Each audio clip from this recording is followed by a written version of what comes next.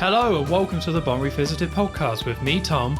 And me, Joe. The podcast where we rewatch the Bond films one by one, discuss them, and then rank them alongside the other Bond films to build our own definitive list for the Bond franchise.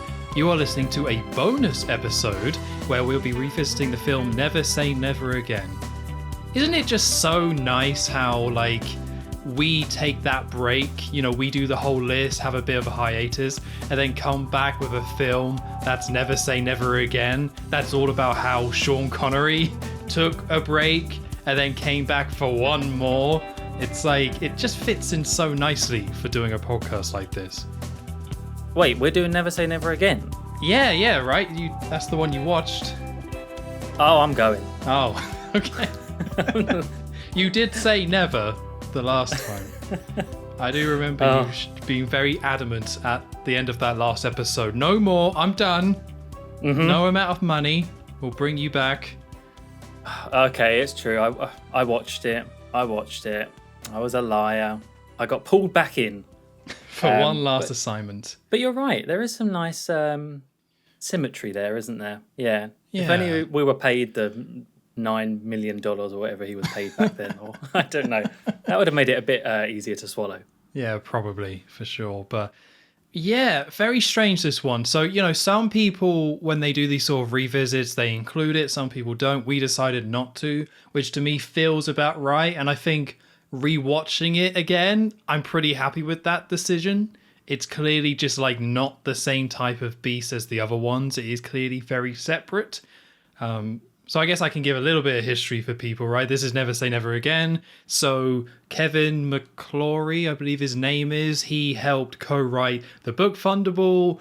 And when Ian Fleming published it, he didn't credit him. He sued. He won. So now he got credit. But because he got credit, it meant that he also was credited for when they made the film Thunderball. But as part of the agreement they had, they were Kevin McClory kept the rights to Spectre and the book Thunderball, but nothing else. But then was told you can only make your own version in 10 years time, and it's just such a complete mess. I'll kind of leave it as that. That is basically somebody who helped co-wrote the book Thunderball meant that he got to keep the rights to that book to a certain extent, which meant he then came along later and made a new version of his own. It's all very confusing and messy. This lasted decades. Actual decades. But the main result of it was that the main Bond franchise couldn't have Spectre at all, and then Casino Royale got locked away until it didn't. Oh god, that's a whole other podcast going through everything that happened with this legal court case. Yeah, a lot of legal messiness, which I've barely looked into, to be honest. Only kind of vague stuff on Wikipedia and some documentaries. But yeah, it does seem like there's a lot there. However, as much as it must have been tricky for the Albert Broccoli and that when they were trying to make their official ones and having to sue and counter sue and all that stuff. I am kind of pleased that it led to this situation because it is weird.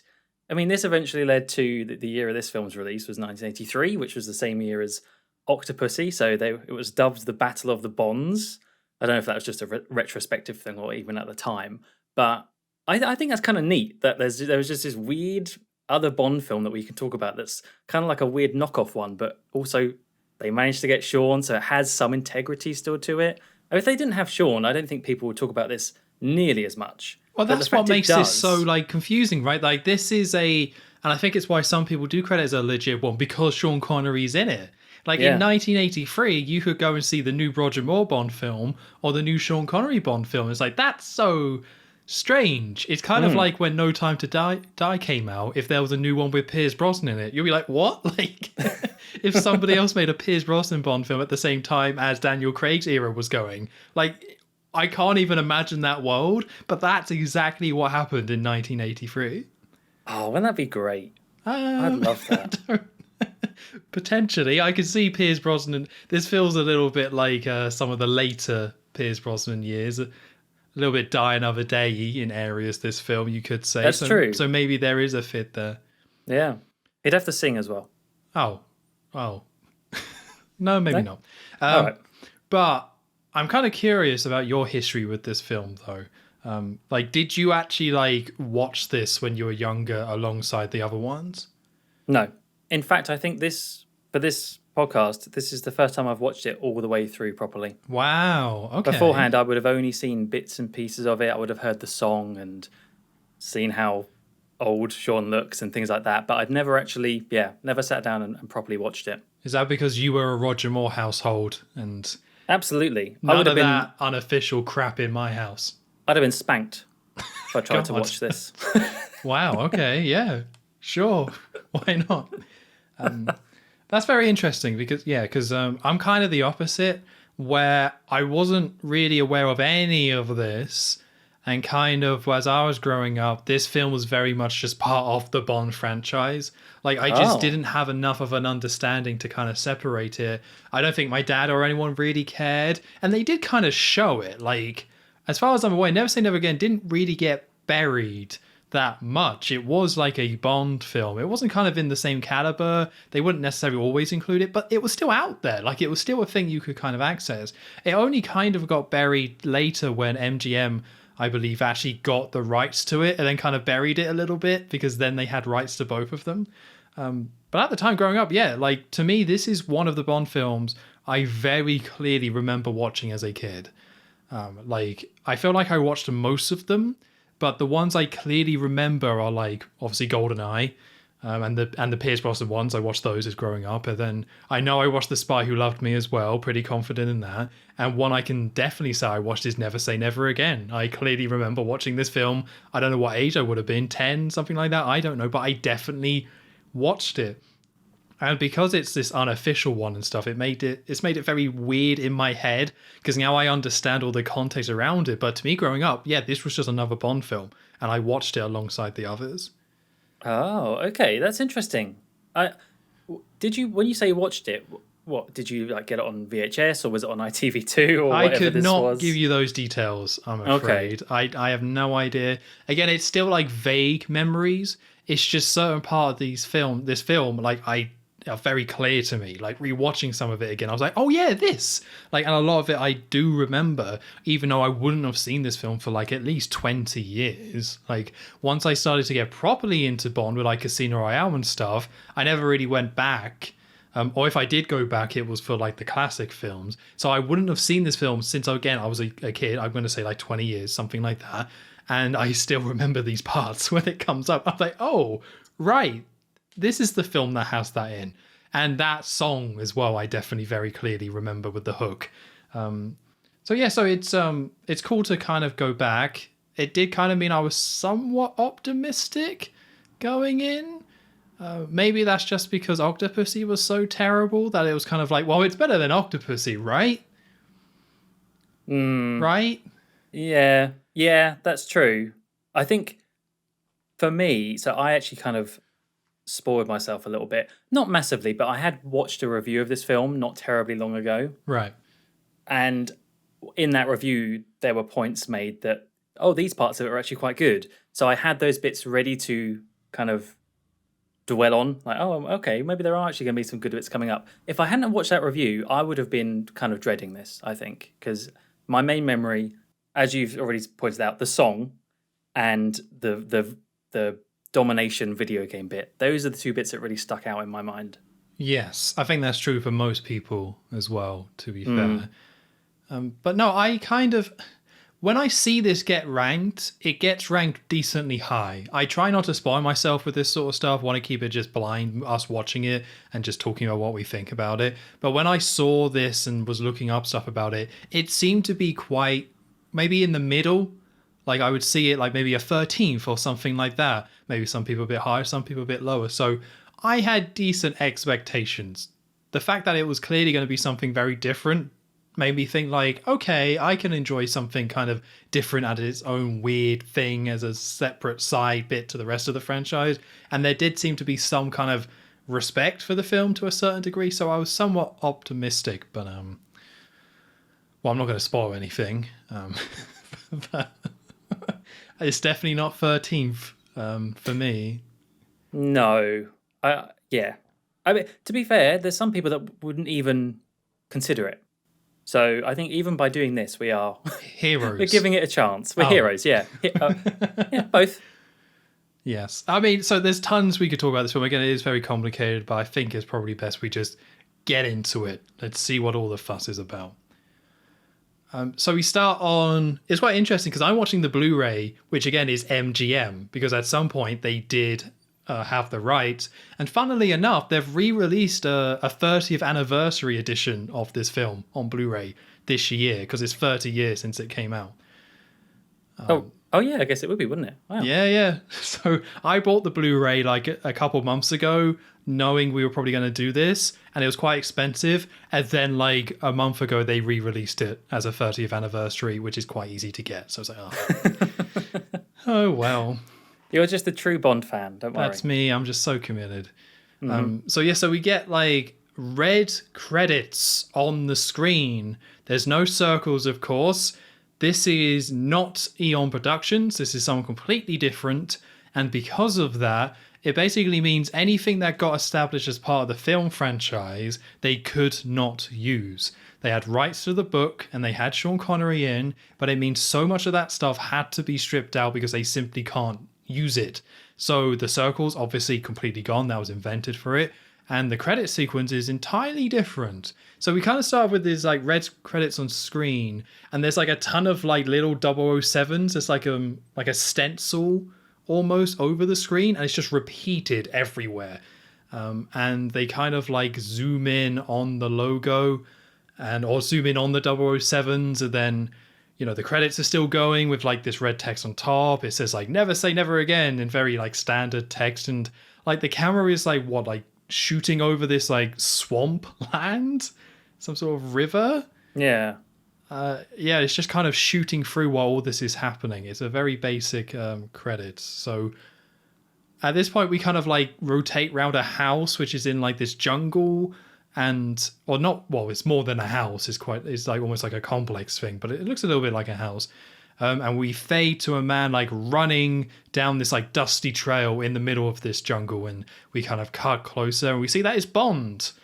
It's Sean Connery back and sweatier than ever. Oh, I was so happy how quickly we got a sweaty Sean. It was pretty much instant. This is like the sweatiest he gets, because this is like the most active Bond is, and he's like in the middle of somewhere quite hot. He's just drenched in sweat for so much of this opening scene. He must stink. Oh god! Oh man, that must be awful. But no, it was like, again, this is the sweatiest he has ever been. There is like one shot towards the end where it is just like a wall of water on his face, and I'm just like, that's great. I'm very happy about this. And that's not like the team adding though. That's spraying it on. That's just Sean. Yeah, they're trying to scrub it off, and it just keeps coming We back. can't keep up. Just so many like stagehands like fainting. Can't keep up with poor Sean. Well, I thought they were gonna. So yeah, that first sight of him, the first shot is sort of him hidden a bit by leaves and overgrown. So I thought they were going to do something a bit like what I've done with a few of the new Bonds in the official series, where they hide him for a little bit and then there's a big reveal or something like that, or a very dramatic shot. And I guess it's not the worst shot to reveal on, but they don't really do that for very long. And I suppose, why would they, when it is Sean Connery? It's like everyone's going to know what he looks like, and they would have for sure used him a lot in the promotion for this film, so it's not like they need to do this big reveal. But I thought that's where they were going to go, almost like Indiana Jones-esque, where they were going through the jungle and being hidden by foliage and stuff. But no, he's just there, sweaty, quite quickly. Yeah, I think they just wanted to get straight into it, like straight into here's Sean Connery as James Bond doing his thing. Yeah. And as you say, he was so everywhere that I think they almost wanted this like level of comfort of like, oh yeah, Sean Connery as James Bond doing Bond things. Right, gotcha. But there are plenty of times in the rest of the film where they point out like, it's Bond, he's back, it's Sean. Like they definitely do a lot of like subtle, not so subtle, poking at itself about the situation. So I guess they didn't feel the need to do it straight away. Yeah. So Bond's running through and he kind of sees like a guard near a house and like near this big house. I don't know what else to describe it as. It's like kind of this complex in the middle of this jungle. So Bond punches the guy, takes his gun, and yeah, over the time the song is playing. So again, similar to kind of a credit sequence, we do have the "Never Say Never Again" song playing over the top of this. So it's Bond doing his thing, and it is an action scene, and Bond like taking out guards and stuff. You just have this over the top, the main focal theme. So we see Bond looking around the base, again, very sweaty. He kind of climbs up a pole, and then he has like this little gadget that he kind of throws in the air. It kind of like spins away, and then a load of like one of the guards like points at it and sees it, and then kind of directs all the other guards to go and chase it, which gives Bond a little bit of time to kind of climb up this electrical pole nearby. He kind of slides up it and kind of lands on a roof. We see another guard who's kind of climbing down a ladder. Bond manages to like garrote him. Another guard shows up. He has like a blowpipe out of nowhere and just uses that to take him out. It's very like quick. Bond just kind of infiltrating this base and taking out guards. So we see that Bond is like on this roof, and he leans over the edge and he sees two guards by a table who are playing chess. And then he kind of leans over the other side of the roof while looking around. At this point, it also comes up with the director, because again, the credits haven't quite finished. I think this might be the last credit, or coming up towards the end anyway. It's directed by Irvin Kershner, I want to say is how you pronounce that. And the main reason I bring it up is because he also directed, Joe... Star Wars. Star Wars! Like, actually, though. The good one that everyone really likes. Yeah, it's something that I think a lot of people do know, that George Lucas wasn't like the director for all of them. But yeah, this is almost like a Nightmare Before Christmas situation, where like Tim Burton didn't direct that film and George Lucas did not direct Empire Strikes Back. This guy did. And now he's here to do Never Say Never Again, which I don't have that much to say about it. It's just too bloody interesting to like dismiss. Yeah, very strange. Especially because this was 1983 as well. Like, as far as I'm aware, this is like the next big thing he did. Like, he did Star Wars, was a big hit, and this would have been his like next big film, I want to say. Anyways, around the same time. So this is like a director at the height, and he kind of chose to do Never Say Never Again, which is kind of part of this whole thing of this is actually quite a big production for being like a side production. It's kind of interesting how big of a film this is, considering it's not main series. Yeah. So we see that the two guards are still playing chess. So like Bond ties up a rope nearby to kind of like lower himself down. At this point, this is when the song stops. So the song was playing the whole time, and now it kind of stops a little bit. So he then throws like a little explosive thing down below, which is like a sound device as well. They don't really explain a lot of this stuff. It's like just Bond using gadgets. So it gives a little explosion, but like everyone's like, my ears, and he's screaming and like covering their ears and stuff. So Bond then uses this chance to smash in. He shoots some of the guards and kills them, and he sees a young woman tied to a bed nearby. So he clears out the room. He goes near this big hole. He looks down, sees a young woman tied to the bed. He enters the room, and a man like grabs him from behind. Bond is able to kind of fight him off a bit. The man gets like a big wooden plank, starts swinging it, but he misses, and Bond is eventually able to knock him out. So Bond then gets his knife, uses it to free the woman, and the woman just stabs Bond straight away. And again, so much sweat on Sean's face. I know we've already mentioned it. So that's kind of our opening scene. So what about the song, Joe? Are you all in on the song? I'm all in on disliking it. Great. Okay. Well, the thing is I don't know whether they just planned this, but it to me it sounds very similar to the Octopussy song. It's like it's interesting. It's that very ballady, lovey-dovey sort of song. But I think what I realised of what makes this one even worse than poor old Rita Coolidge is there's a reason why they have title sequences where they can just put interesting visuals and silhouettes and kind of some more abstract stuff sometimes. When it goes over action, it just doesn't work. Like, you're seeing Bond take on this camp and doing all of these stunts and everything, and you're getting this annoying song in the background that just doesn't match at all.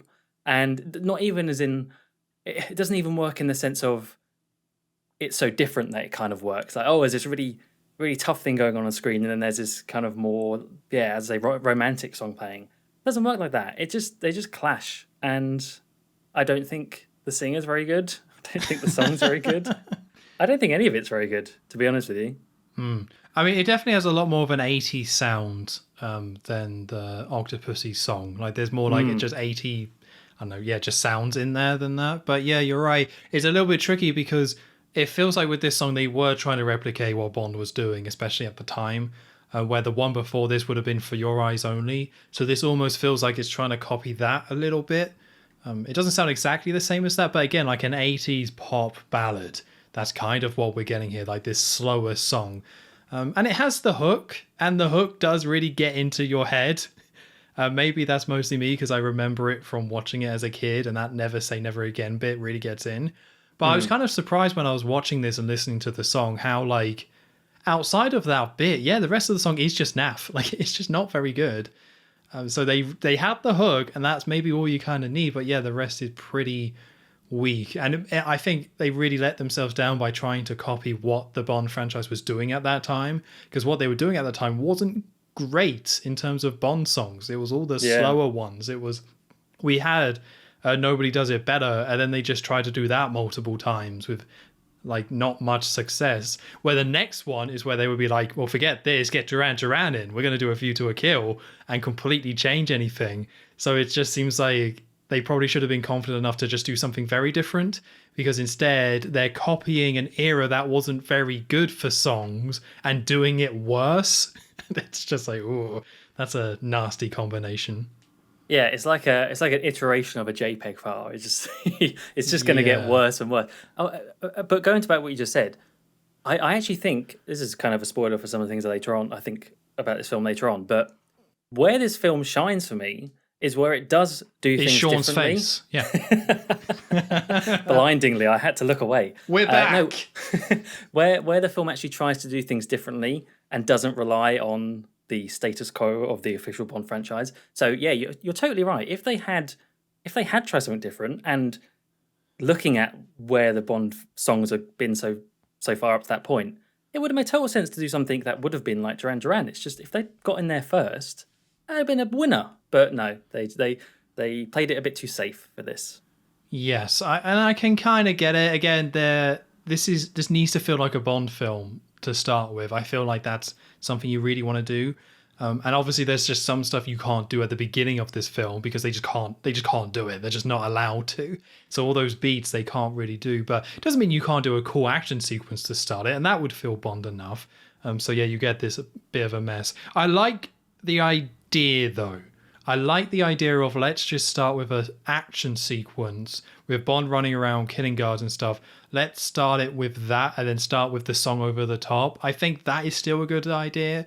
Just where it falls down is the song. And also, like, this is Sean Connery as an old man, as Bond, doing some pretty athletic things. Like, maybe not super athletic, not like Pierce Brosnan level or Daniel Craig level, but still being extremely active. It was very strange seeing him like climb the pole and go all over the roof and running through the jungle. Like, I don't know, it felt like a very odd start to make it so action packed. You almost expected them to do like maybe a Goldfinger opening, something like that, you know, where it's more slow, but there's still a fight in there. But this is just like, again, a very action focused, and I'm not sure if that was quite the right move. Again, I think the idea of like, how do we replace the credit sequence? All right, let's have Bond doing Bond things and put a song over the top. That's great. It just feels like each element of it is actually quite weak and doesn't really work, and we just kind of get something that's quite messy, because I didn't really enjoy this as an action scene all that much either.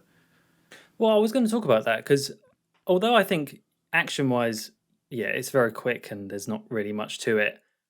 Kind of what you were just saying then. Sean's acting, his athleticism here is actually, I was pleasantly surprised. And maybe it's just they really tried to get it right, matching with stunt doubles and things, or they just got lucky, or I don't know what happened. But compared to some of the things that we see with Roger Moore, even in later films than this, I thought it looked really quite clean, and yeah, maybe a lot of it was actually just because Sean was doing it and he got into shape. He doesn't look like he's in the best shape at some points in this film, but he was an old man, and you got to give it to him for some of the things. I thought actually, for Sean's return, how many years? 12 years after Diamonds Are Forever. I thought he could still pull it off, and I thought it was quite surprising how quick to spot that. Yeah, again, I'm going to stick by my point of saying I don't think this was the right approach to be so action heavy, but I would agree in terms of like there was not that moment where I was like, God, he looks old, like which I was surprised about. Like Diamonds Are Forever does have that moment, and some of the Roger Moore films very clearly has that moment when Roger just smiles near the camera, like, oh no. The crazy eyes, yeah. Yeah, but I don't know. Again, maybe it's the way it's shot, the way it puts together, like you said, with the Sean Connery doing some of the stuff. But yeah, never quite felt that. It was more convincing than it probably had any right to be. Yeah. I still didn't really like this overall. Just want to say. I mean, the song ruined it enough for me. Even with that stuff, I liked it. Still the song. So, oh well. Okay, that's fair enough. So we then cut to some footage. So we ended that last scene with the woman stabbing Bond straight away in the gut. And then we cut to somebody watching video footage of Bond shooting all the guards from before. And there's kind of like a man in the suit and he's kind of watching it. And there's somebody, he just kind of grimaces at it. He's like, ugh. And another man is watching the tape and says, 1 minute, 47 seconds, sir. And it kind of reveals that Bond is in the same room. And he's like, not too shabby, sir. And the other guy says, but dead, 007, dead. And I'm just going to reveal this is M. I don't know if when they really kind of reveal this, I don't know if there is any moment where Bond calls him M early on in the film. If he did, I missed it. But this is them in London in the MI6 headquarters in that sort of type of M office style room. And this is M, Bond, and I think the other character does have a name, but I missed it. But basically like M's assistant. Might as well be like a Tanner type character. This is all of them sitting in a room reviewing the footage of Bond because this was all an exercise. This wasn't real. This was just Bond practicing or something. I don't know. Oh, okay. So all of the sweat was fake as well. Well, he's a method. He really gets into it, Bond. That's the thing. That's what makes him so good. Yeah. The sweat's always real. But that is another thing that makes me a little bit confused because, again, I think the setting of a training exercise, that probably is quite a good idea, but they could have done anything, and they chose, like, just Bond storming, like, this complex in a jungle to rescue a woman tied to her bed. I'm like, I guess I get it, but if you could do anything, is this what you would choose? I don't think it is. Yeah. So they're talking about the footage, and M says you should have studied the brief, and you should have known that it was the millionaire's daughter that was captured, that Bond was there to save. He had been there for 8 weeks, so she could have turned. You should have known. And then Bond kind of explains how he's played all your war games, M. I've done it for about 2 weeks, and I only died once. But M corrects him by saying, but twice you died on that landmine. Bond kind of pushes back by saying, well, I lost both my legs, but I didn't die. And he's got he sounded very Scottish in this scene. I don't know if that's just because I haven't seen a Sean Connery Bond film in a while, because I did get used to it. But there were definitely times in this one where the accent really came through, and I kind of noticed it straight away in this scene. I think for me, no, I didn't really notice that, to be honest with you. Okay. I was just straight back into, it's Sean. I know what I'm getting here. Yeah, because we kind of know from the From Russia with Love game on PS2 that he very much went very heavy accent for that. So I kind of somewhat assumed that this was like the start of it, where he kind of is speaking a little bit differently, but maybe not. But I did feel like a word here or there, the accent was a little bit different. So Bond says he talks about like adrenaline on the field giving him the edge. He's kind of like pushing back, and he starts talking about since this new M took over the department, he hasn't used the double O's at all, and that Bond has actually just been teaching. So M says, well, it's your duty to keep up to par, and that there's too many free radicals. There's too many toxins in your body. And he's like, red meat, white bread, dry martinis. And Bond's like, well, I'll cut out the white bread. And he actually looks a little bit hurt as well, I feel like. It's a very odd thing. So M starts saying, like, you're going to have a strict diet and you're going to exercise and get into shape. And then that's kind of that scene, really. And this new M, oh, he gave me that, like, Tanner vibes. Oh, that one? Yeah, that Tanner in, Yeah. I think, For Your Eyes Only, when M, like, yeah, Bernard Lee wasn't able to do it, or he passed away. Yeah. He gave me those vibes. A little bit younger, well, definitely younger than Sean. Very shouty, very loud, just kind of no balance. Yeah, it was straight away a bad start for him, and I don't think he ever really gets good. I would agree. This M rubbed me the wrong way from the get-go.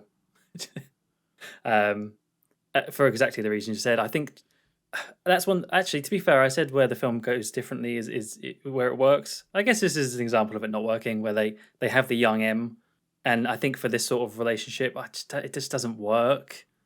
So yeah, he just comes across as just a bit annoying and just too angry for at this stage of the film. I think this is our first introduction to him, and he's already at 10. Just dial it down a little bit, so then when he gets angry later on, then it makes a bit more sense. But he just seems permanently annoyed, this man. Like, I kind of understand the character a bit more now that I've watched the whole film, because I think they were just going for a comedy character. Like, I don't think you're meant to take him that seriously. I think it's just someone for Bond to, like, put jokes on. And the whole joke with this character is that he's really mean and horrible at the start. Then at the end, he was like, I always believed in you, Bond. Like, I think M has just been reduced to a one-note comedy bit, really, which is kind of sad and not great. But yeah, I think that's why he is like this, where, you know, the other M's or the other good M's would have a little bit of balance. They kind of strip away that balance. And I want to say it's just for the sake of kind of a running joke that M's just says, blah, blah, blah, Bond. And Bond's like, hoo. And like, that's all it really ends up being. Yeah, I think you're right. And we are also straight away just seeing a ton of jokes. It's something that we're going to see here. But yeah, even in that scene, there was a few kind of jokes, and that doesn't really let up. It was quite surprising how straight away there was a lot of kind of quips from Bond in this scene. I didn't really dislike him or anything like that, but yeah, I was kind of like, okay, this film is kind of setting a tone I didn't expect, but we'll see where it goes. It's early days. And in this scene as well, the film could have gone either way with this angle where they've got Sean back. He's clearly older. Do they address that in the film? Do they point it out? Do they just try and sweep it under the rug, like what they kind of do with Roger at the end of his era? And you kind of get notes that they maybe like dip their toe into that with the whole element of, oh, you haven't used the double O's in ages. You need to stay at the top of your game. You may be getting a bit past it, sort of thing. Although I wouldn't really say that goes very far, and I don't really expect it to. Like, they're going to get Sean back. They're not going to make Bond this old sad man that's past his prime.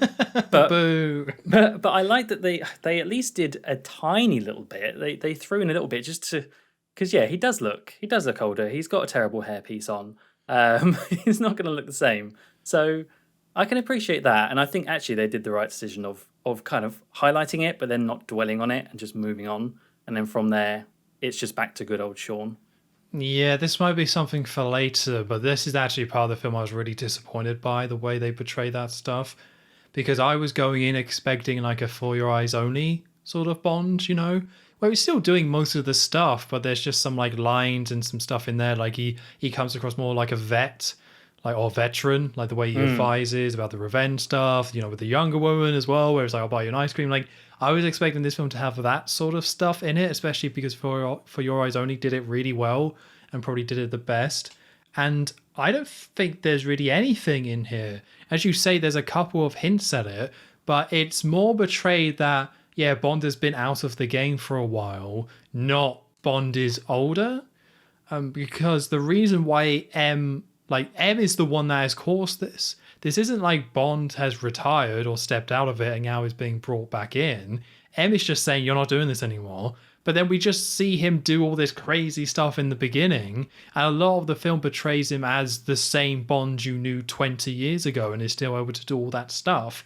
When Sean Connery just clearly doesn't look like that. which again is fine that he doesn't look like that. It's just I was kind of expecting, especially because like again, I feel like I've read people talk about, oh yeah, this is, they do portray as an older Bond and stuff, but watching it, I don't think they do, or at least they do less than For Your Eyes Only. And a lot of the finger pointing at itself about this is more about Sean being back than it really is about Bond being older. And I think that's kind of a shame. I think there was a really good opportunity to have this plot revolve around that a lot more. Again, not to say I want sad old man Bond, but again, like For Your Eyes Only, there's some sort of like aspect in there that recognizes that, and it uses it to its advantage to make it a little bit more interesting. But nope, that just kind of isn't part of the plot at all. No.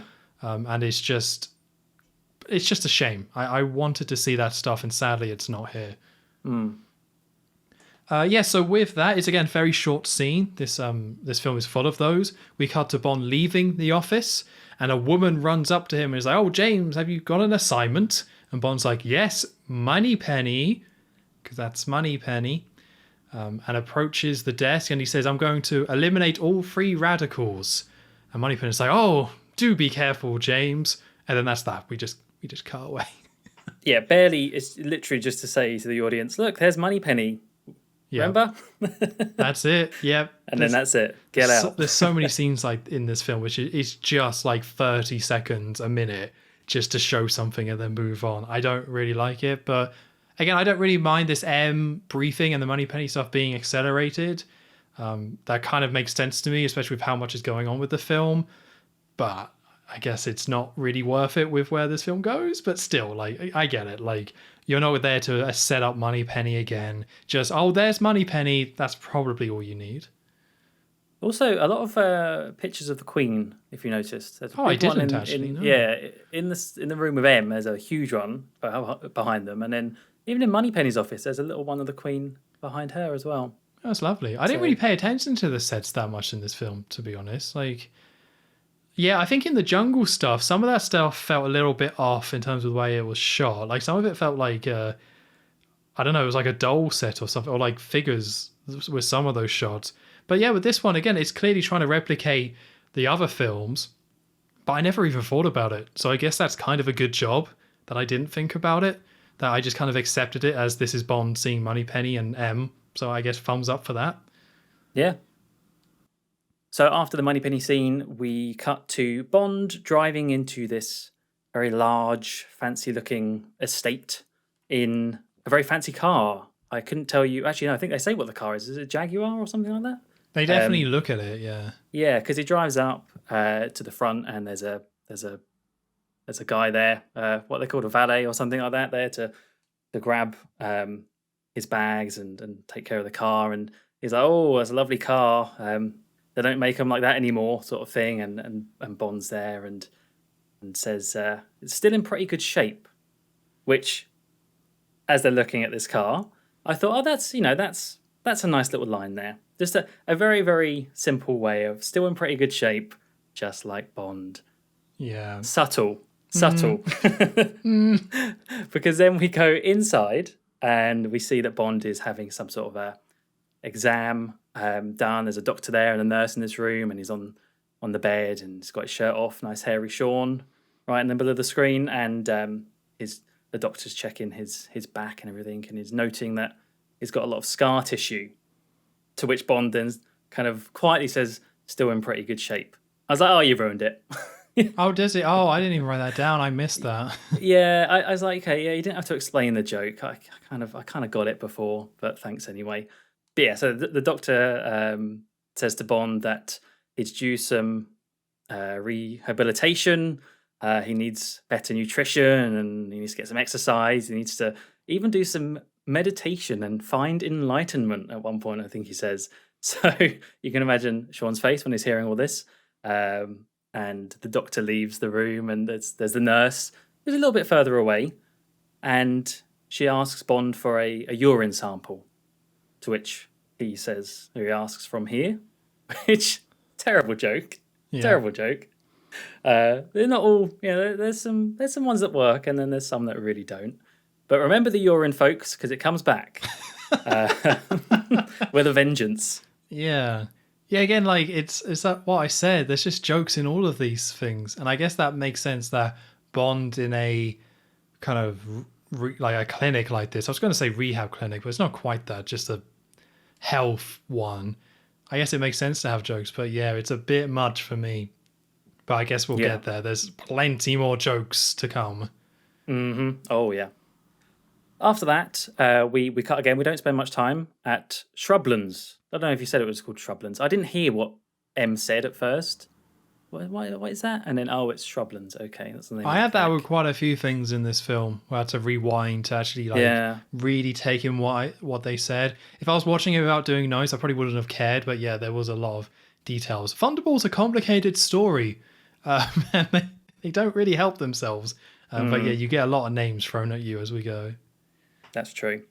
So yeah, we're cutting again. We see some legs walking into this very fancy looking. Well, it looks like a bank of this woman and some very big boots on, and she walks and she goes up to a desk, still only seeing the legs, and a man follows her through a doorway, and we eventually see the two of them in full view now. They're walking through into what looks like a sort of bank vault because she requests to see box number blah blah blah in this vault. And very glamorous looking lady. She's got this nice feather hat thing on and a big feathery scarf and stuff. She looks the bee's knees. And she walks into the vault with this guy, and they turn some keys on these two boxes at the same time, which reveals a secret doorway slides across, and she heads down these steps and into this secret tunnel behind, where there's some security she has to pass. There's a sort of scan that she does to get through these big metal bars, and she enters this room, and the first thing you see is this big scary metal skull. So you know it can't be a very friendly place here. They've got big scary skulls. It like zooms in on it as well, It's just in right case it's in the yeah. middle of the screen and then it zooms right in. Like I think Oh, these are the baddies. well, you're right, because it turns out this is actually a Spectre meeting, and I guess that's the symbol. Well, is it the symbol for Spectre? Because they have another symbol Yeah, they have like that's used. what The was it? flags. Yeah, like the flag symbol as well. I think the skulls are only used for this room, really. Okay. I think it's more like a Blofeld thing. Sorry to give that away. I feel like whenever you see the skull, it's Blofeld, but Spectre as a whole is just that other symbol. Okay. But yeah, you're right. Yeah, Blofeld's here. It's like Oh oh yeah. yeah, okay. They're in the middle of this meeting, and he's at the front, and you see him. You just see Blofeld very quickly, very clearly. It's a man in a grey suit, oldish man with white hair, beard, and he's got his trusty white cat in his arms. And yeah, they don't try and make anything of it. They don't. Obviously, they've got some similarities to the official Blofeld, but they haven't made him bald or anything like that. It's just there, and he's giving a little speech and telling presumably all of the Spectre agents in the room who have sat down that Spectre are got a lot of money. They've been doing some arms deals with governments and terrorists and things like that. But there's a new plan underway, the biggest one yet, which number one is in charge of. And Blofeld says the plan is called Tears of Allah. And as he says that, this screen opens up on the side of the wall, and on pops number one, Largo. Is there on the screen. Very different Largo as well, obviously. Doesn't have the eye patch or anything. He's quite a young looking man with long blonde hair. And this is where you get a lot of exposition here quite quickly. So I had to go back and re-listen to this. So they're explaining that they have got a US Air Force officer hooked on heroin. Yeah. So they're basically, they've got him under their control, under Spectre's control. And this officer has just had an operation performed to make one of his corneas, one of his eyes, a replica of the US president's. Yeah. Of course. Yeah. And that to recuperate, he is being moved to a clinic outside London. How's about that? And that number 12 is going to be tasked to look after him. And number 12 was the woman we saw walking in. And the man's name, this officer's name, is Jack Petacci. And yeah, she's the one who's got to deal with him now. So there's your Spectre meeting. How's about that? Yeah, I mean, I appreciate that they take a different approach. I think you kind of have to. Yeah, this does not look the same. This is like quite a small room. It's very fancy though. It's kind of like what was it Stromberg had? It's very Yeah. much that aesthetic where it's like a small room with just a load of chairs in it. Blofeld on a little higher chair because of course. And yeah, it's more that sort of thing. And you got the video chat as well, which is all very impressive, I suppose. But yeah, they do tackle it differently. But yeah, it feels just a little bit lame with Blofeld. I think they really wanted Blofeld in this film, and they really focus on the cat, like the most recognizable part. Like that is really hammered home to you.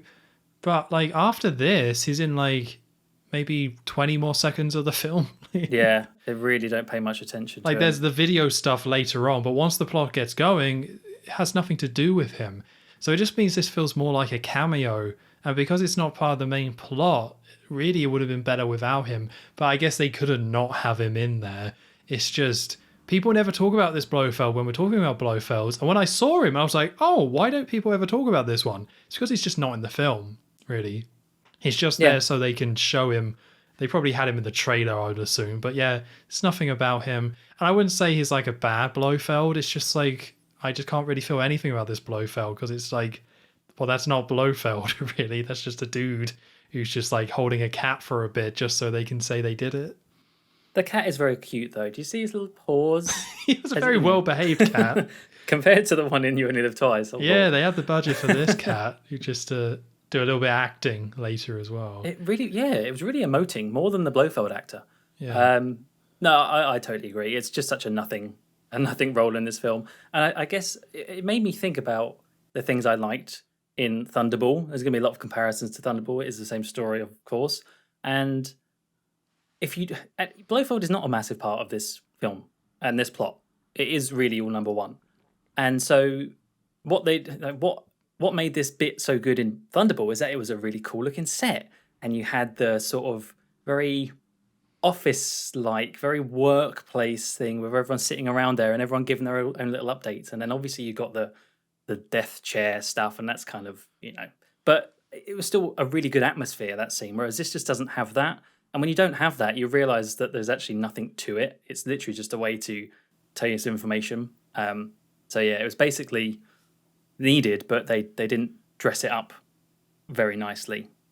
No, personally. yeah, you needed a little bit something more. You have Blofeld talking about how we're investing in the Middle East and Africa to start revolutions and stuff like that. But none of that stuff's particularly interesting. This just really not enough here. And again, I try not to compare this film to Thunderball, but you are right. Like Thunderball just did it better, and just having Blofeld hidden meant that it allowed the focus to go elsewhere. It's kind of in retrospect, it might be a bit silly how much they hid Blofeld in the original films, but there was a real purpose behind it. Because when you show him and have him be this proper character, but then not have him in the film, you kind of feel it a little bit more. So actually, in retrospect, it probably made so much more sense what they did in Thunderball. Keep him hidden, keep him mysterious. You have questions, but that's for the next film, and that's kind of cool. Yeah, I totally agree.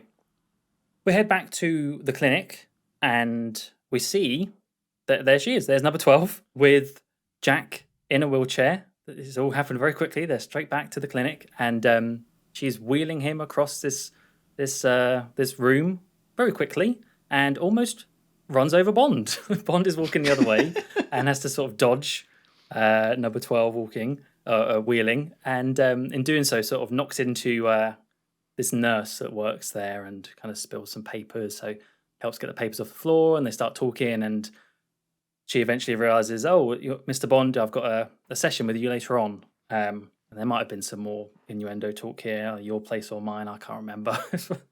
But very quickly they move on to having this session with Bond on, what do you call them? Table, I guess. Well, she's like grabbing him, right? Like almost like hugging him and like snapping his back, that sort of thing. Yeah, she's giving him some back stretches and snaps and kind of physiotherapy like that. So lots of grimacing from Bond as she's doing this, and she's checking his back and noting that he has lesions on the vertebrae, and that he'll need some lower back therapy. To which Bond is Bond says, "Oh, I can think of a good way of lower back therapy for men." Oh, and she's just having none of it. She doesn't care. Not yet, anyway. No. Then we see Jack very, very briefly in his room at the clinic. He's having a quick smoke. And then we see Bond in his room, and he's got this giant suitcase. Oh my God. And he's got it open. You can't really see what's in it yet. It's back, his face in the camera. And he's looking inside, and he gets a knock at the door. And what do you know? It's the nurse who's stretching his back. She comes in, and she's got some food for Bond. She's got a little food tray with some stuff on it, and she comes in, and she's worried about being caught, but Bond's like, "That's fine, come in." And she's there to tell him that she's brought him some, what is it, like dandelion stuff and goat's cheese and salad and whatever. And he's just like, And we see what's in the suitcase, because he says, "Oh, how's about instead some beluga caviar, some vodka and some foie gras," and pulls out this little cracker with some foie gras and just shoves it in her mouth, and she's going, so tasty. So Bond has smuggled in some fancy food and vodka. It's not a Q gadget. I thought at one point it might be a Q gadget, but no, I think this is just Bond. He just needs it. Yeah, this is where I kind of realized the humor for this film probably wasn't going to sit right with me. Like, I just find so many of these jokes just are lame. Like, there's some good ones, yeah. But I just found this and I don't want to use this term because it's kind of a lazy term, but like it's a bit too boomer humor for my liking, and that kind of happens throughout the film, where it's almost like if a fan fiction Bond humor, where some of it does work, but some of this stuff, it's just so like, well, Bond likes his vodka and caviar. Oh, that's what he's going to smuggle in. No way is he having no bloody dandelion salad, whatever that is. And it's just a little bit too direct on the nose for my liking. Like, there was just no real kind of subtlety with it. And again, I think it kind of ties back into like, this is James Bond, guys. You know him, Sean Connery, James Bond. So a lot of the jokes about his character ends up being really on the nose, and it just kind of means that it just makes me groan more than it makes me laugh. It's kind of like what happened a bit in Spectre with Daniel Craig, where they start going in that direction a little bit as well, where it's like, Right. throw that rubbish down the toilet, oh, I don't like that stuff. Like, it felt a little bit similar to me. And again, it's not every joke. I think some of the humor does work, but so much of this stuff just feels like on the nose comedy writing about his character that I just feel like they don't get that balance quite right, and there's just not enough subtlety with some of this stuff with the humor for it to work. So yeah, unfortunately for quite a few of these gags, like especially this one, I was more just kind of groaning and just not into it. Subtlety is not this film's forte. No. By any means. We've already had a dramatic zoom of a skull, and there's so much more to come as well. Like, oh, you just wait. But you're spot on. They were overcompensating. But they had this Bond license. They've got this one chance to do it, basically. So let's just go all in with this, and then it just comes off like trying too hard. So I was also in the groan camp with that.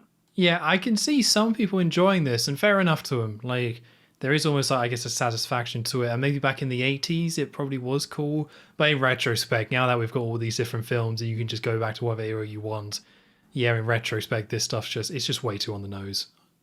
I also wonder if maybe, I think you're right in terms of watching this in 2023, is some of the stuff that the lady was saying in terms of food, I could go for some goat's cheese. It's like, I think tastes have changed. There's a lot of healthy food that people would like, and it's not just a joke. So yeah. Yeah, well, like, his thing is well. caviar, vodka, and figs. Like, ew, that sounds awful. Exactly. I wouldn't want to eat that either. I would give me the dandelion salad over that for sure. Yeah, figs. Well, that's how you know it's old, because bloody figs is a treat. We go back to Jack in his room. He hears someone coming through the door, so he has to quickly. He's wafting away the smoke as if he shouldn't have been smoking. And number 12 comes in. She's dressed as a nurse, as we saw. So she's blending in. She comes into his room, and she's not happy. She's not happy that Jack is smoking. She's telling him off. Smoking is dirty. It's bad for his eye. I guess it's bad for the surgery recovery to get smoke in his eye. So yeah, she kind of rips off his bandage there and sits him down and really tells him off and says that he must obey if he wants his fast cars and all this sort of stuff, all of the rewards that he's been promised for being part of this Spectre plan.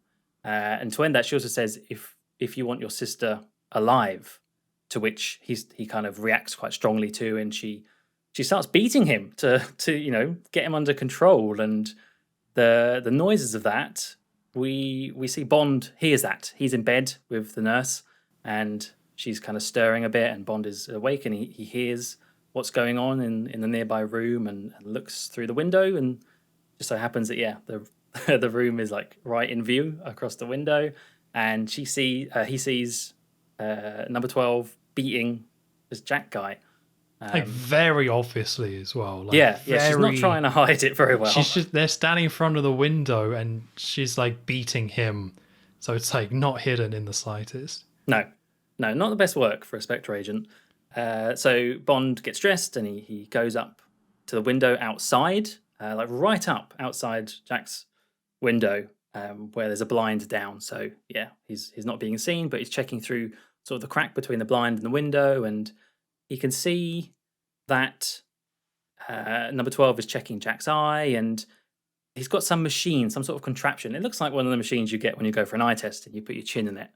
And he has to use this machine in 8 seconds. He's got to do it quickly, whatever this thing is, as part of the Spectre plan. And if he does it, he can get some candy. And with that, she reveals a syringe on her thigh. So she's got some more heroin. She's got the goods for him if he does what she wants. And Bond looks down and sees, I can't remember what he sees it on. Was it a bag or something? He sees a design, like an emblem of 2 flags crossed over, and kind of makes a note of that, I guess. And as he does so, the blinds shoot up. They kind of unlatch, and the blind goes up, and he's right in full view of Jack sat there on the machine, and he spots Bond, and Bond runs off, and Jack's all panicking, and he's, someone there, he's seen me. And number 12 comes out and has a look out the window. She's got these binoculars, and at first you kind of get a POV of her looking through, and it's just completely pitch black. But she focuses in on one section and turns on some sort of night vision mode, and you just see Bond, really unflattering angle of Bond, pressed up against like big double chin almost as he's there pressed up against the wall. And she points out it's 007, so she knows who Bond is. Yeah, so again, not to compare it too much to Thunderball, but of course Thunderball had this sort of scene where Bond was like sneaking around at night. But from what I remember, that had way more atmosphere than this. Like, so much of this film is just not really about atmosphere at all. It's a little bit more about function of the plot and just like humor for a lot of it. Yeah. And it kind of makes this all just a bit... I just wasn't really into this at all. And it's just, some of it's just the way it's shot. Again, there's just no atmosphere. There's no real sneaking. It's just Bond having a little peek. And then Jack like freaks out. And then Jack's also acting kind of like a kid in some way. It's just all a little bit uncomfortable, I suppose. Where the plot of this, or the tone of this film, is more comedic. Like, it's a more humor based. It's much more in line with like a Diamonds Are Forever, in my opinion, in terms of tone, than like the original Thunderball. But then you just have these elements that just seem really just a bit grim and sad. And a lot of that comes from, I think, Jack's character, where he's been like addicted. They've forced him to be on heroin so they can do whatever they want with him. And then she's like beating him and treating him like a kid, and like has the heroin on her thigh and talks about nurse giving the babies candy and then like kisses him as well. It's all just very weird and creepy and just uncomfortable. There's quite a few things about this film that's a bit more uncomfortable, but I think the problem is that like it's clashing heavily with the more comedic tone, where they took the story of Thunderball, which I think in the original it was just like they killed the captain guy and then someone just got surgery to look like him, which makes sense to me. But this is just a much more kind of sinister, evil sort of plot, but we get like a sillier film around it. So to me, I just kind of like, I really did not like these sort of changes at all. Like, I just don't think these kind of worked. And I think if you were going to go for a more humorous tone, that's fine. But then why did you make the plot a lot more grim and sad with these characters? It just doesn't really make sense to me. I think for me, I would agree with that. I think it is very different tones going on, right? Particularly in this point in the film. I think what number 12 eventually ends up being is a lot more. It works a lot more. She becomes a lot more comedic character. Right now, she just seems like a sort of femme fatale, complete evil woman. And the thing I was trying to think as I was watching this film, if I hadn't have watched Thunderball, if I didn't know Thunderball and the rough storyline of it, would I be following this? Because I remember thinking, whilst watching Thunderball, this is quite it's not an overly complicated plot point, but I feel like in that film, I got confused quite quickly as to what was going on with this whole, the pilot being switched out and then having surgery to look like them and then blah, blah, blah. I don't know. I just missed a lot of it, or I just didn't keep up with it.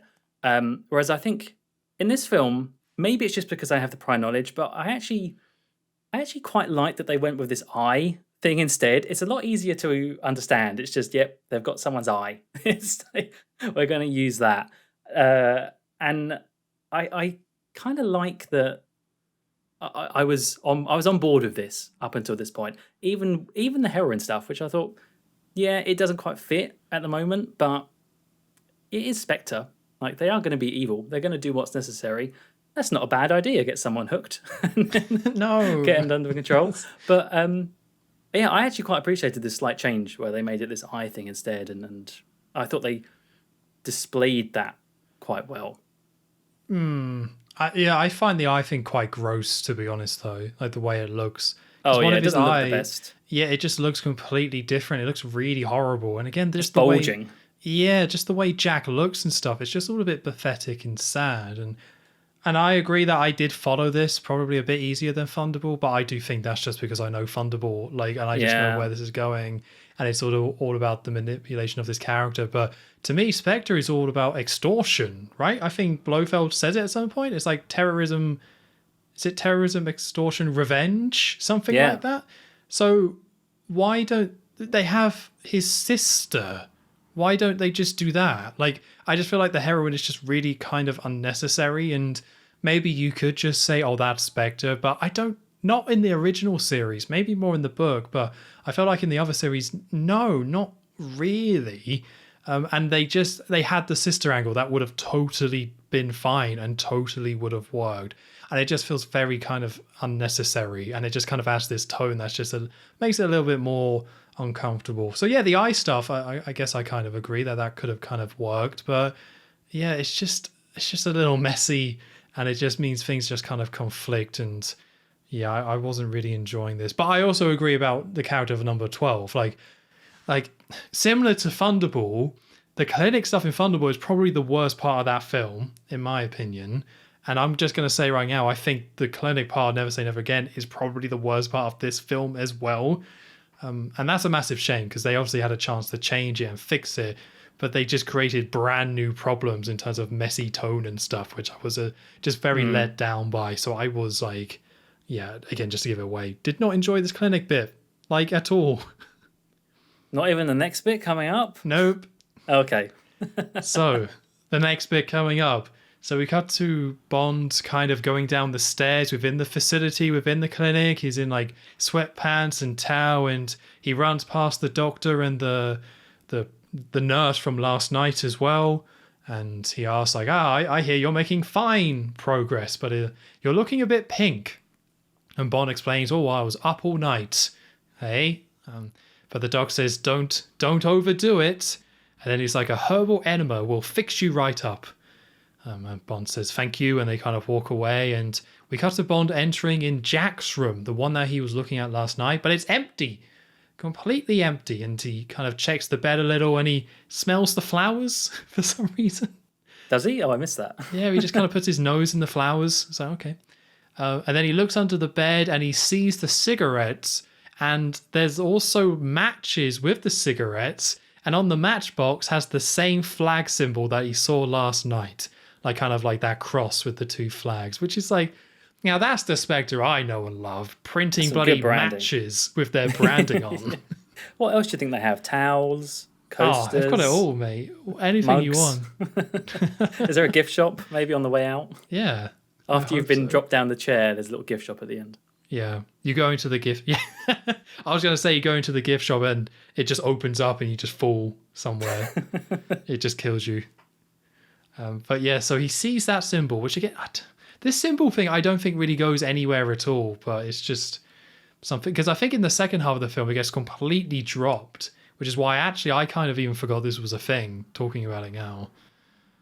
I I'm going to rely on it for one part coming up, but I think that might even be a stretch. I don't know. It's not really clearly said. Okay, so yeah, Yeah. so we cut to some weights being kind of like pushed up and down, some sort of weight machine, like some sort of gym equipment, and we see Bond doing some weights, which again, it's like, I shouldn't complain every time, but yeah, this is just Sean Connery being portrayed as Bond. But he's not struggling with the weights, he's doing the weight, and he does a ridiculous number of reps as well. Like, they are not showing Bond being weak in the slightest. He is still Bond, and he's still doing all these weights. He never struggles in a way that he wouldn't normally. So, yeah, again, he's doing weights, and we cut to someone nearby, like, with a big sander sanding the floor, and some big dude, like, grabs him by the neck and knocks him down, and we see it's this, like, big man with a beard as well. So we go back to Bond doing weights, and somebody with the sander comes in.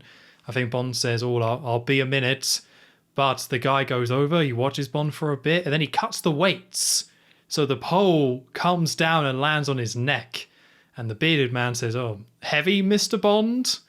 And he kind of pulls up the pole and he starts like smacking it down into Bond. Bond is like holding it back up, trying to protect himself. And Bond is eventually able to like kick the man and like kind of jump back up. And hence begins a very long fight scene. I think this is Lippe, isn't it?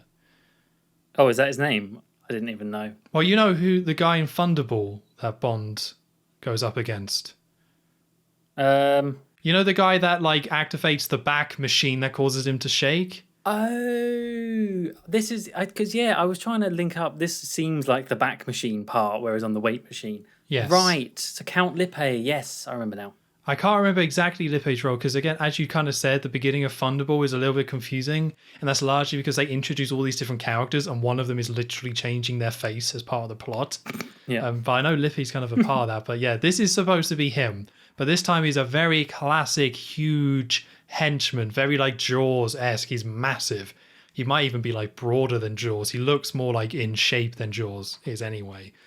So they start to fight. There's a lot of Bond just like being thrown, so the man Lippe just throws him away, but Bond is kind of still like holding onto his neck a little bit, and like the Lippe comes over to him, so Bond kind of grabs a couple of dumbbells that are nearby. He throws one, but Lippe just knocks it away effortlessly. Then the other one Bond goes to attack, but Bond just gets thrown again. So this time Bond decides to go for a small bench, holds it out in front, and Lippe just punches it in half. Very much the whole super strong, tough henchman routine here. Everything Bond does, he just bats away. So Bond goes to punch him, but Lippe just grabs his fist, just kind of squeezes it, and again throws him out of the room completely. But this time kind of like Bond disappears. And then like he hears someone groaning, and then you see some fingers around a door frame. So Lippe just grabs this person, and it was the man with the sander before, and then he just throws him away. I quite like that bit, to be fair. It was so odd. I assumed Lippe like knocked him out, but no, he was still just hanging around. Like didn't go and leave. Yeah. So it turns out when he did that, Bond was behind a door because they're near a door frame. So he like shuts the door on him. And there's like a crunch sound, and he hits him face first, and there's like the crunch sound is like he broke his nose, and then you see his nose is like flat for a little bit afterwards. So Bond kind of gets punched a little bit after that and thrown again. So this time they just cut to them being in a corridor, and you see a load of people like watching a football match. You don't see the TV or anything. You see kind of a corridor behind them, a load of people facing the other way. So Bond and Lippe are fighting, and the commentary of the football match syncs up to kind of what's happening in the fight with him punching. So it's like he goes for it and he scores, and that's Lippe like kicking Bond, and everyone cheers, and they just don't kind of notice that happening. So After that, we cut to Bond like running down some stairs. Lippe goes to follow. Bond like hides behind some stairs or like below the stairs, and then like uses a wooden plank to like slide it in and trip Lippe up. And then Bond just like kicks him when he's on the ground very heroically. And then we just cut to like a chef in a kitchen making some food. Keeps going. And just see some silhouettes of men fighting. And then Bond like smashes through the glass and the chef starts running around. And Bond then is just being thrown through the kitchen, but he gets a knife. But then Lippe gets like a small... I put down whip because I really don't know what else you would call that thing. It's like some magical metal thing that can break anything. Yeah, it like breaks anything super small, but like strong, but it also like whips weirdly. Like it's not rigid. So he just whips Bond's knife and it breaks. And he tries to whip Bond. So Bond like runs around the table. The chef is still there and just screams, you bloody She's like, you lunatics! And then she runs off. She's my favourite part of this. Yes. She had to get her line in before leaving. So then like Bond and Lippe on the other side of this table being like, I'm going to go this way, I'm going to go this way, going to go this way. So Bond runs one way and then just throws a pan of boiling water in his face and then kind of like runs off. And then they're in another corridor and like drops a bookcase on him or something. And then Bond runs into one of the side room and hides. And there's like a woman in bed. So the man comes in and Bond like grabs the bed covers off the woman and like wraps the man up completely. Then he's all like lots of like muffling. And then Bond like manages to kick his whip thing off him. And then they go smash through a different door. And they're in like this kind of lab with all these beakers and acidy and sciencey sort of thing. So Bond is like thrown into a shelf on the floor. Lippe's there and starts approaching him. So Bond picks up a beaker of something, throws it at Lippe in his face. He screams and like kind of falls back and looks very stunned, like goes down to his knees a bit. And Bond checks the beaker and it says urine of James Bond on it. Yep. So then the man falls backward, or he falls forward, and we see when he went backwards, a load of glass like pierced into his back. Oh, that was so exhausting. This was just way too long. This is just pure comedy as well. There's nothing really all that interesting in it. A lot of it is just the usual strong henchman bit, which is fine, I suppose, but it's just so padded. This should have been half the length, easy. Yep. Oh, for sure. It's just at one point it felt like it was the bit where they're running down the corridor and Bond first he throws over the like plate display thing, like the cabinet, and then he pushes it. What else is going to be there? It just felt like we just need more things to destroy, and then just everything smashing. They just wanted to get everything on screen smashing and destroyed, even if it meant it took 10 minutes or however long it felt like. And then to top it all off, it didn't really even have a very satisfying ending. No. So, he impales himself. It was confusing. I assumed the urine killed him, but then he falls forward and you see he's been like a load of glasses just now into his back, because I guess he went back so quickly due to Bond's urine in his face. That was enough for glass to like pierce his back. It's like, okay. This was a struggle. I mean, again, I don't really mind like strong henchman fight with a bit of humor thrown in. Like, I feel like the film has kind of established itself as being more humorous as a whole, which is not the way I would have wanted to go with it. But with this being a side film and it very clearly going in that direction, I didn't mind that. It's just too long, just way too long. Yep. The commentary match, again, like, is just lame, just not really very funny. Maybe you can keep the kitchen stuff, I don't know. And of course, the big one, the urine. Again, it's just so on the nose. I guess the joke is that James Bond drinks so much that his urine is like acid. Right? Or too much caviar? Yeah, it must be, right? That's all I can think of. Like, I guess, I don't think anyone wants urine in their face, but I guess the idea is that it's so potent. He has so many vodka martinis that he like urinates. Again, alcohol, I guess, wouldn't be great, but alcohol wouldn't burn you if someone threw alcohol in your face. So I guess he drinks so much that it's even beyond that. Yeah, it becomes like corrosive. Yeah. Yeah, he really did need to go to that clinic. Yeah, like Em was right on this one. Like, have some goat cheese Bond, come on. Yeah, get rid of those toxins. Yeah. So yeah, pretty bad stuff. So this kind of instantly cuts to M and telling off Bond. It was like, you weren't meant to destroy the place. You were there to get better. And he starts ranting about, oh, I'm going to have to cover this up. I'm going to have to pay people off, keep it out of the press. And Bond then just says, a man did try to kill me, sir. And then M's like, oh, caught you trying to, what's the word? Seduce his wife, did he? It's like, what? What are you on about, M?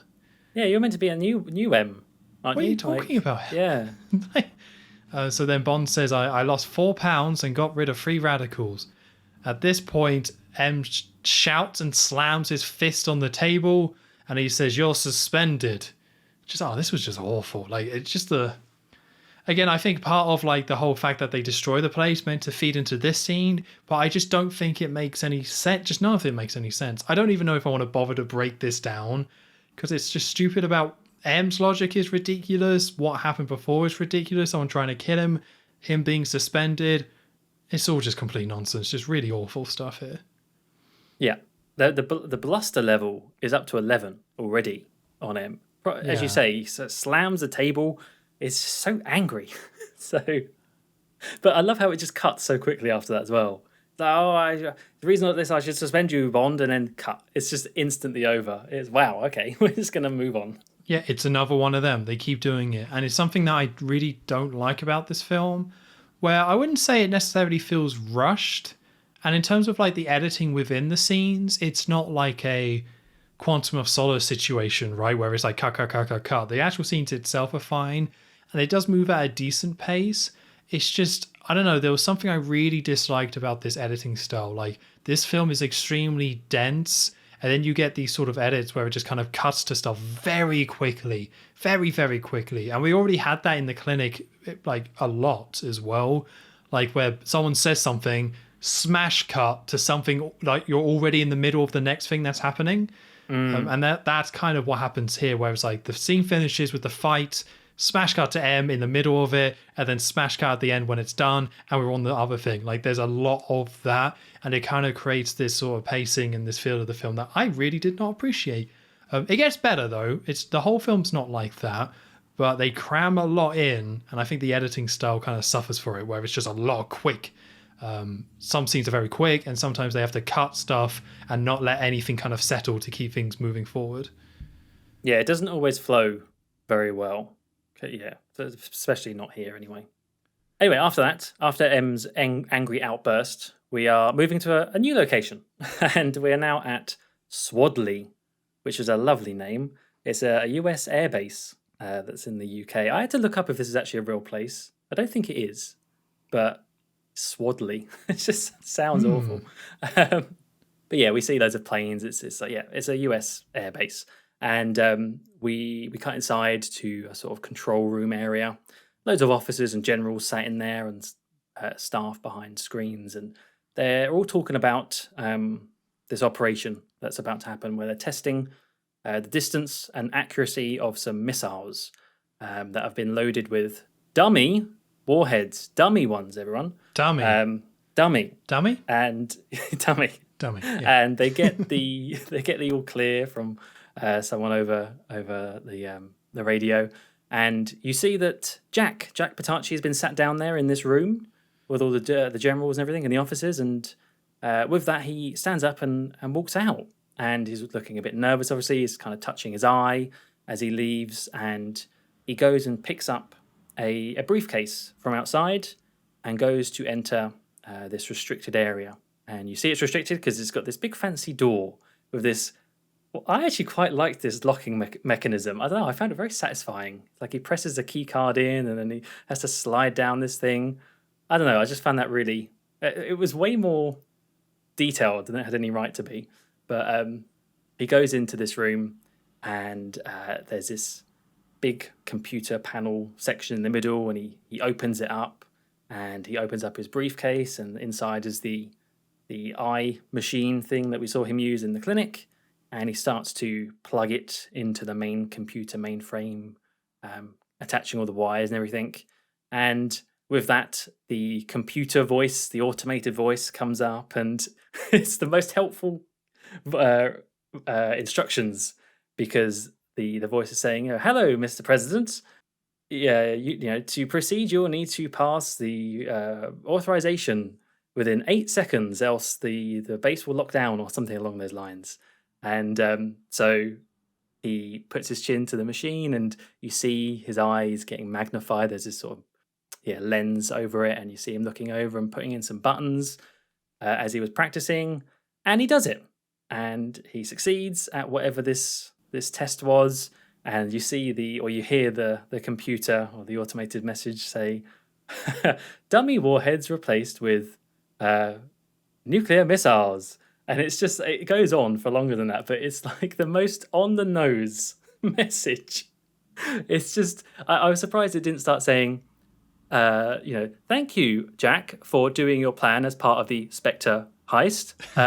Your mission was successful. Here you go."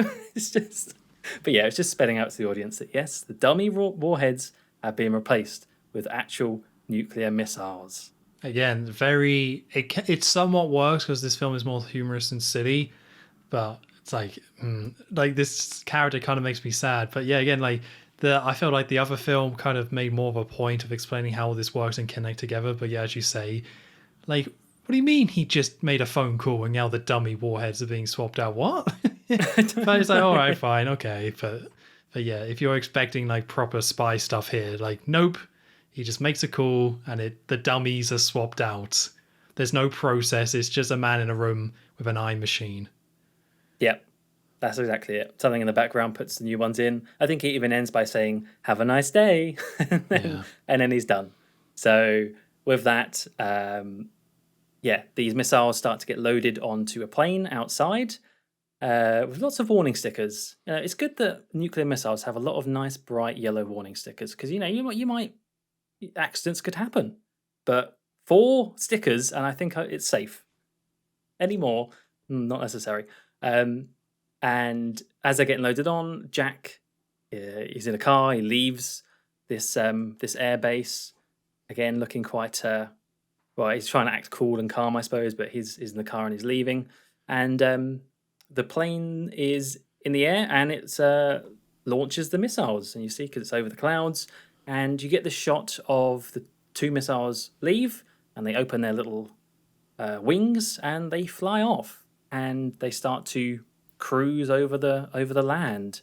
And I wrote down here that I was surprised by how good this bit looked. No, Joe. Really? For 1983, I thought this actually looked not bad at all. I don't know. It was so obviously like a green screen or something. I really didn't like it at all. Really? Yeah. Oh. I feel like they just should have done it with more just I don't know, props and stuff. But it's so obvious that it's these missile models, I'm assuming, put over the top of footage. It's just, I don't know, it didn't feel quite right. Maybe it's just, I think it's the shots they use that didn't help, where they use a lot of very fast plane shots where they're just going over the countryside really quickly. And then I think they got a little bit too ambitious with it. I think if they simplified the shots a little bit more, maybe it would have worked. But no, it was so blatant they weren't there that I was like, that's a shame.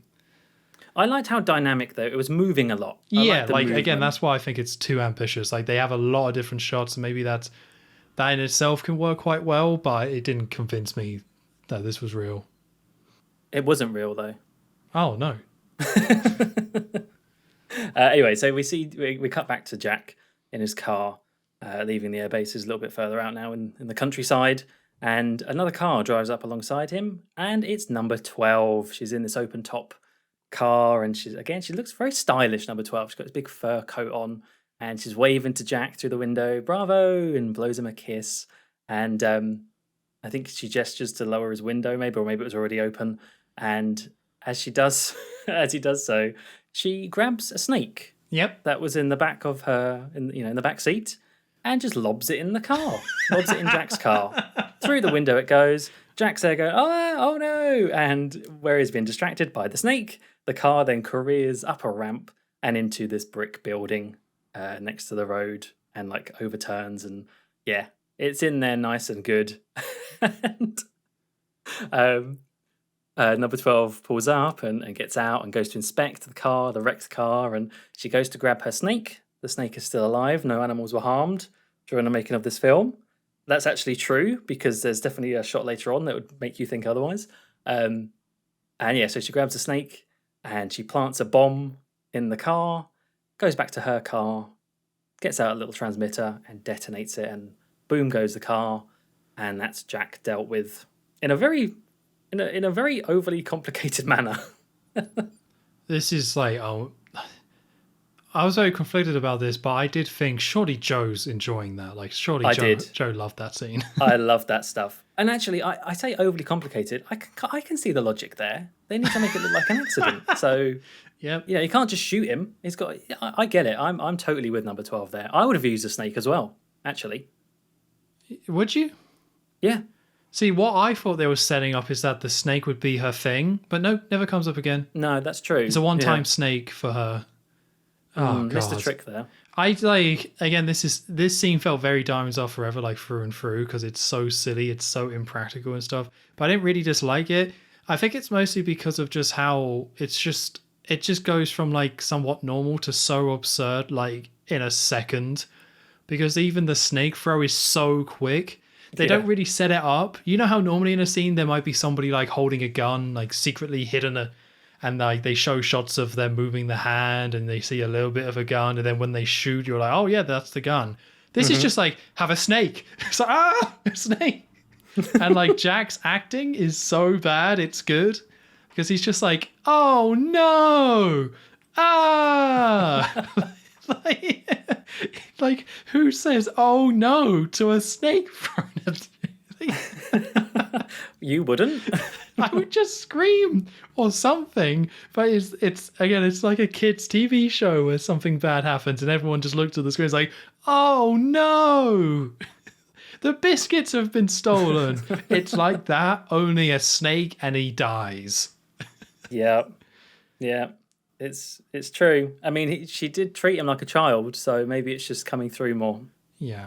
So I did kind of like this, to be honest. It was just so funny. And like the music that's playing is like this wacky big band music as well, because she's playing it from her car.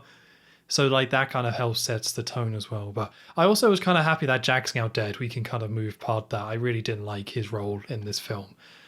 So we get a really wacky death for him, and now we can just move on from the heroin stuff. So it's kind of a signal of things are, we're out of the clinic. Out of that, we get some weirdness. Maybe things can turn around here. Maybe. Absolutely no more weirdness to come now. Nope, it's all out of our system. Anyway, there's still the missiles. They're still cruising at high altitude, and you get sort of some POV shots from the missile and its target, where it's like scanning the terrain, and you get these fake 3D shots, kind of Tron-looking things with the outlines of the terrain, which I didn't mind. Obviously, it's aged terribly right now, and it looks bad, but I actually quite like the retroness of it. But yeah, these targets, you see that they're sort of being well, they eventually get kind of, what's the word I'm trying to think of? Controlled, and remote controlled, because we see there's a boat in the sea with this satellite dish on the top, and you see, I put that there's the same flag design. I can't actually remember where it is in my notes, but somewhere you see the flags again, that you kind of know it's a Spectre thing going on, obviously. And there's a guy at the controls of some machines inside, some scientist-looking guy with radars all around him. And yeah, he hacks the missiles and starts to divert them down into the sea. And that's when you see, all the missile targets being swayed and moved, and you see back in the air base, all the officers are like, what's going on? Why is it lowering? It's still got full thrust, sort of thing.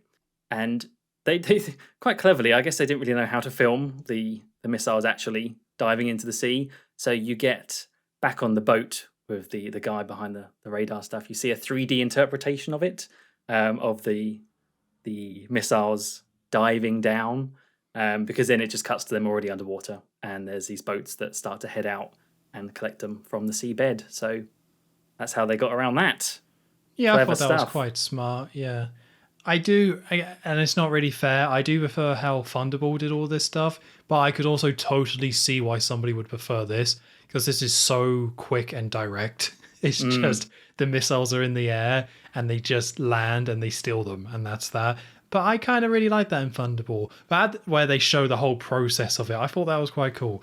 But for this film, it would not have made sense to do that. So just kind of a quick little thing. I kind of wasn't really enjoying this film at this point, to be honest, though. So I wasn't really into this. The snake was making me rise and was making maybe there's something here. But yeah, I just kind of wasn't into the plot at this point, just to be a little bit negative. But yeah, it totally makes sense, this approach of just something a little bit more quicker to the point. They've got the missiles, so we can kind of get on with the actual plot now. Yep. Yeah. So with that, number one checks in to the guy that hacked the missiles, and it's all good. And so we see Blofeld now. He's got the all clear, so he's recording a message on the skull. The skull's actually a camera, everyone. There's a little lens that comes out of its mouth. Yeah, of course. And he's recording. Well, I don't know if he's recording it or he's just transmitting it straight away. But you can only see his arms and the cat in this camera shot, because he's informing NATO of what's going on, because we see this big room where it's being broadcast and looks very much like a place with all these country representatives, very large room, everyone's sitting down and watching. And yeah, he's there to say that Spectre is... Now, he does say some stuff about we've done like the first two... I don't know if you wrote down any of the... I didn't write down any of this initial stuff. It was so... You were just rambling about Spectre. It just wasn't interesting what he was saying. Yeah. It was like, we've done the first two parts of Spectre, and actually going through the acronym. Like terrorism, we're acronym of it, all about this, and don't make us get to revenge. What are you on about? Yeah. No one knows what you're talking about, Blofeld. But he basically says, we've stolen two of your nukes. Here's the serial codes as proof. And Spectre wants 25% of all of the country's oil purchases, or like the amount that equals 25% of the oil purchases for each country. And if they don't, then they get the R, which is revenge. And as he says that on the screen, a big old mushroom cloud is shown. In case they weren't sure where this was going, just to reiterate, it's so camp. It's so silly, because again, you have like the Chinese representative looking really upset. I missed that bit. There was just a man in a suit looking up at this, and he just looks genuinely really upset. Oh no. And like when Blofeld's like, you've got 7 days, and when like the footage triggers, like they have the shot of the cat like reacting to it. It's like, what? Like it just looks up like 7 days, and then it's just the most stock footage of a nuclear bomb, and everyone then's like, oh, that's a nuclear bomb, blah blah blah blah blah blah. He gets mad about it.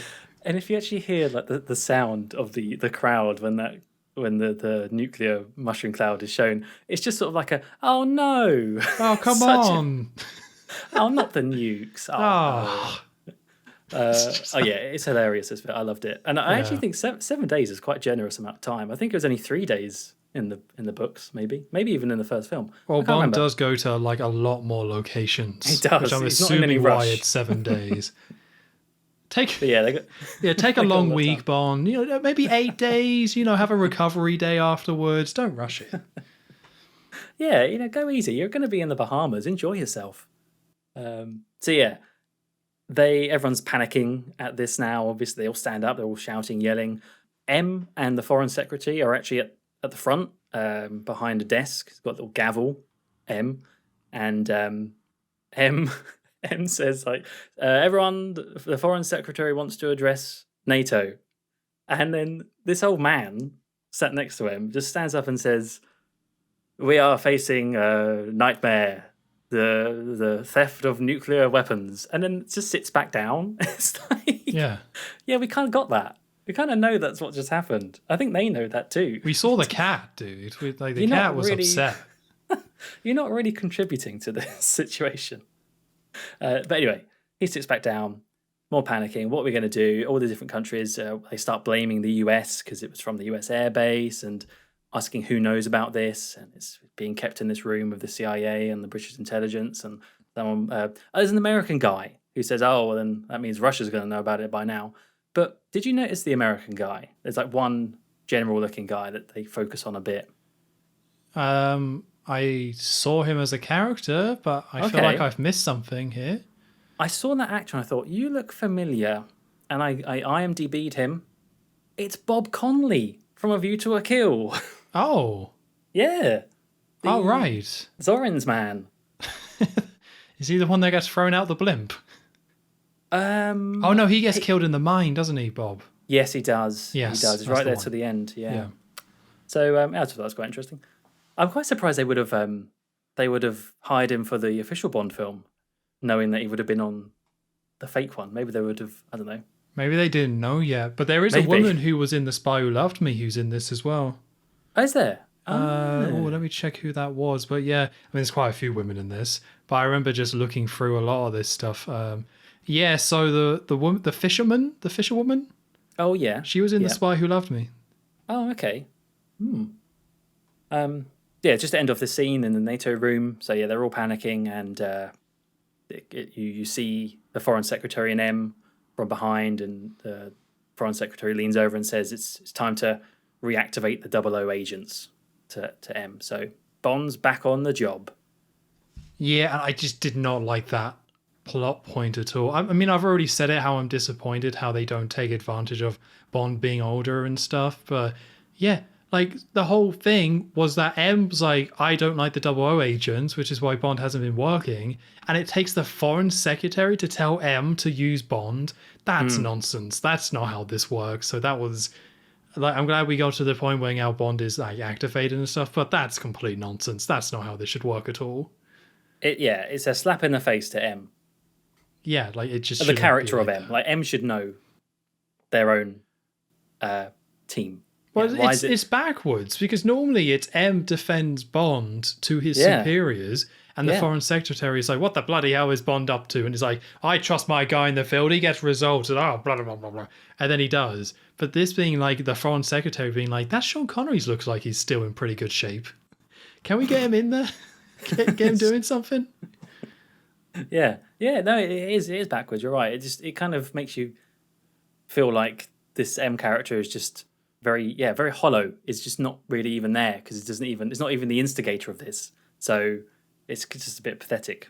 No, but the rest of the scene's quite enjoyable. Again, I wasn't really having that good of a time, but especially now talking it through on this podcast. Oh, what a nonsense but enjoyable cheese scene. Absolutely. So with that, again, we get another harsh transition where M bangs the hammer, and then we just kind of cut to a TV screen. And it kind of shows like the estimated net worth being $2.490 billion. And then it's like kind of updating itself and going up. I'm assuming that's just like the price of oil, and that's how much they're going to have to pay Blofeld, I think.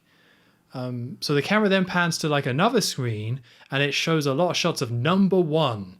And we find out his name is Maximilian Largo.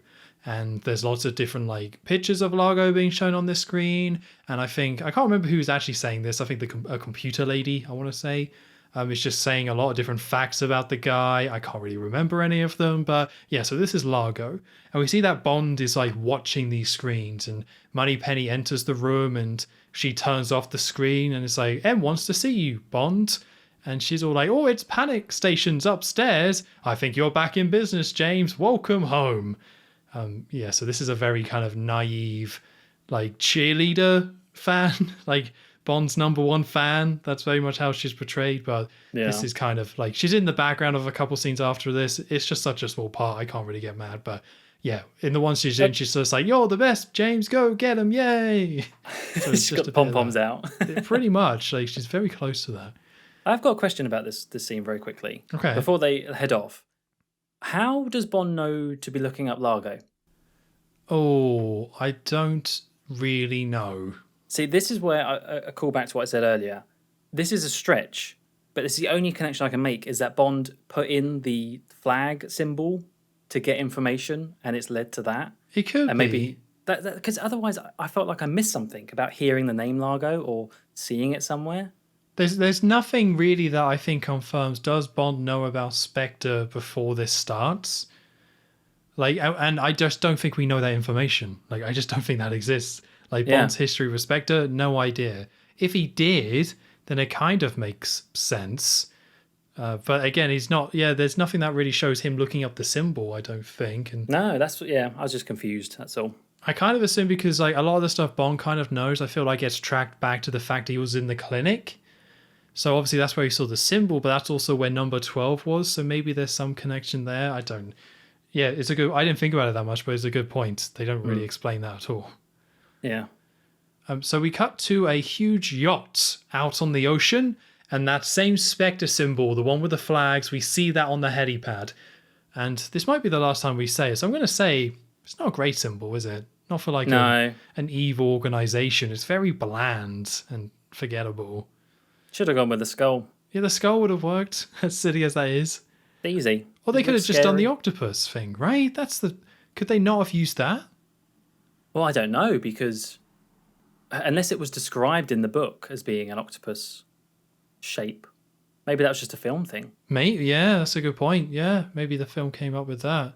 But they clearly really wanted this Spectre symbol in the film, and they did it. It's just kind of nothing. Yeah.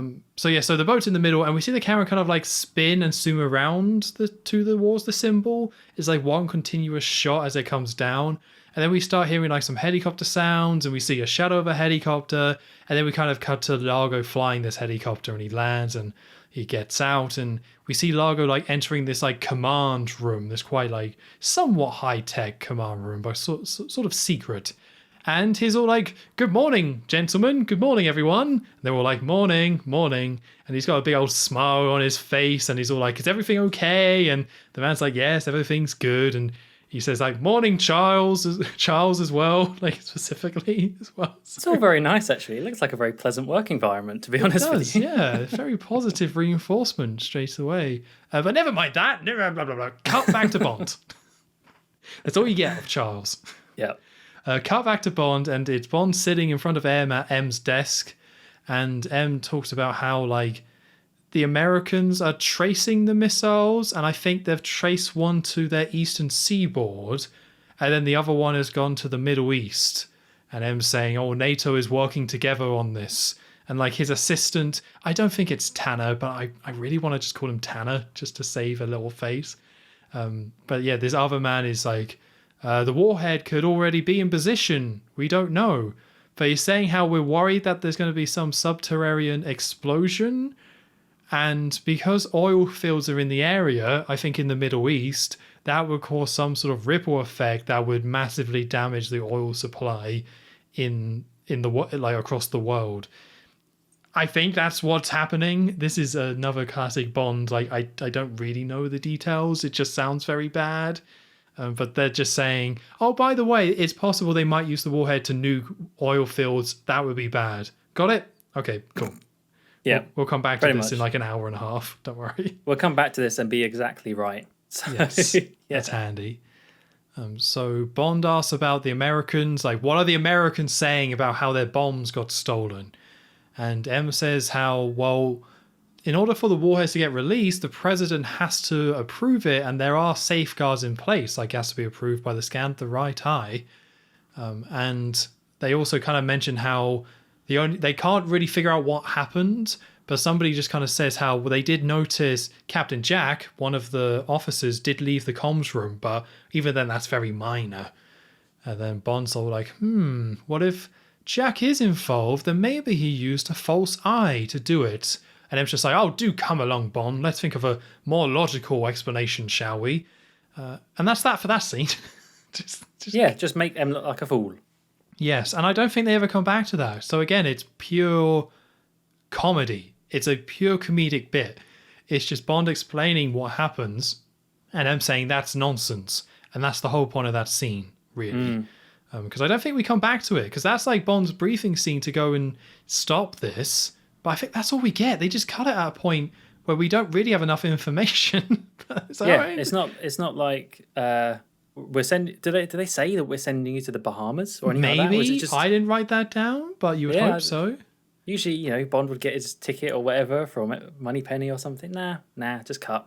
Just again, end on a really strong joke. So we then come back to Largo. And this time he's kind of gone into this like very small room. So it's kind of like a side room, but it's like quite small and like boxed in. I think very intentionally as well. Like almost like his own private little control room with there's a lot of papers and a lot of screen as well. And he kind of turns on some very like funky music. Like he presses something and some funky music starts playing. And he then presses a button and like part of the wall in this small room opens up. And it reveals like this dance studio, like this wood on the floor and these mirrors and stuff. And there's like a woman dancing or practicing dancing with this like dance instructor. And Largo just kind of watches through the wall for a bit. And I think this is meant to be, is it Dirty Dancing, that film? Oh, Do you know what I mean? Like maybe it's not that film, but like in the 80s, how you had those sort of films where people were just dancing. lots of dancing, lots of lycra, tight. Yeah, very outfits, tight, skimpy curvy. outfits. Yeah. Yeah. Yeah, so they're dancing, and then she like stretches her legs up and is like doing the splits, and yeah, it's all very creepy. So we cut back to Largo. Like Largo is kind of watching this, and then he kind of like turns off the music in his room, but the music is still playing in their room, and then suddenly the piano, like there's a load of piano notes, and Largo's in the room, and I'm just like, what happened? What? Wait a minute. That was such an awkward edit because I was like, Largo teleports pretty much. He goes from being in his little room to somehow have gone all the way round to play the piano. And I think it's the music, the fact that the music doesn't cut or anything. It just continues playing. It just felt like he teleported to get to that piano.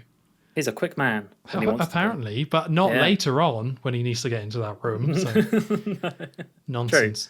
So the woman shouts like, "Hey, Max!" and just excitedly runs over to him, and he's like kiss, and they're kind of like all over each other in a way that I did not appreciate. And Max or Largo kind of says, "Oh, I left you alone for too long, but don't worry, I brought you a gift," and shows her like a pendant, and there's like an inscription on it, and he says, "This is the tears of Allah."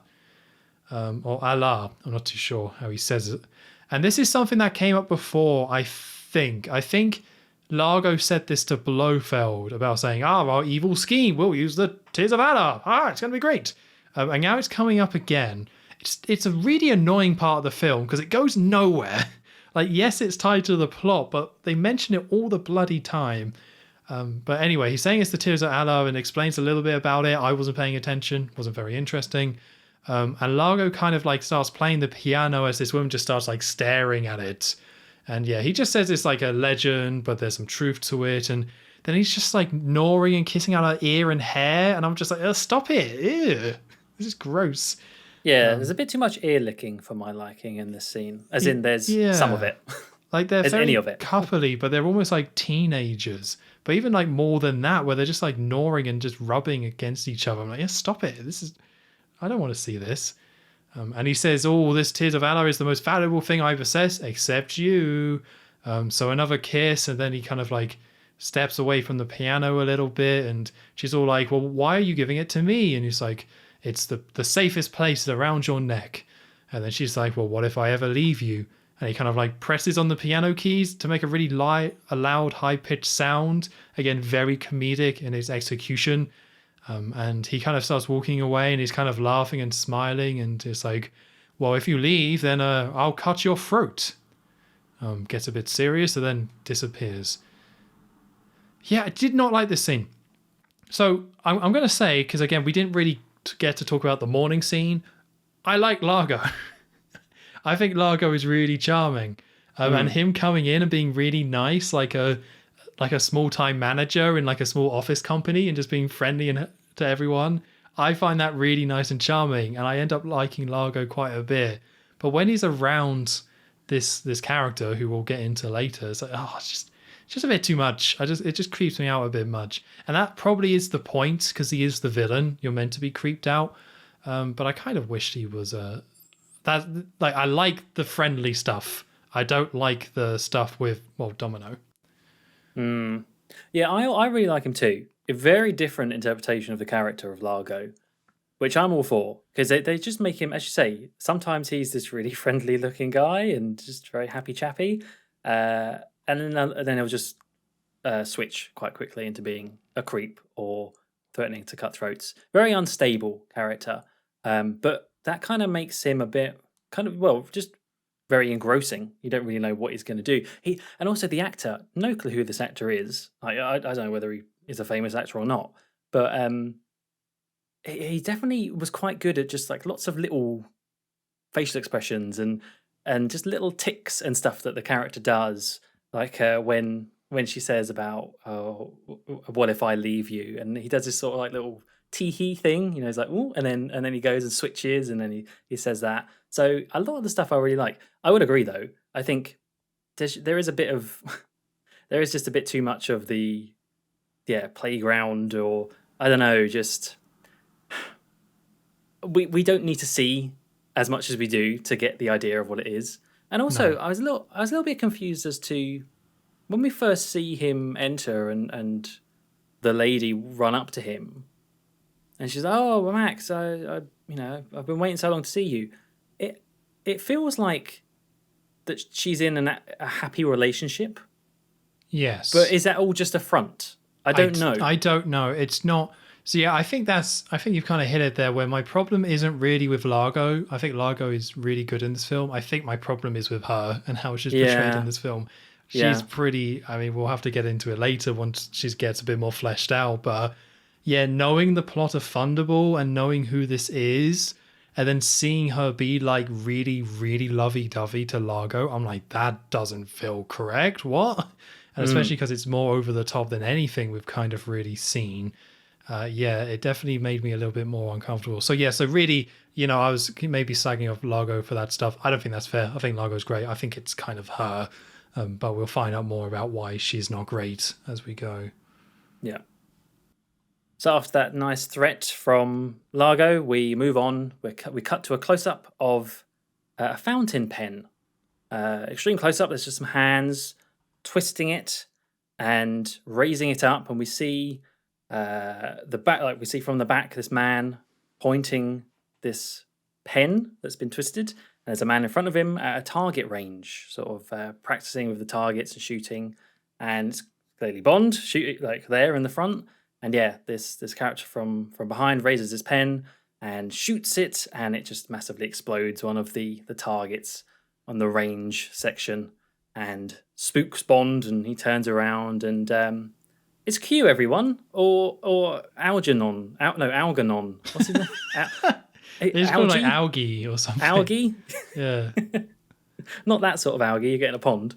Yeah, but it's Q. It's this film's Q, and he says, "Oh, that pen's not quite perfected yet," but the two walk through, and you basically see Q Lab in this film as they walk through, and it's quite run down. It's like just lots of mess everywhere. It looks like it's just very deep down in the bunker looking area, and I don't know whether to go with Q or Algernon. What should I say? It's Q, isn't it? It's like, yeah, it is Q, but like Bond calls him algae, I think, the whole time. Okay, well we've had Chrissy, so let's have Algie then. Yeah. Anyway, Algie's not very happy.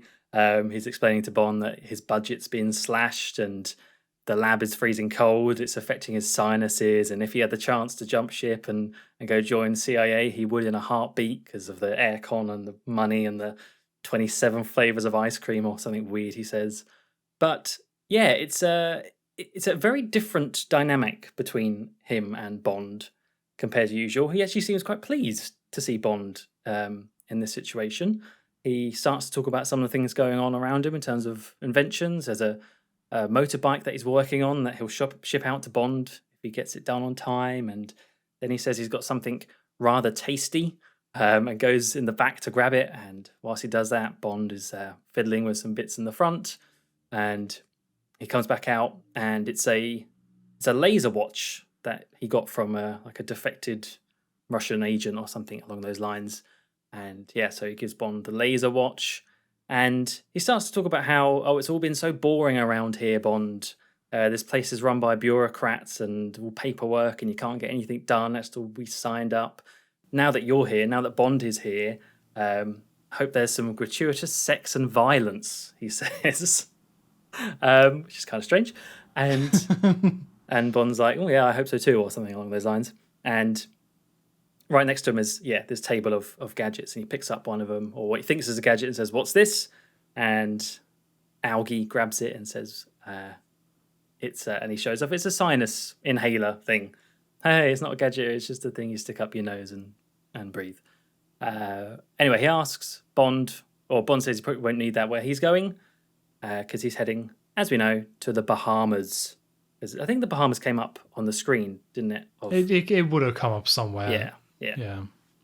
But yeah, that's kind of it. And it's like, "Oh, you lucky sod," or whatever he says. Because this Q, this Algie, first I was like, "Is this Michael Caine?" It was so Michael Caine. Yeah, it's really over the top Cockney accent, but yeah, like he's a lot younger. He's a lot more equal to Bond's age.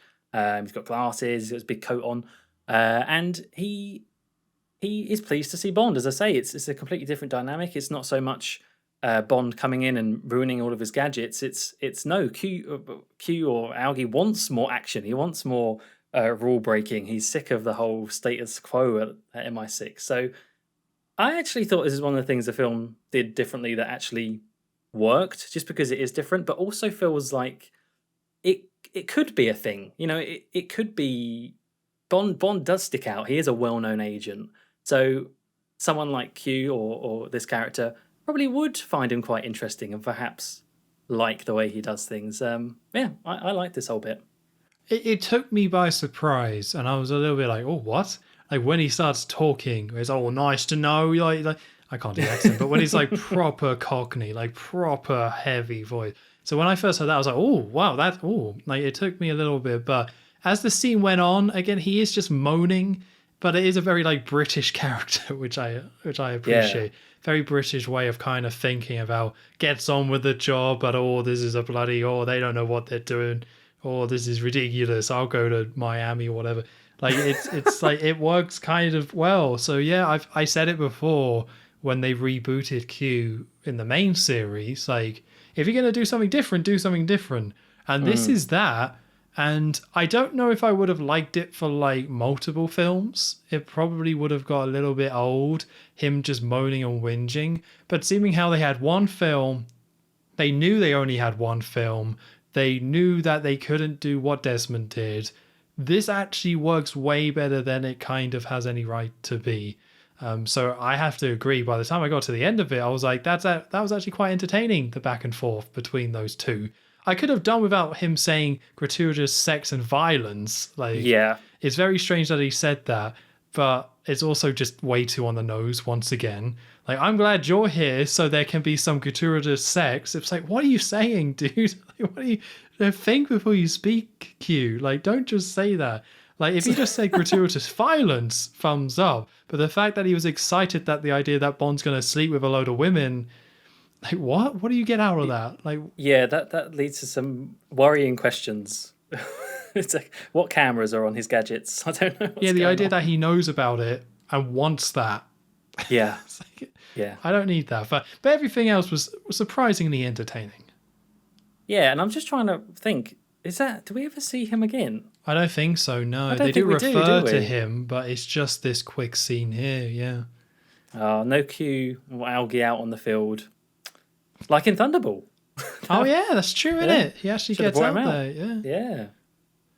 Anyway, so after that, we are in the Bahamas, and Bond is walking alongside the harbour area, very hustling and bustling, lots of things going on, lots of boats docked and busyness, and as he's walking along, he spots a sexy lady and almost gets whacked by her fishing rod that she's getting out of her car, and that kind of leads them to introduce themselves to one another. And I actually can't remember the exact dialogue, but it basically ends up just being a big joke about she wants to catch someone catch something, and she says, 6 foot dark haired man, or I don't know, something along those lines. Yeah, But this does come back. So she's basically just kind of implying, I want to catch a man that looks exactly like Bond. And yes, that's kind of the little joke between them. So, oh, why bother going to sea? Ha ha ha ha. Which comes back, everyone. Don't worry. oh, it does. Don't you worry about that. Being very flirty together, and as Bond starts to help her load up her boat, there's a voice shouting from the crowd nearby, shouting, "Mr. Bond, Mr. Bond!" And this man pops through the crowd, and it's Mr. Bean. Yeah. It's Yeah, Mr. it Bean, is. everyone. It's literally Mr. Okay, it's Rowan Atkinson Yeah. in a very early role. He's looking very young. But yeah, it's Rowan Atkinson who is he runs up to Bond, and you can immediately tell, especially if you know Rowan Atkinson and the characters, is a very bumbling character, and he introduces himself as an British embassy worker here in Nassau, and his name is Nigel Smallfawcett, and yeah, how he was trying to be careful, and Bond calls him out for shouting his name across the harbour, and is like, "Oh, I'm so stupid! Oh, silly me! It's I'm new or something. It's my first day," sort of vibes from it. So yeah, with that's kind of the lady's not as interested anymore. So she just says, "I'll catch you later." Hey, Oh, yeah. That is a joke. I didn't. yeah. And Bond and Nigel walk off together, and yeah, Bond starts to ask about Largo because that's what this embassy guy has been tasked to do, to find out this information. And he starts to tell Bond he's a very wealthy man, and he's been spotted in some reefs doing archaeology work and stuff like that. He's foreign, emphasis on the foreign, but charming. A strange line, but yeah, he donates to charities and everything. And Bond's like, oh, he sounds like he's good to his mother. I don't know his mother. Anyway, this Nigel character then he starts to like lay into Bond a bit. He's like, oh, I don't want any trouble from you, jeopardizing the tourist trade. I'm like, what is he talking about? Like, there's there's nukes about to go off, and he's telling Bond off about tourism. But yeah, you can tell that Bond just is not taking this character very seriously. He's very much a comedic character, and this little scene ends with Bond asking Nigel to go and find out where Largo's boat currently is. And as he leaves, Bond catches him and says, remember to take full advantage of natural cover. And as they've been walking past these columns, and he goes and runs off, and he starts to shuffle behind and starts to look around, and yeah, just a big old joke. And Bond walks off. Yeah, it's an interesting one because initially when I saw Rowan Atkinson, I was like, oh, Rowan Atkinson, cool. And to me, that tied into like this being a little bit more of a bigger production. But yeah, just looking it up, as you say, obviously he looks young, but I somewhat assumed at least Blackadder was going. But no, Blackadder was the same year as this film. So I was in the first season. yeah, from what I'm seeing. So he was doing some stuff, but like Mr. Bean was the 90s, and Blackadder just started the same year this year came out. So he was not known at all. He was just broadcast to be this like comedic character, but not like a known figure. And I find that really interesting because I thought it would be the other way around. So that's kind of cool, really. And I also so actually I ended up quite liking Nigel. Not loving Nigel, but it's so on the nose about what it's doing with the comedy, which I complained about for other stuff. But again, like this is so clearly a comedic character. This film is so clearly just being silly and being about comedy. Having Rowan Atkinson show up and do his bumbling act is kind of charming in a weird way. But he's like almost like invented a character, but like he's pulling a very specific face and doing very specific kind of movement and stuff. But it's not like Mr. Bean. Like it's kind of different to that. I was like, that's really interesting. Like, I'm sure there's a TV show or something he's been in that's similar to this, but it's almost like he's super committed to this because he doesn't look like Rowan Atkinson. He's pulling a face and doing facial stuff that's different. I'm like, good for you, man. Like, it's not necessarily an amazing character, but you could really see like the effort in there, and that's kind of made it again a little bit more charming as well. Oh yeah, he definitely gave it his all. And I think the way that you can really tell that is because, well, obviously in hindsight, we know Rowan Atkinson, very successful, physical, comedic actor. But more than that is that if anyone had tried to do this sort of character and not been as good at doing that, it would have really bombed. Like, as you say, this is so on the nose silly, but it's sort of saved by the way that he's portraying the character. If someone didn't really have the right, I don't know, confidence or whatever you want to call it to do that, it would have been just, oh, I can imagine the cringe. So I think we're very lucky that it was Rowan Atkinson and not someone else. Yeah, like I think I can't think of any examples, but I know we've seen bad comedy characters like this, and I'm not going to say J.W. Pepper. That's a very different thing. Hey now, yeah, sorry, no, you're right.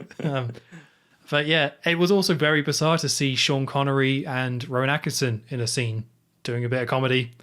I was like, that's, as a British person, that's kind of extremely interesting to see. And Nigel's not a big part of this film as well, so just seeing these interactions actually kind of worked, surprisingly. On paper, it sounds pretty terrible, but actually, it's all right. It's actually quite nice. Yeah, I'd agree. So after his little walk and talk with Nigel, and I actually tried to work out, is Nigel Small Fawcett, is it just a funny sounding name, or is it actually a pun or anything? Obviously, I think it's just the name. But, okay, fair enough. Like a funny sounding name. I think that's what it is. Yeah. Bond is at a bar. He's at like a sort of harbour bar now, and he's got a picture of the boat, of Largo's boat, the yacht. Have we said what it's called yet? Or has it even been named yet? In I think it has. I think Nigel named it as the Flying Saucer. The Flying Saucer, yeah. So he's showing that to the bartender, and the bartender said it sailed out this morning. So yeah, Bond's at the bar. He gets his little martini, and he's looking out along the out to the water, and he sees a woman water skiing, doing some very acrobatic movements and gestures and stretches and whatever as she's doing it as well. And eventually, she comes very, very close and then kind of swings around on the jet ski and splashes Bond a little bit, and he kind of gets caught off. But actually, I think that's how we then spots her, because he gets splashed by her. And eventually, there's a ramp that goes straight from the sea into the bar. So she lets go of the water ski thing and then just slides up onto the bar, and in the process sort of runs into Bond, and she sort of composes herself. Says, "Oh, sorry, I made you all wet."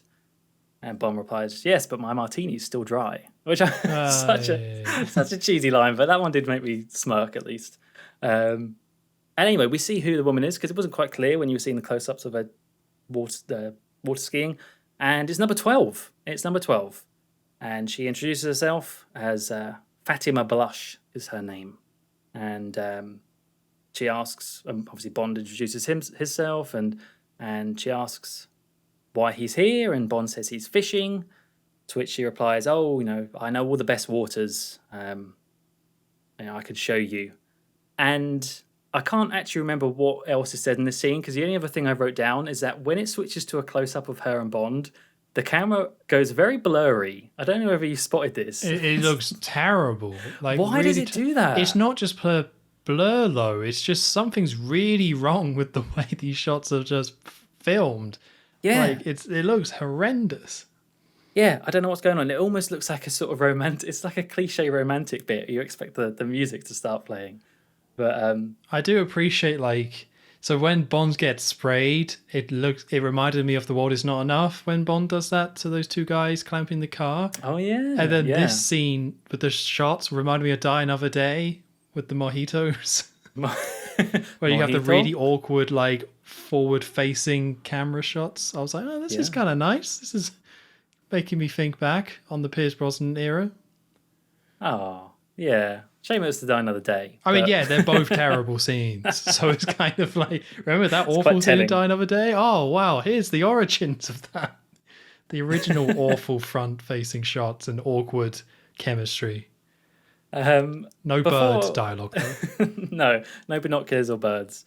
Before I move on, is there anything else in that scene before they go onto the boat that I missed? It just moves so quick. That's all it really is. She just throws herself at Bond. Yeah. And then they just talk a bit, and Bond's like, "I'm all yours." So, pretty much. I don't really understand why Bond agrees to this. I'm assuming it is just cocky Bond going along with stuff, but I don't know if Bond knows who she is, but we know she knows who Bond is because of what Exactly. happened. But I don't know what Bond knows, which makes it a bit off. But I'm assuming it's just cocky Bond just going along with stuff. Very much so. And it's kind of linking back to what we were saying earlier about the 7 days rather than the 3 days. So yeah, Bond, this isn't the lead for Bond. I don't think it is. I don't think he knows it is. He's just like, yeah, right, I'll go for a dive with this attractive lady. Why not? I've got all the time in the world. Yeah. Yeah. So we then cut to a ship out on sea, and we see kind of like Bond at the front of it, and Fatima kind of like radios him to come down. The captain points to the stairs to show him that, and then Bond goes down. And again, more very quick editing with this one, where it's just Bond says, "I'm yours" at the bar. Smash cut to Bond being called down on the radio. So Bond gets a wetsuit, and Bond's like saying to Fatima, saying, "You're weather equipped." And then he's like taking off his shirt, and she's all like, "Oh, and so are you." And Bond's like, "What are we going down for?" And she's like, "Sport and a little fun." And Bond then takes off his trousers. You don't see below the waist here on Sean, which is probably in his contract. But he's all like, "You appear tense." And she's all like, "Oh, you do that to me, James." And Bond's like, "Well, when you're going down, one should always be relaxed." I think at this point, maybe he takes off his underwear as well. I can't remember. That does happen. And it kind of, yeah, Bond then asks, "How far is it to the reef?" And she's all like, "Far enough." Then she's like removing her like bathing suit a little bit. And she's all like, "We've got time to kill." And they start kissing, and a very sexy on the nose saxophone kicks in. And then we like fade to shots of the boat, and then we fade back to them kind of kissing on the floor naked, and then we fade to fish in the water, and then we fade back to like the door frame of the room they're in, and like Fatima is like leaning back, poking her head and back out of the door frame with the sexy saxophone playing at the same time. And then we kind of fade away again and fade back, and we see them kissing on the floor, and then the boat tilts massively. They slide off screen, and then that fades to them falling into the water with all their scuba gear on as an edit. And this is just the most confusing Bond sex scene I've ever seen in my life. Like, what the hell were they thinking with any of this? I honestly, I couldn't tell you, Tom. I don't know. I honestly thought that it was a bit of a joke at first. It was being presented that way. It felt like not a very nice joke, to be honest. But I thought when he says "you're well equipped," and then she goes, "So are you." I thought that's like, come on now. I mean, the Bonds have never been like, you know, huge 6-pack muscly men, but Sean is a 50-odd-year-old man with not the best body. Like that is that meant to be funny that she's saying that? But it wasn't. Like, this is played purely like, no, she wants to have sex with this man. Okay, then.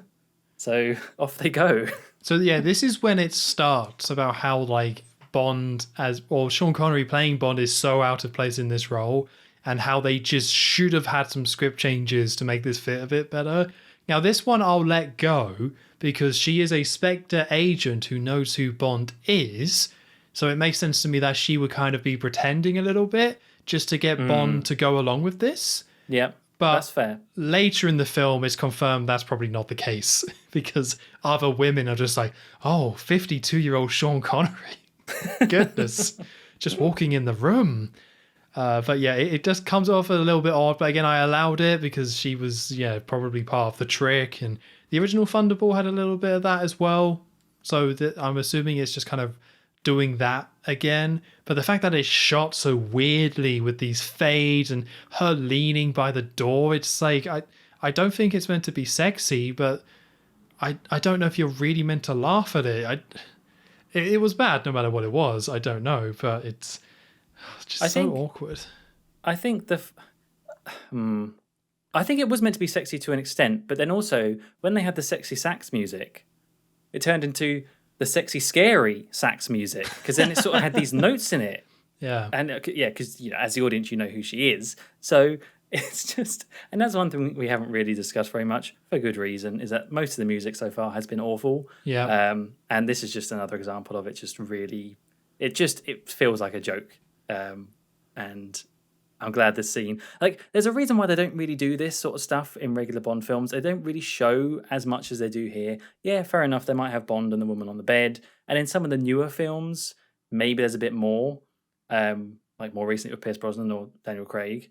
But with these old ones, with Sean and Roger, it was always a bit more, I don't want to say classy, but you never really saw that much apart from just a bit of tussling in a bed and then it would cut away. You don't see the Bond girl like leaning back mid at going at it. It's just, you don't need that. Move on, move on. No, and that's why I felt like a comedy bit as well. Like, if you wanted to be sexy, why have her like poking out of the door like that, leaning back? It's maybe at the time it was, but I can't imagine that's the case at all. But yeah, very awkward and strange. So yeah, so again, and that edit of them sliding, I don't know what that was.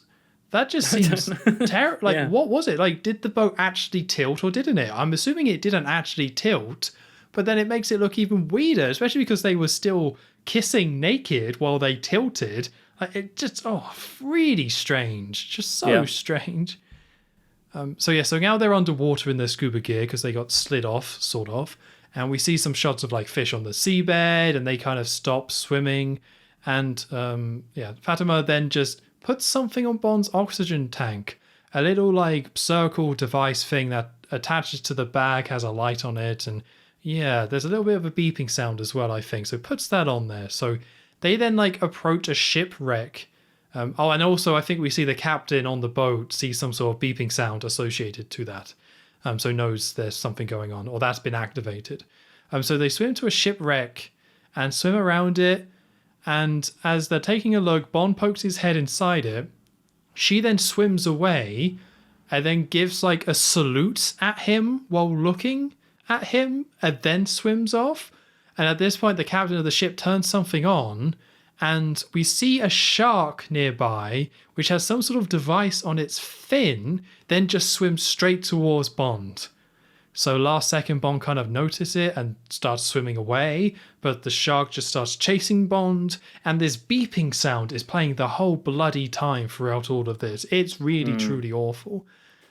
So Bond like swims in a cave to try and get away. He then like goes back into the ship, but he hits a dead end, and there's like a gas canister there. I don't know of what, but he like knocks the top of it, and like because the shark follows him in, and he like sprays it at the shark and it like foams up the water and the shark just retreats backwards like, oh bloody hell, that's a bit much, and goes back.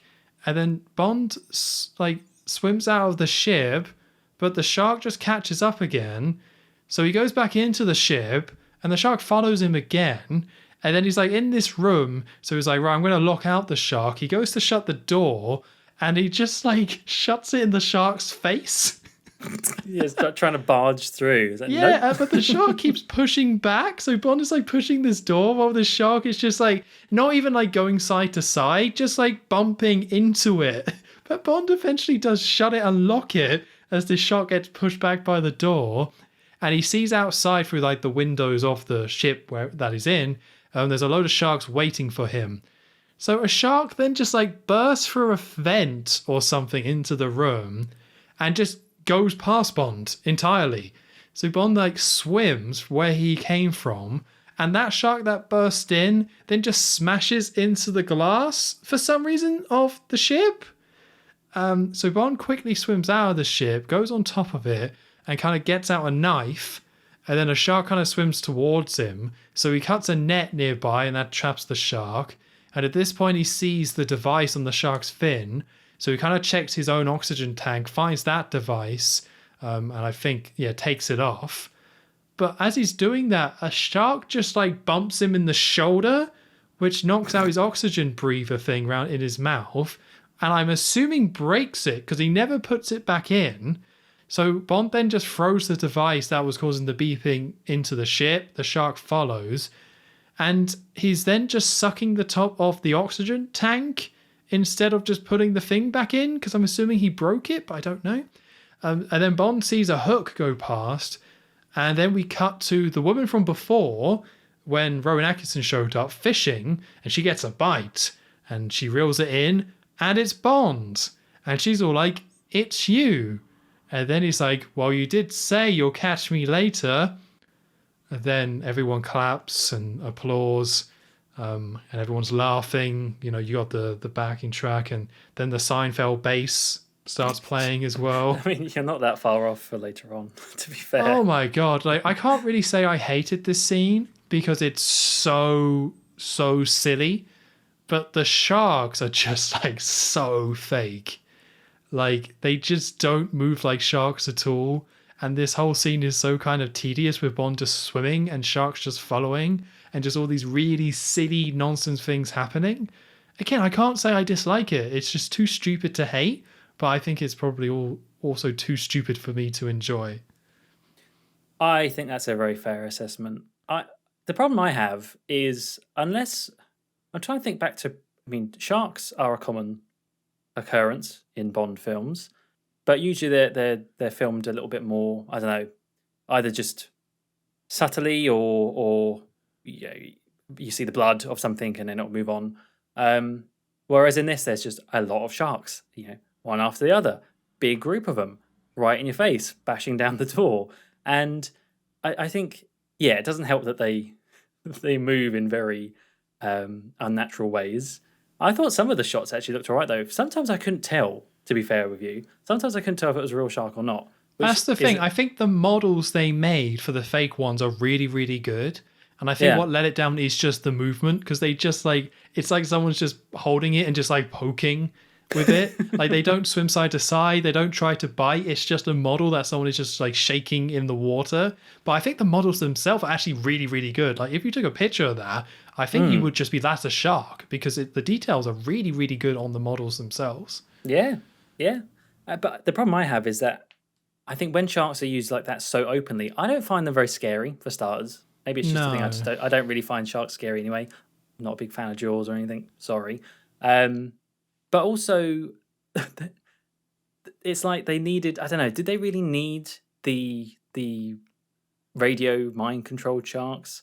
You think me of all people would appreciate that because it is just so ludicrous. But sharks should be scary in their own right because they're predators. They're going to chase after Bond. The fact that they were just brain controlled makes them less scary to me for some reason. I don't know. Overall, it was just just a bit of a mess. Not awful, but I think the sharks were used better. I know we shouldn't keep comparing to Thunderball, but I think they were better in Thunderball because they were just sharks and they killed people and you saw a bit of blood. Yeah, they had a real presence in Thunderball, where all that really happened with Bond was they swam past him in Thunderball. But that was enough due to the way they were shot and portrayed, and the fact that they killed somebody earlier that establishes them as a threat, and just being in the pool with them is enough.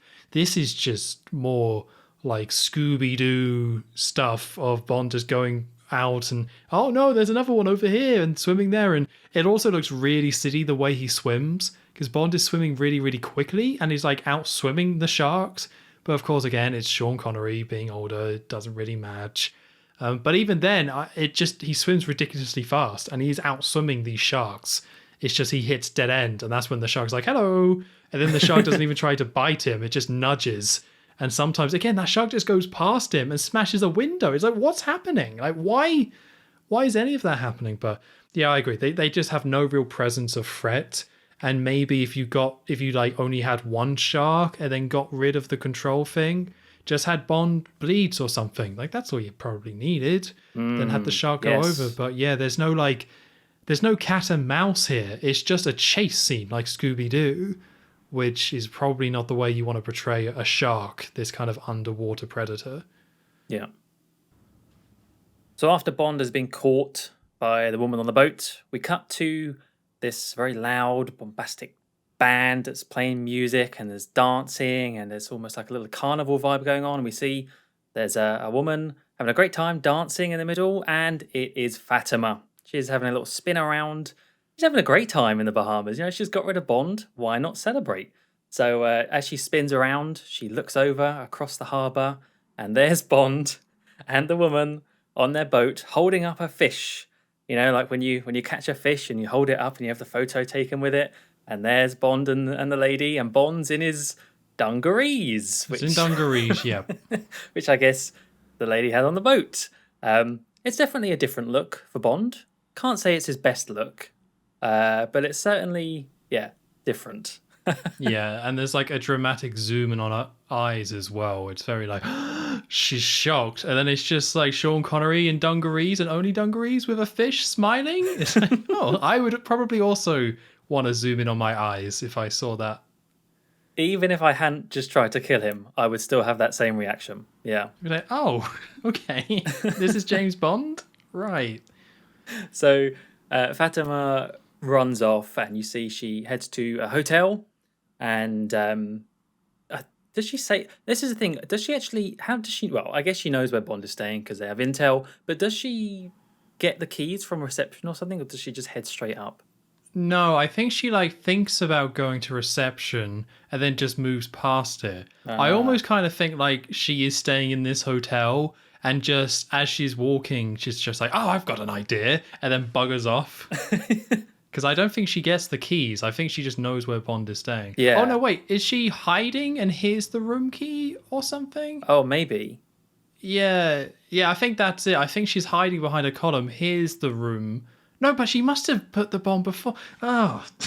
I don't know. Anyway, what I really like about this bit is that, yeah, she's heading into the hotel. She's still dancing though. Like, she's just seeing Bond still alive, but she has a little dance next to someone, and she goes up the stairs, and she little twirl up the stairs as well. She's still, you know, keeping it all in her stride. Plan's not gone exactly how she wanted, but that's fine. So she heads upstairs into a hotel room, and you see from this perspective, from underneath the bed, you see these pair of shoes at the base, you know, on the floor, and it's men's shoes. So you think, oh, this is Bond's room. And she comes in and she plants a bomb underneath the bed. And that's that. Then we're back to Country Bond, as I put him, in his dungarees, walking with the boat lady. They head into the hotel because it just so happens that she's staying there as well. And they find out their different room numbers, and they head up. So obviously, you know what's going to happen. We see them in bed together, having a great time, and there's a phone nearby, and that goes off, and it's Nigel. Nigel's on the phone, great timing, and he's there to tell Bond that he's found out where Largo's boat is heading to, and it's heading to the south of France, he says, and I think he even starts to offer, invites Bond to come to his, oh no, he wants to go snorkeling together or something, I think he says, but Bond just chucks the phone in the champagne bucket. And you see Fatima outside. She's just, I think she's chilling by the pool or on a deck chair or something. And she's got this detonator. And it's kind of this like very cartoony detonator with a big antenna and everything. And she presses a button, and we see in the background, boom, one of the hotel rooms in the background explodes. This big fireball. Think, oh no, poor Country Bond. But no, it cuts back to the room. Bond and the woman are still there in the bed. They look out the window. And right, you know, the explosion is right across from the other side, and you learn that they actually went to her room instead. So it's all good. Plan foiled once again. And yeah, that's it. That's it for the Bahamas. We're done. Yeah, that is strange, isn't it? Because Thunderball was pretty much set entirely in the Bahamas, and it almost feels like they needed to go there for it to, I don't know, like, yeah, it's Thunderball, you need to go to the Bahamas, but then maybe it was too expensive, or I don't know, it's just easier to film in France. They just moved the story back. Well, from what I read, all the underwater stuff was still shot in the Bahamas. So, like, even the stuff we see later underwater, I think it was shot in the Bahamas from what I was reading. Yeah, it was just... I mean, I think it ties into two things, right? It's like, the first one is, like, they want to separate themselves from Thunderball. So you spend a little bit of time here, like the book, like, you know, because that's in the Bahamas, and then they just leave to separate itself. And also because, like, yeah, they just cram so many locations in here.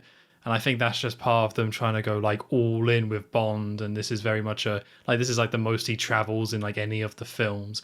The kind of problem is that it makes so much of this just feel like padding and a little pointless. Nothing really happens in the Bahamas. All that happens is Bond shows up. Nigel's like, what's up? Fatima tries to kill him twice. Then Nigel's like, oh, Largo's gone to France. So Bond goes to France. Like, Mm-hmm. especially this scene in particular, we just had a scene of Fatima try to kill Bond, and then we have another scene of Fatima try to kill Bond, and now he's leaving the country. It's just, yeah, this film's quite long as it is, and I think this scene, the whole Bond thing, just cut it. Like, just, if you're not going to do the Bahamas, that's fine, but don't, like, pad this out. Just get us to the next place then. Yeah, I totally agree. As much as I like Fatima, and she, by this point in the film, she was definitely growing on me. Just the attitude that she has, it is really quite unnecessary. Yeah. Yeah, like the thing is, like, you just get enough of it, right? Like, there's a ton of Fatima in this film, and there's a ton of her trying to kill Bond, and there's enough that you can, like, you get it, so you can cut one of these, and this is the one I personally would cut just to keep things moving along. Like, the woman that Bond is sleeping with, like, as far as I can tell, doesn't even have a name or anything like that. That's how pointless she kind of is. But yeah, again, like, I think they do a good enough job of characterizing Fatima elsewhere that you probably don't need this one. Here. Yeah. Yeah. So yeah, we're moving off from the Bahamas. We're moving to the south of France. We get the obligatory plane shot in these early Bond films. It feels like plane landing. We're at Nice. And we see at the airport that there's a man. There's just a little quick shot of this man waiting. Not quite sure who he is yet, but could he be? Is he good? Is he bad? Who knows? But we see Bond. He's leaving the airport, and another woman walks up to him as they're walking alongside, and she starts to explain how clearly she's one of Bond's contacts here because she's found a villa for Bond, and it's in this perfect position overlooking the bay where they can spy on the flying saucer ship. And she does say right at the end of this little scene, "Oh, Q sent you this," and I think she is handing over the pen, although you can't really see it. So you see it in the I next thought scene. Bond always had the pen, and what she was giving him was like the bike. Well, I thought that as well, but then she sort of introduces the bike in the next scene. So I was like, well, what was that first one then? Oh, maybe that does happen then. But there's like in the Q scene, they specifically like say he's like, "Oh, I'm working on this bike. If I finish it, I'll send it to you." So then this was like a nice little callback to that, saying like, Q has finished the bike and here it is. But yeah, why wouldn't Q just be like, take the pen? But if there's two exchanges, then I guess she does give him the pen. But yeah, I think so. like yeah, he might as well just take the pen. He was there. He was holding it. He was holding the thing. maybe he was still working on it or something. I don't know. Or maybe He did say it was viewed, still like maybe it's a one-shot fire and Q blew it up and there needs to be another one. yeah. It's like that looked good, but now I've got to make another one. Damn. Back to the drawing board. Anyway, so the two leave the airport, and this very sudden cut. The man that we saw earlier is outside, and he very quickly throws a ball at Bond. He's like, "Oh, catch!" and kind of catches Bond off guard, but he does catch it, and he recognizes the man, and it's Felix. Everyone, of course, it's going to be Felix in here somewhere. The CIA has sent him to help Bond on this mission, and I think this. I had to look up this actor because I wasn't sure who he was, but I think he, is quite a big man, and I think he was a baseball player or a American football player. That sort of vibe, I think he was. Some sort of sportsman, anyway. Okay. Particularly because he's not the best actor. So that also adds up. So we also learn about the lady that was just speaking to Bond, because Bond introduces the two, and her name's Nicole. And this is where... Oh, actually, no. Then Felix says that Largo's clean, according to the CIA. So they've not got any dirt on him. But then... that's where we also see the bike, as Tom mentioned. The bike that Q teased before has been sent. It's attached to the back of Nicole's car in this big packaging. I think Bond says about using that later on. Anyway, very, very quick introduction to Felix, but we move on to this villa that Nicole spoke about. And it's this very, I put cubist-looking building. It's quite a cool-looking building architecturally. It's all, It was surprisingly modern looking for the time. Like this must have been, I don't know what you would call it in the 80s, but it felt like it was trying to be like hyper modern, like with the simplistic shapes and as you say, like the cube stuff. It was, it looked quite modern, oddly. Yeah, really nice. Bond's on the balcony, looking through a gigantic, powerful telescope. Of course, yep. Spying on the ship that's in the bay, and he can see Largo's lady I wrote in the notes Largo's lady because we don't know her name yet, and then Felix literally just says, "Oh, that's Largo's lady." So I was like, okay. And that's when Nicole chimes in and says, "Oh, her name is Domino Petacci," and they recognise the link, and oh, that's Jack's sister. So It's kind of interesting though, because they say it as that was the pilot that was killed in the car crash. Like, so they already know about that. Yeah, or they know. Well, Bond was told that somebody disappeared, or that guy disappeared, and I guess he was told the name. And yeah, at some point they must have been told that the car crash happened and that pilot died, and both of them had that information to kind of connect it together. But I just found it interesting that they knew that, but they actually haven't. I got the impression they hadn't actually pieced together what had actually happened. Even though Bond says about the eye thing, it's like, I think some stuff got cut out here, but I got the impression that they didn't quite understand how Spectre did all this just yet. But that might be just because, some dialogue probably got cut to make this film work. Yeah, you think there would be more of a reaction if this was the first time that they were making that connection. But yeah, they just sort of take it in their stride. So yeah, Felix is sent off to go get some scuba gear so they can go and investigate the boat later on. And we cut to Domino. Now we know her name is Domino.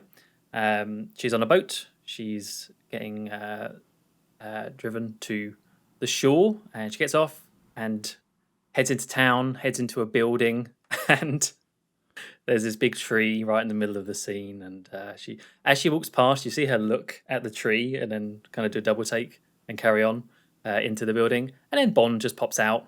How long has he been there for? Who knows? He's using natural cover, just like he's told Nigel to do. That's true, actually. I thought it was kind of a nice little moment, really, because you don't see him at all until he pops out. It is odd seeing just such a big, tall Scottishman appear stealthily. Yes. And there's actually a better version of this scene coming up as well. I guess the director really liked the idea of this, showing someone being tailed by not showing who's doing the tailing and then have them pop, or just have the camera move in an interesting way. But yeah, there's a better version of this coming up. So we see what it is inside. It's a spa. I think we might see the tail end of it with Domino, but Bond goes up to the receptionist and asks if they serve men here. And this is kind of what we were talking about before, where it's just suddenly starts to make no sense how many women just find Bond instantly attractive, because the receptionist's like, oh yes, some men more than others. God, it's so weird. Because it's I don't really mind the line, but it's the fact that they then hold on her just staring and smiling, be like, that's a lot of man right there. It's so the line's fine. It's just so creepy how she's just been hit by Cupid's arrow and is now just in love with Bond, this 52-year-old, very red, very sweaty, wrinkly man, which is no offense to Sean, but it's so ridiculous. All of this. This isn't even the worst one, but it's nonsense. That's true, because he goes in and he's dressed not like you would be in a spa if you were the customer. He's got a kind of grey jumper on with a big emblem on it, so he looks like one of the workers there. He walks on through and past all of these women by the pool, and at first I couldn't tell if they were some of the women look unhappy. I was like, is this another case of them looking and then being like, oh, who's that man? But there's definitely some of them that are like, who are you? So I don't know, mixed messages there in that one scene. I took it more that they were checking him out, but it does make more sense what you're saying, that they would be more like, well, I know you don't work here, but I didn't piece together that he was dressing up as someone who worked at this place. I just thought he was just wearing a grey turtleneck because jumper. Oh, maybe. It's only because of the logo on it. I thought, maybe that's uniform. But that's fair enough. Yeah. But I didn't figure that. But you are correct. That is what he's doing. He's going undercover here, is dressing up. So it does make more sense to me that the women are just looking at him as who the hell is this guy? That he doesn't work here. But when I watched it, I took it more that the women are actually just kind of checking him out and giving him just turning their head, giving a bit of eyebrows and stuff. And it's so absurd from that angle because he does look awful. Again, he doesn't look awful in every scene in this film. When he gets in the suit, looks pretty good. But the fact that he's in this grey turtleneck jumper just walking through this old man, just these like 20-year-old women, French women Yep. just staring, especially the way it's shot, right? Like this is started with like a woman coming out of the pool and the camera zoomed right on her like right like cutting out her head and just showing off her body and then zooming out, and then that woman then turns around and stares at Bond as he walks past, and I took it as checking him out. I hope that's not what they meant. I hope you're correct. But it's just so like, oh no. Especially because you're followed by like the receptionist scene, right? They have just had someone like, swoon over him. So it makes sense that they would have more people swoon over him. It's just, yeah, no, it really is like telling. Oh god, yeah. I was going to use quite a nasty analogy, but I won't do that to Sean. But it makes no sense. No, I hope I'm right, but I worry. I think you're right. To be honest with you, everything else in the film would suggest that your interpretation is the right one. That's there. just how they portray him, and it's just ridiculous. Like any woman he encounters is just attracted to him instantly. Like he doesn't charm anyone. He might throw a joke or something, but it's just this instant thing. So even if this isn't that, there are enough examples in the film that would make me think that this is what that is. Because even if you got rid of this one, it happens multiple times outside of this. Yeah. So anyway, he's in his jumper, his lovely jumper, and he walks on through, and you see Domino is on the table, ready and waiting for a massage. So he comes in and poses as a masseuse and asks what sort of massage she wants, a hard or a soft one, and she says hard, obviously, and he gets going, applies some oil, and starts to do this really unconvincing massage. I mean, at least to me, I've never really had a massage, but I would think his technique's not great. And yeah, starts having a little bit of back and forth. The two chatting. Oh, I haven't seen you around here, and oh yeah, I'm on a boat. And he eventually starts to bring up about the flying saucer, and oh, that's Mr. Largo's boat. So the conversation steers towards him, and eventually Domino says about how Largo's got a charity ball tonight at the casino, and as much as she'd like to give Bond an invite, it's a very restricted guest list, she says. And all whilst this is happening, you're getting these very strange faces from Sean as he's like stretching over and pretending and doing this massage. And at one point she says about, oh, can you go lower, please?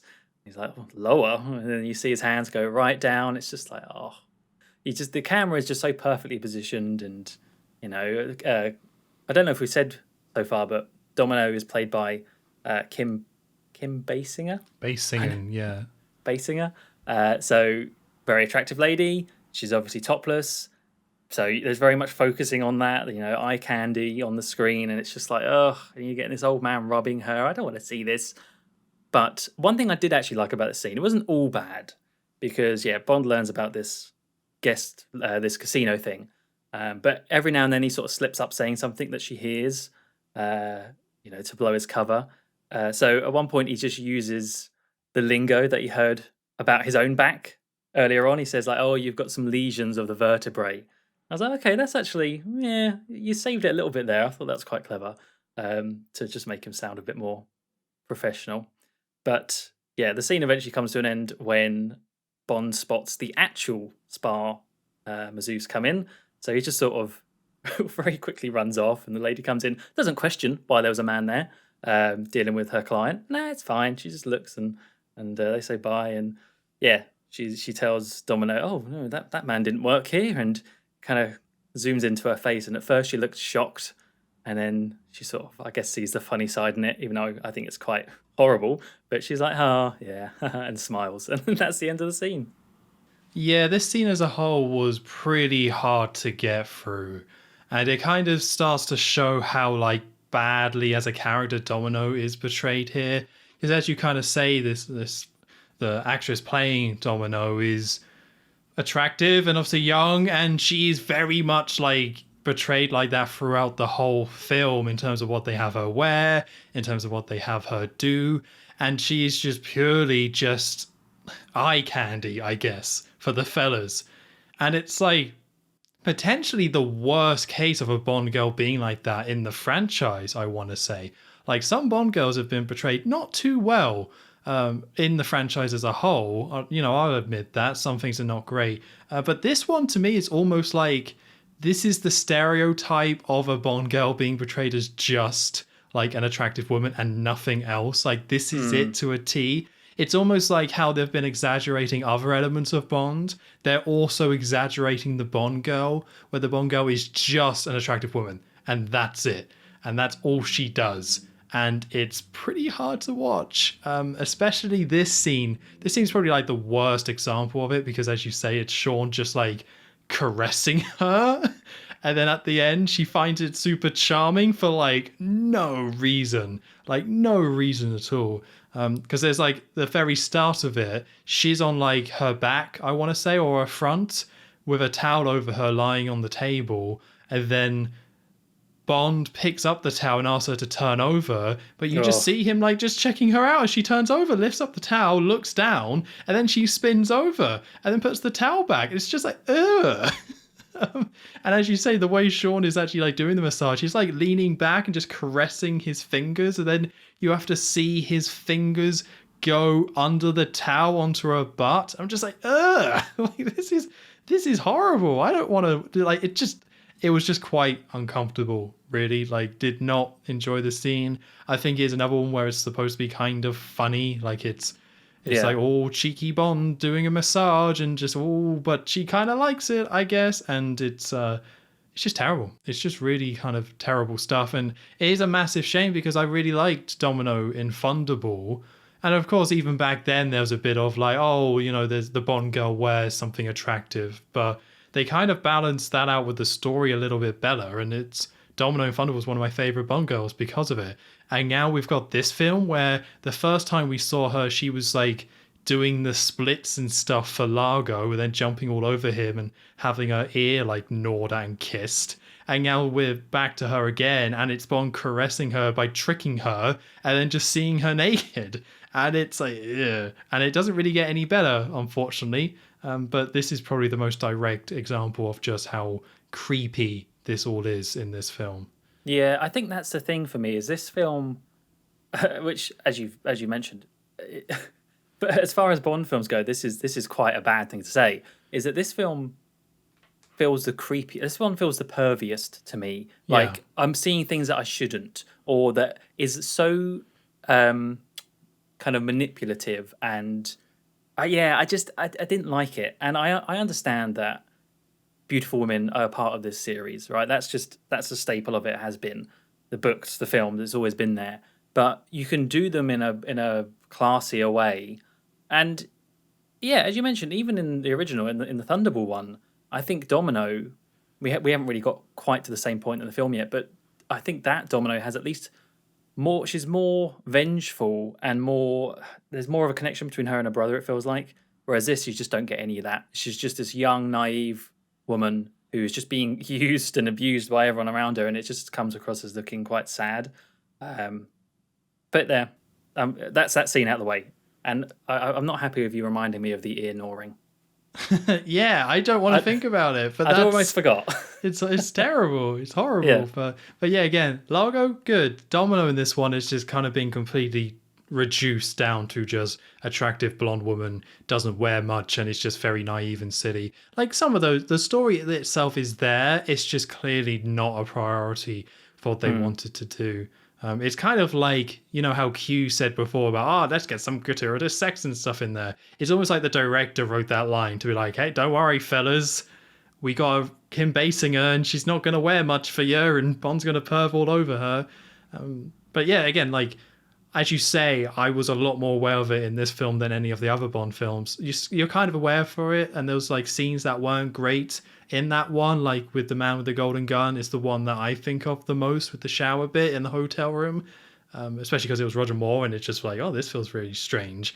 But this is just the whole film, and this is just all this character really does, and that's just kind of a massive shame, and it's just not very entertaining or funny. It's just a bit creepy, so there you go. And I also think just what makes it worse than it potentially even is in some of these scenes is the sexy sax music, or just generally Oh, cheap sounding God, music, which then makes it sound just I mean, like many other things, but it just doesn't. It gets rid of all the cinematic quality of it, and you end up just you catch my drift. So Yeah. I'm with you there. Yeah. And as you say, like, this isn't about being a prude or anything. Like, you can have an attractive woman kind of wear something that makes her look sexy and attractive in a Bond film. But when you take a core central character in your film and who's part of the plot and reduce her to just that and just have the way that, like, she kind of reacts not feel that human or make sense, that's when this kind of feels creepy. Like, you can have somebody do that. I think the Leia films get a little bit better with that. Some people would say not great still, but whatever. We're not here to debate that. But this one is just you're taking a core character and reduced her down to just how she looks and her figure, and that's all that happens, and that's what makes it feel odd. Like having a Bond like walk down a beach and there's an attractive woman and there's a bit of flirting, like that's fine. Like that's kind of what happens, and that's Bond goes to an exotic location. That's fine. Maybe not Sean Connery at this age, but broadly speaking. But yeah, again, it's reducing that down. Not great. So after that unpleasantness, we then cut to kind of dusk. It's quite dark, so maybe a bit after dusk, like the evening. So get some nice shots of Nice. There are a lot of like establishing shots in this film. I wouldn't really say any of them was all that impressive from what I remember, but they definitely do have to take the time because of just how often like time changes and the location changes. You get a lot of these just kind of like quite bland establishing shots. They're not all terrible. I guess this one was quite nice, but yeah, a lot of those in this film. Yeah. So we cut to Nicole dropping Bond at the casino event, the one that Domino mentioned that Largo was holding. And Bond says, Nicole, go back to the villa. And she's all like, how are you going to get in? He's like, don't worry about it. Go away. And Fatima is nearby and gets out of her car and tells the driver to go and find the villa that Bond was just talking about. And Fatima is dressed in a very sparkly suit. I think later it's kind of revealed that she's basically dressed as a pirate. Yeah. Some sort of pirate PVC queen. Pirate. Plastic pirate. Yeah, I didn't quite put that together in this one, but later she takes it off and is like, oh, she's a pirate. Nice. Cool. That sounds about right. It is cool. Yeah. And we see Bond entering the casino and he is in his classic black tux and bow tie. And he still looks good. This is what I was saying before with the suits. Like, he still... I don't know what you thought, Joe, but to me, seeing Sean Connery in a casino in a black tux and bow tie, that was still a cool moment. Yeah. I think not as the hair. I don't know what it is about which hair, really the head, the chest. How are we talking about? It's just really short, and it's like if you're going to have a hairpiece, you have complete control over how it can look. And to me, his hair is just way too short. But no, the suit looks good. You're right. Yes. So he just strolls on through. So there's a man there, this like big Frenchman, I think he has a mustache or something, and Bond just bowls through him. And it's just like, Monsieur, and Bond just keeps going. It's like, hey, stop. And then he like follows him behind the door, which again, this is another shot we get quite a lot. We already had it in the clinic where somebody kind of goes off screen behind a door frame or like into the next room and then kind of comes back. So the man follows Bond. They both go off screen. You hear like a punching sound. And then the Frenchman kind of falls backwards holding his thumb, be like, oh. And then he's like waddling around and Bond starts holding him. And the two women go past and Bond's like, he shouldn't have had the fish. Then we cut to Bond like pushing the man into like this dark closet that we assume is nearby. And he kind of grabs his gun very quickly. Like Bond takes the man's gun and it's all like, oh, what would you need a gun like this? And he then gets a little metal container out, like quite small, thin metal kind of case almost. And he says there's a bomb in here and it's got a gyroscope in it. So if it detects any movement, I think he then says you could be served in an egg cup as the threat. Really? Oh, I missed that. It's something like that. It's definitely an egg cup. I think he just means you're going to get exploded and melted and then poured into an egg cup. It's a bit brutal.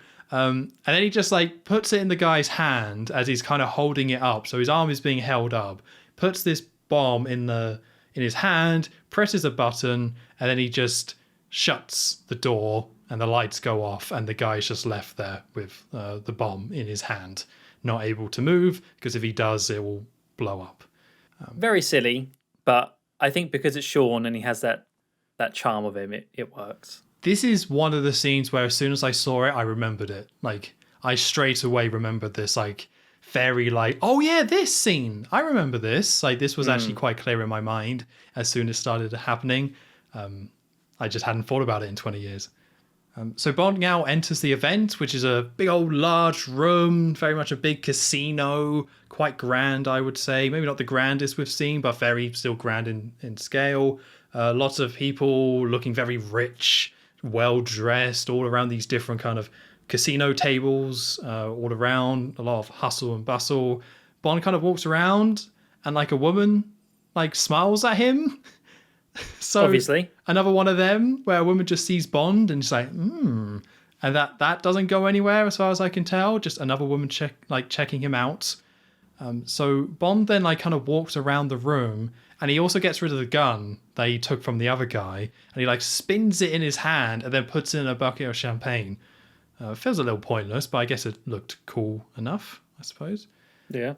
So he then walks around a table with lots of people kind of watching, and he finds a little spot in at this table, and he sees Domino sitting there, but then Domino doesn't see him, and then it just kind of cuts to Bond at a distance, then watching Domino from afar at that table. It's very awkwardly edited, this. It's very strange. I don't know why they didn't just have Bond see Domino from afar. Instead, he has to like go round, spin his gun like a cowboy, sit at the table, have her not notice somehow, and then hard cut to him back. It's very awkwardly edited.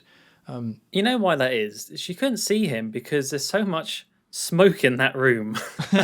Well, in terms of my casino rankings, yes, as here we go. I did like to point out the casinos on these films. I think this one was pretty good. I'd give it a solid 4 out of 5 in terms of casinos. Nice big room, as you say, it looks very grand, lots of tables. But my goodness, is it smoky? I can only imagine the smell in there. So she just couldn't see him through the layer of smoke. That's my guess anyway. I think that's fair enough. Yeah, and again, maybe that was deliberate because, like, Dr. No, right, was very smoky.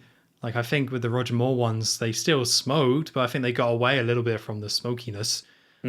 But yeah, that feels very like Dr. No is the one where I think of when you say smoky casino, because like everyone is smoking in that casino. Yeah, well, it was healthy, you know. Yeah, it's good for you. Yeah. Helps clear you out, I suppose. So I think the real reason we like cut to Bond like afar, because I think this is when they do that camera shot I was talking about.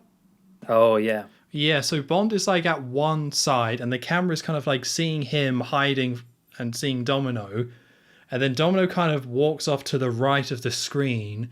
And like he leaves the table, or she leaves the table, walks across. And then the camera just kind of pans along to the right. And we basically see like Bond disappear behind this wall. Domino disappear by the same wall. And then she pops out the right side of it as the camera kind of captures up. And then like Bond appears behind her. Kind of pointless, but I thought it looked pretty cool. It was a nice little bit of flair in there. It's no Skyfall Shanghai Casino, but yeah, I can appreciate a little bit of a clever camera work. Yeah, and actually, the camera shot straight after this I thought was pretty good as well with the mirror door. I thought, oh, that kind of caught me off guard. Yeah, for some reason in this casino they're adding all these little kind of flourishes, which is quite nice. It makes it feel a little bit more stylish and a little bit more Bond. It's like it's kind of interesting because I feel like once we get to Nice is when the film kind of starts picking up again. Like I didn't enjoy the clinic. Was okay with the Bahamas, despite it feeling like filler. And just for spoilers, I think Nice is probably the best part of the film. Yeah. So yeah, it's nice to see all this little stuff in there. But yeah, it's quite cool. So like Domino goes in like a side room. And yeah, as Joe said, like there's a door that she opens that has a load of like mirrors and reflections on it. So she kind of goes through, and then you see Fatima in the reflection of the glass first, and then you see her like stand at the entrance near the door where she just went through. So Domino's like in this arcade, and it's like a very 80s arcade where you just hear all these like arcade noises like beep boop, like all these like very like arcade game. So these are like arcade cabinets, like video games, Donkey Kong, Pac-Man, that sort of thing. It's that sort of arcade. So this room, like this fancy casino, just has this room filled with all these different arcade machines. So she starts playing on one of the machines, and as soon as she starts playing, Bond instantly pops his head. He's like, "Hello again." It's like instantly right there. And he's like, "I'm Bond, James Bond." So we get the line there. They've actually avoided the line for quite a bit of this. Bond has always introduced himself as just James or just Bond, but this time we get the Bond, James Bond. I think it might be the only time we get it in the film, but we get it here. So she's kind of like annoyed, but Bond's like, "Do you want a drink?" And eventually they do just go and get a drink. So she's like going along with all this. And interesting, it looks like the arcade's actually real. Like the one she was playing was like called Gravitar, I guess is how you would say that. And it has like Atari written on it. So I think some of these, I would assume most of these are probably just real games, like real Atari machines, because they thank Atari in the credits as well. Oh, do they? Oh, that makes sense then. Yeah. So they then go to the bar and Bond's like, "Do you want hard or soft?" And she's like, "Soft," and orders a Bloody Mary, which seems quite, I guess that's soft compared to Bond, but that's still like a lot of vodka she's about to drink. And Bond orders a vodka on the rocks. His classic drink. Wait. Yeah. Okay. Why did they do that? I'm not too sure because he's been drinking dry martinis, like vodka martinis, the whole time. And then when it comes to him, like he's already said the Bond, James Bond line, and now he's about to order his drink, and he's like, "Vodka on the rocks." It's like, well, why are you? I don't know. It's not quite right. Yeah. So Fatima is like patrolling the room a little bit and kind of nods at Largo. So it turns out Largo, of course, is there. It's his event. But I'm still a little bit surprised. Like, oh, Largo's playing on the arcade machines. Cool. So she like nods at him, and Largo meets up or like stands next to Fatima, and they start watching those two, Bond and Domino, having a drink. Fatima starts saying, "I think you've lost," but Largo is saying like, "Oh, you think I can lose a woman to a underpaid British agent?"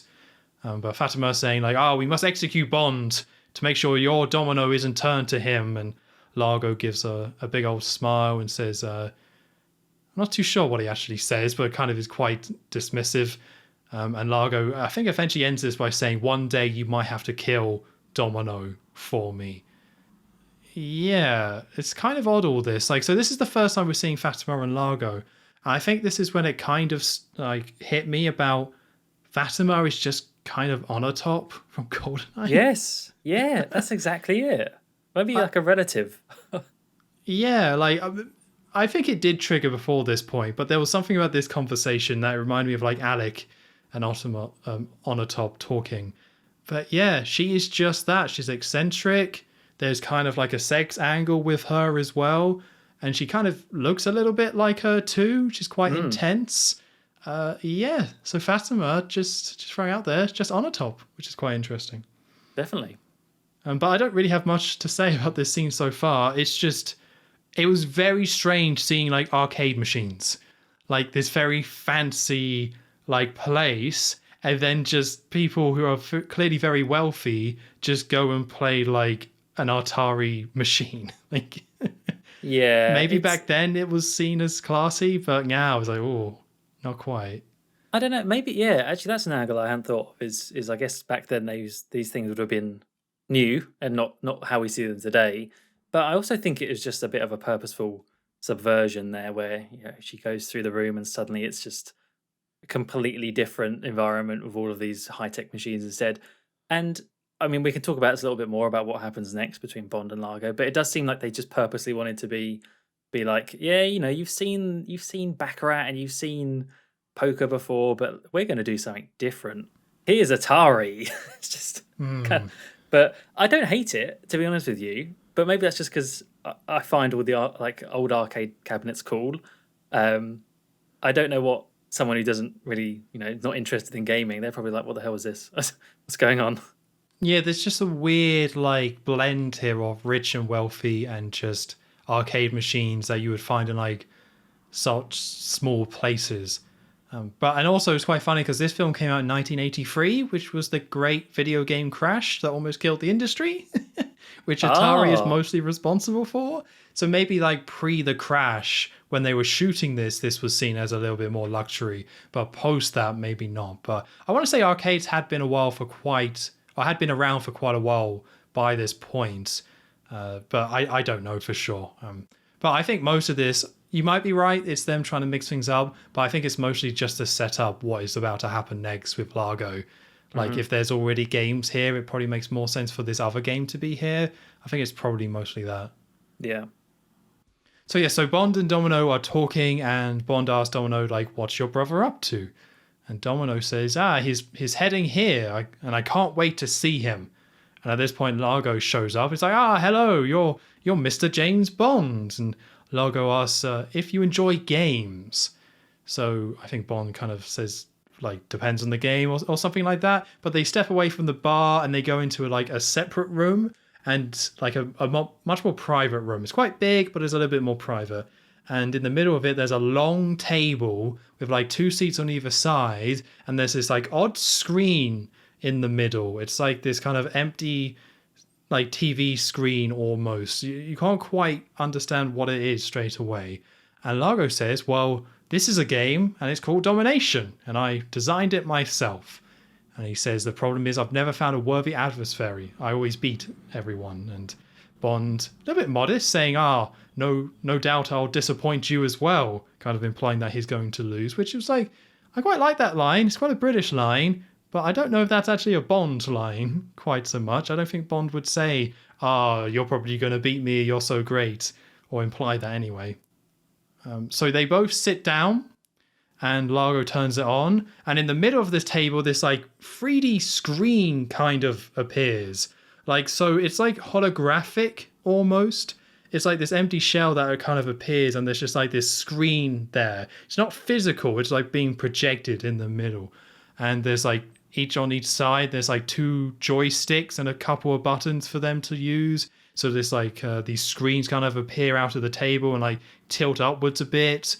And Largo says, well, we're fighting for different countries and they're chosen at random.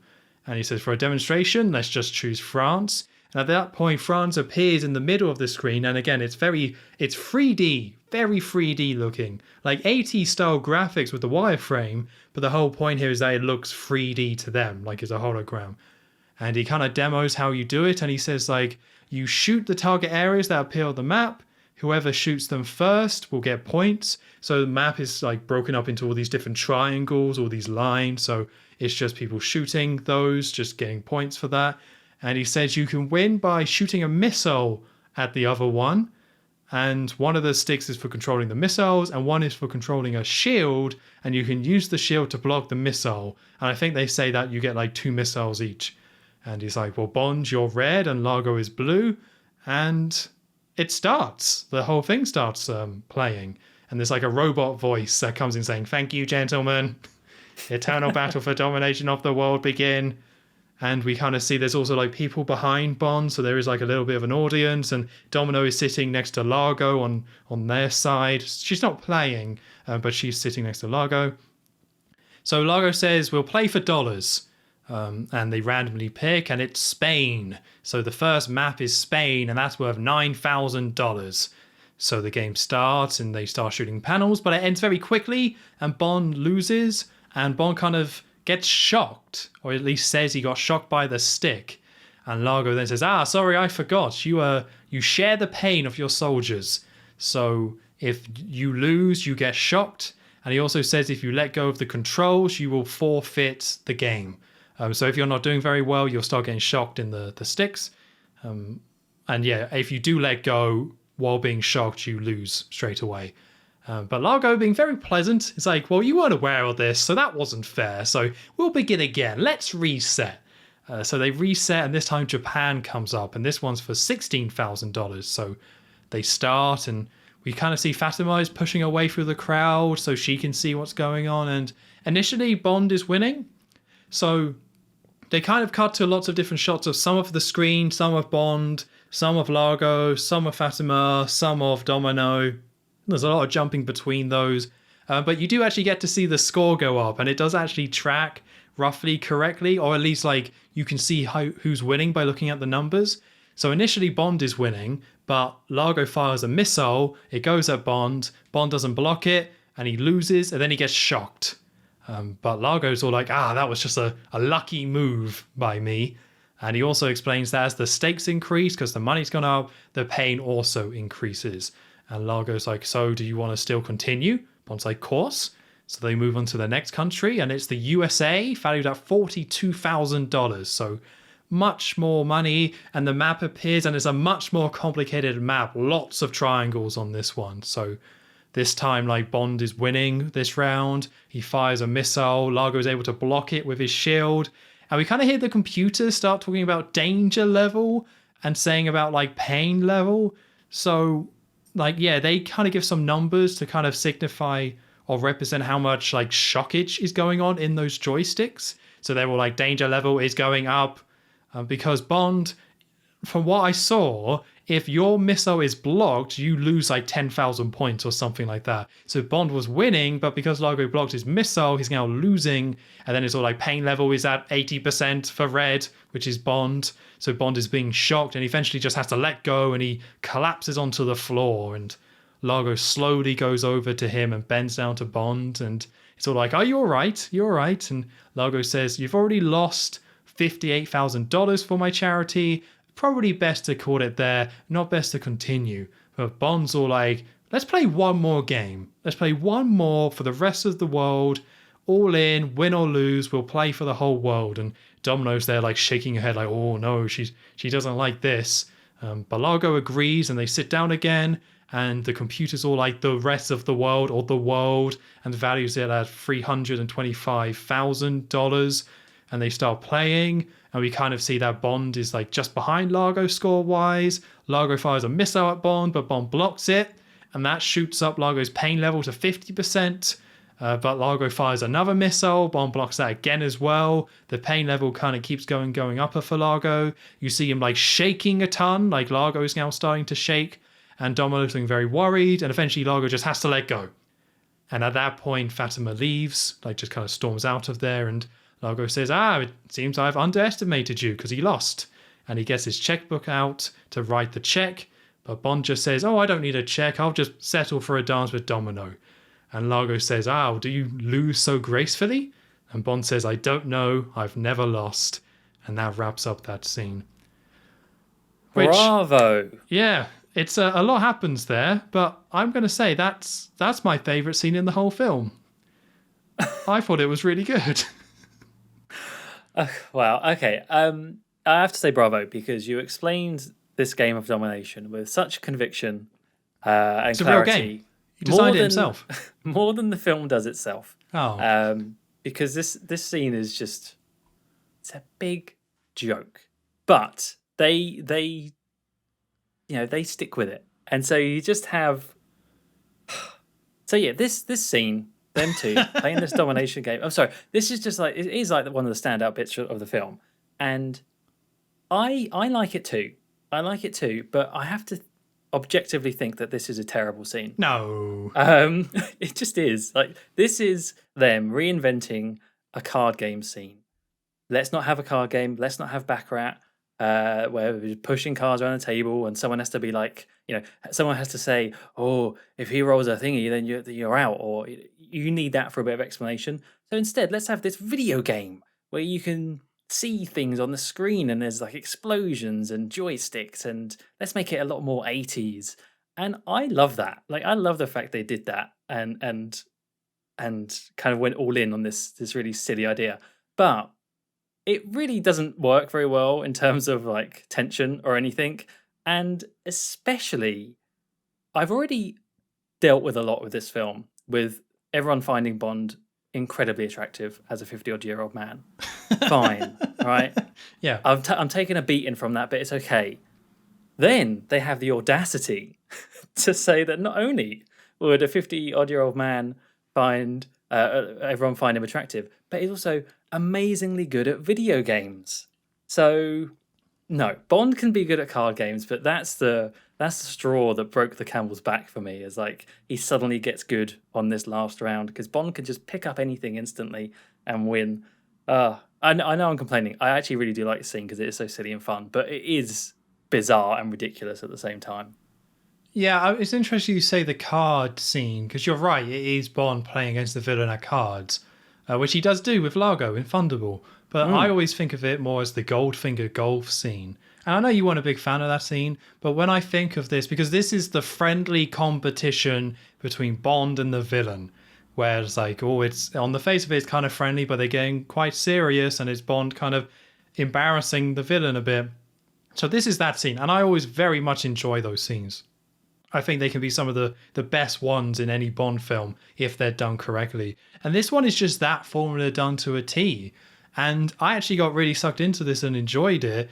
And I don't know, I didn't really get bothered by the idea of Bond being good at video games because it just goes through that beats. And to me, it doesn't really matter if it's a video game. Like, this kind of could have been anything. And to me, this actually almost proves that this formula works ridiculous, or despite how ridiculous it can be that what they're doing. Like, this could have been them doing like rock, paper, scissors, and I still would have been super into it. It's like, Mr. Bond, you have used rock, but I have used paper. Looks like you're not doing too well. It's like, one more round. Double or nothing. Double or nothing. So, scissors, Mr. Bond. Very good. It just makes me, like, it just reinforced me, like, this is such a great idea for a scene. And it's, like, some of my favorite part of Bond. So even though this is a really silly thing, and yeah, as you say, there's a charm to this kind of retro 80s nonsense video game, but I actually quite got sucked into the tension. I think they do a good job of explaining what's happening, and I think this all works because of the pain aspect, because it's not just losing a game, it's you are being physically shocked, and there's almost like this stubbornness to the way like Largo won't let go and the way Bond holds in there until he collapses. So this like male ego stuff that this always kind of comes down to is in there because they're taking a lot of pain. Again, it's kind of ridiculous, the setup, but it just proves to me just how good this is. And because of it, and because of how unique the visuals are with this game, because I think Largo is really entertaining, and I like Bond in this suit and in a casino, I love this friendly competition. It just was like, this was my favorite scene. I had such a great time with this one and got really sucked into it. Yeah. It is definitely one of the most memorable parts of the film.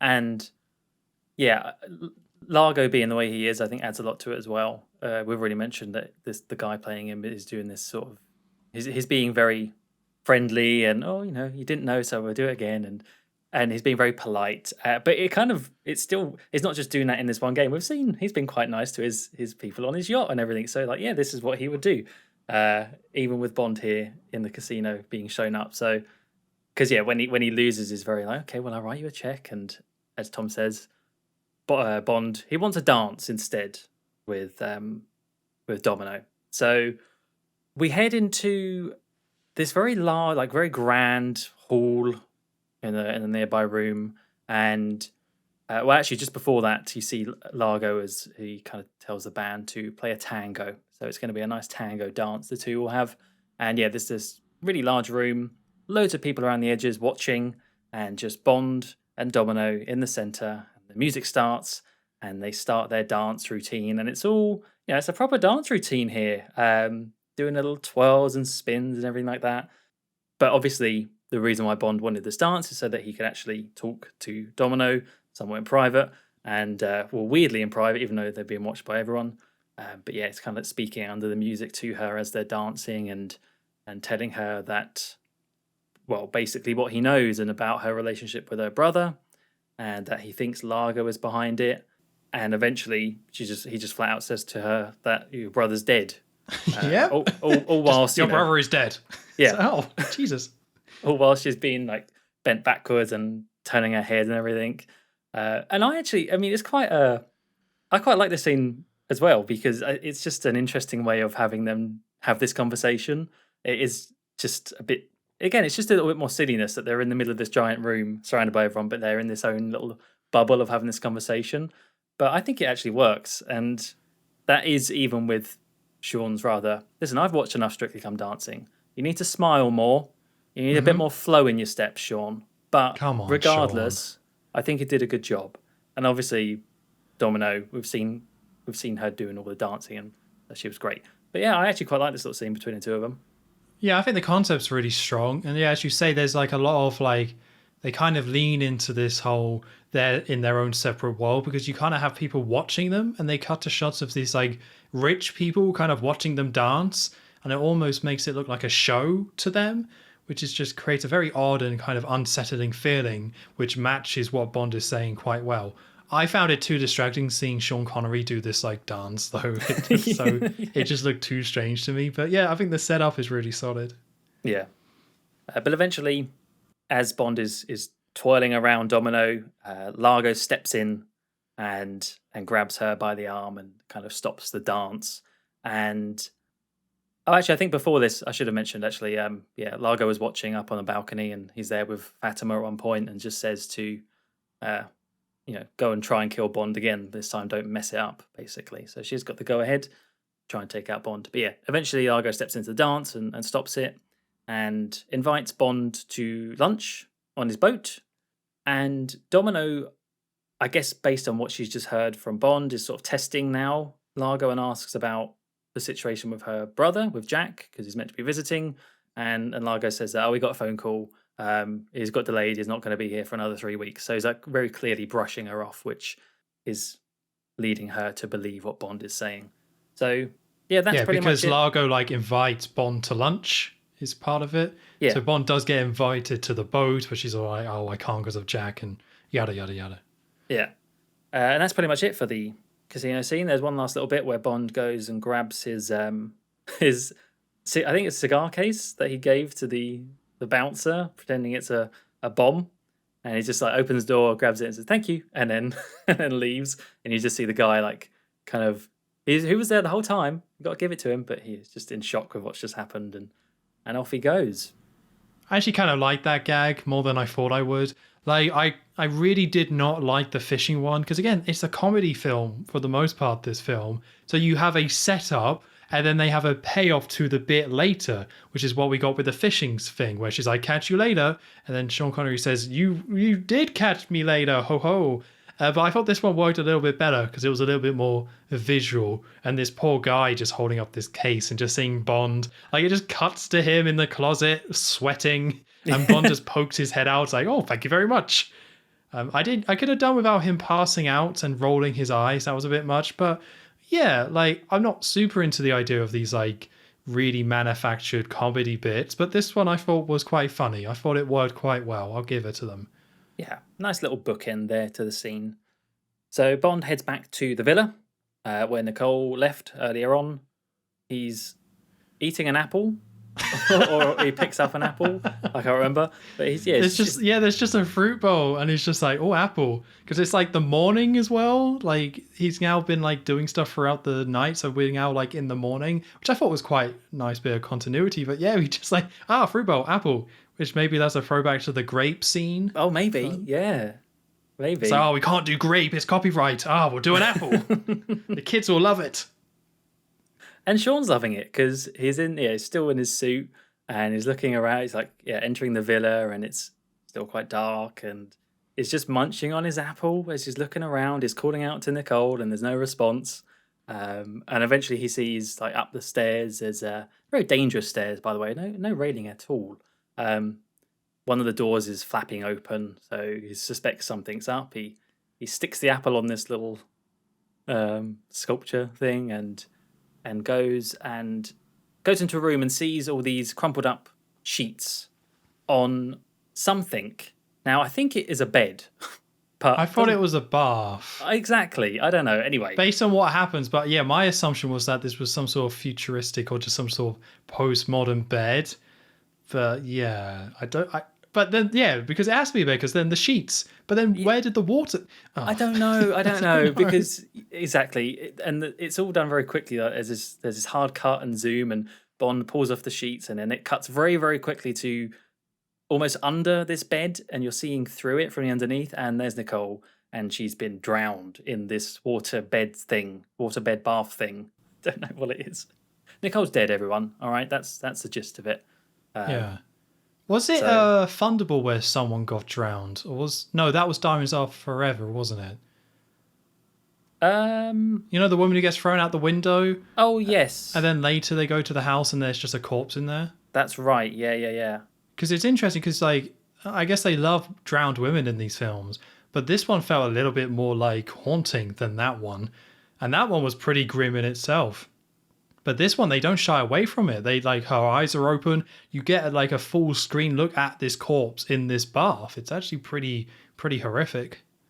It is. I just think it's edited really poorly to kind of take away from it. I mean, they try and edit in a way that's shocking, but it was just to me it was just confusing how they do it. Why is it a bed? Is it a bath? Yeah, exactly. I was honestly still thinking that. Like, what is this? I don't know. Maybe it's just because I was making notes as well. If I was just watching it, it'd be, oh yeah, she's dead. But I was actually trying to work out what was going on here.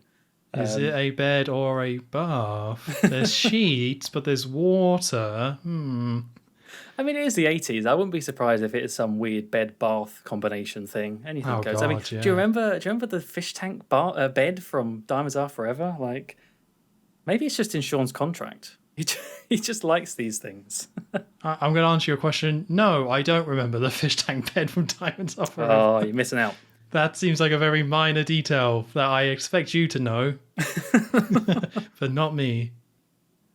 Anyway, so yeah, he finds Nicole dead and eventually hears a noise or something or sees someone run off.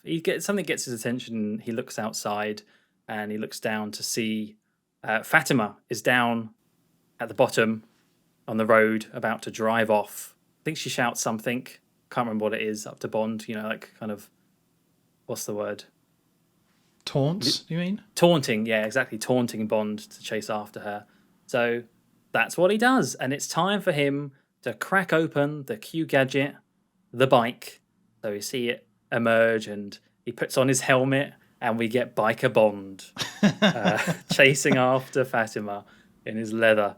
And yeah, this we just get a little chase scene now going through the town of Nice. And obviously Fatima has a bit of a head start in the car. She's in this red car. So Bond is chasing after her, but to catch up, there's a few times where in the bike he's going up some stairs, like some tight alleyways and things to try and cut corners and yeah, getting the lead and to catch up with her. And it's yeah, it actually weirdly reminded me quite a lot of No Time to Die, I guess because not long ago since we watched that, but very similar sort of town, like that area, that Mediterranean style, and lots of narrow streets and everything on the bike. Eventually, some more goons, Spectre goons that Fatima's got there is kind of surrounding or getting involved in this chase scene. But she's on the radio in the car and she says, "Don't touch him." That line that you hear so often, "Don't touch him, he's mine," sort of thing. So she the Skyfall line. Yeah, exactly. She wants to be the one to take out Bond, or at least deal with him anyway. And eventually, the chase heads into a tunnel, and Bond on the bike drives in, and further on in the tunnel there's this big lorry with the back of it open, and some other people come from behind him, and eventually he gets trapped. People in front, people behind, and they like start to. One of the cars like literally starts to drive into him to force him up the back of this lorry into it to trap him. So eventually he does do that, but inside he turns around and because they're slow, because they're closing the back door so slowly, it then acts as a ramp. So I'm not sure if he uses the boost here. Does he boost out? No, I don't think he does. No, it makes sense to, but no, he just drives out and uses it as a ramp, drives over all of the cars, and is back out of the tunnel. So Fatima's not very happy at that. Tells them all off, and then the chase carries on. So they all head out trying to go after Bond, but Bond's actually kind of stayed back a bit to then go after them still. And this is where he activates. You know, it can't just be a bike. It has to be a little bit more than that. So I don't know if he already used. Did he? You have to tell me what these things were. Like at one point, he presses one of the buttons, and these things come down over the wheels. Were they just like things to block the car?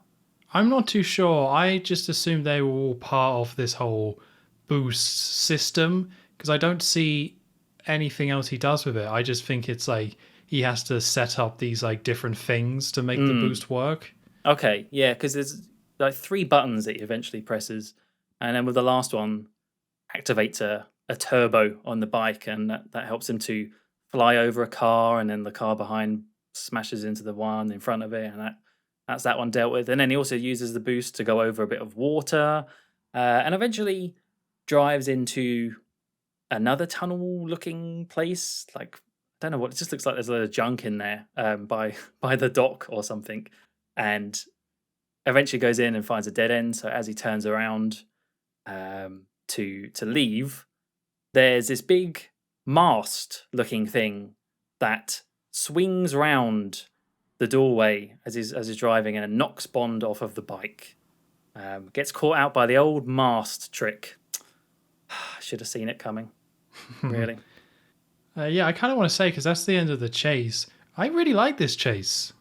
I actually thought it worked really well. It felt very kinetic. It felt very fast. It was quite exciting. The stunts itself was pretty cool. Seeing Bond going through, 7 to No Time to Die, all these streets and going up these stairs. It moved at a good pace. It was just pretty good. Like an actual solid, enjoyable chase.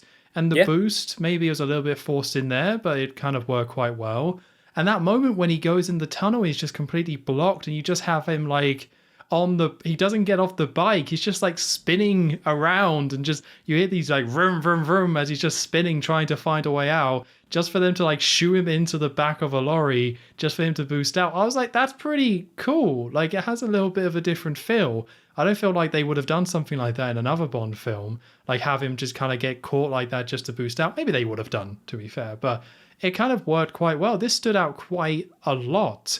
And I'm assuming it's just like they wanted to have a chase scene, so to make it different, they used a bike. But they kind of take full advantage of it. It's actually quite impressive. I was surprised at how engaging this chase scene was. Yeah. I when I saw this, I did think, have we seen Bond on a bike? Or would we have up to this point? Because I couldn't think of any. I can't think of any. If it wasn't like a core part of the chase.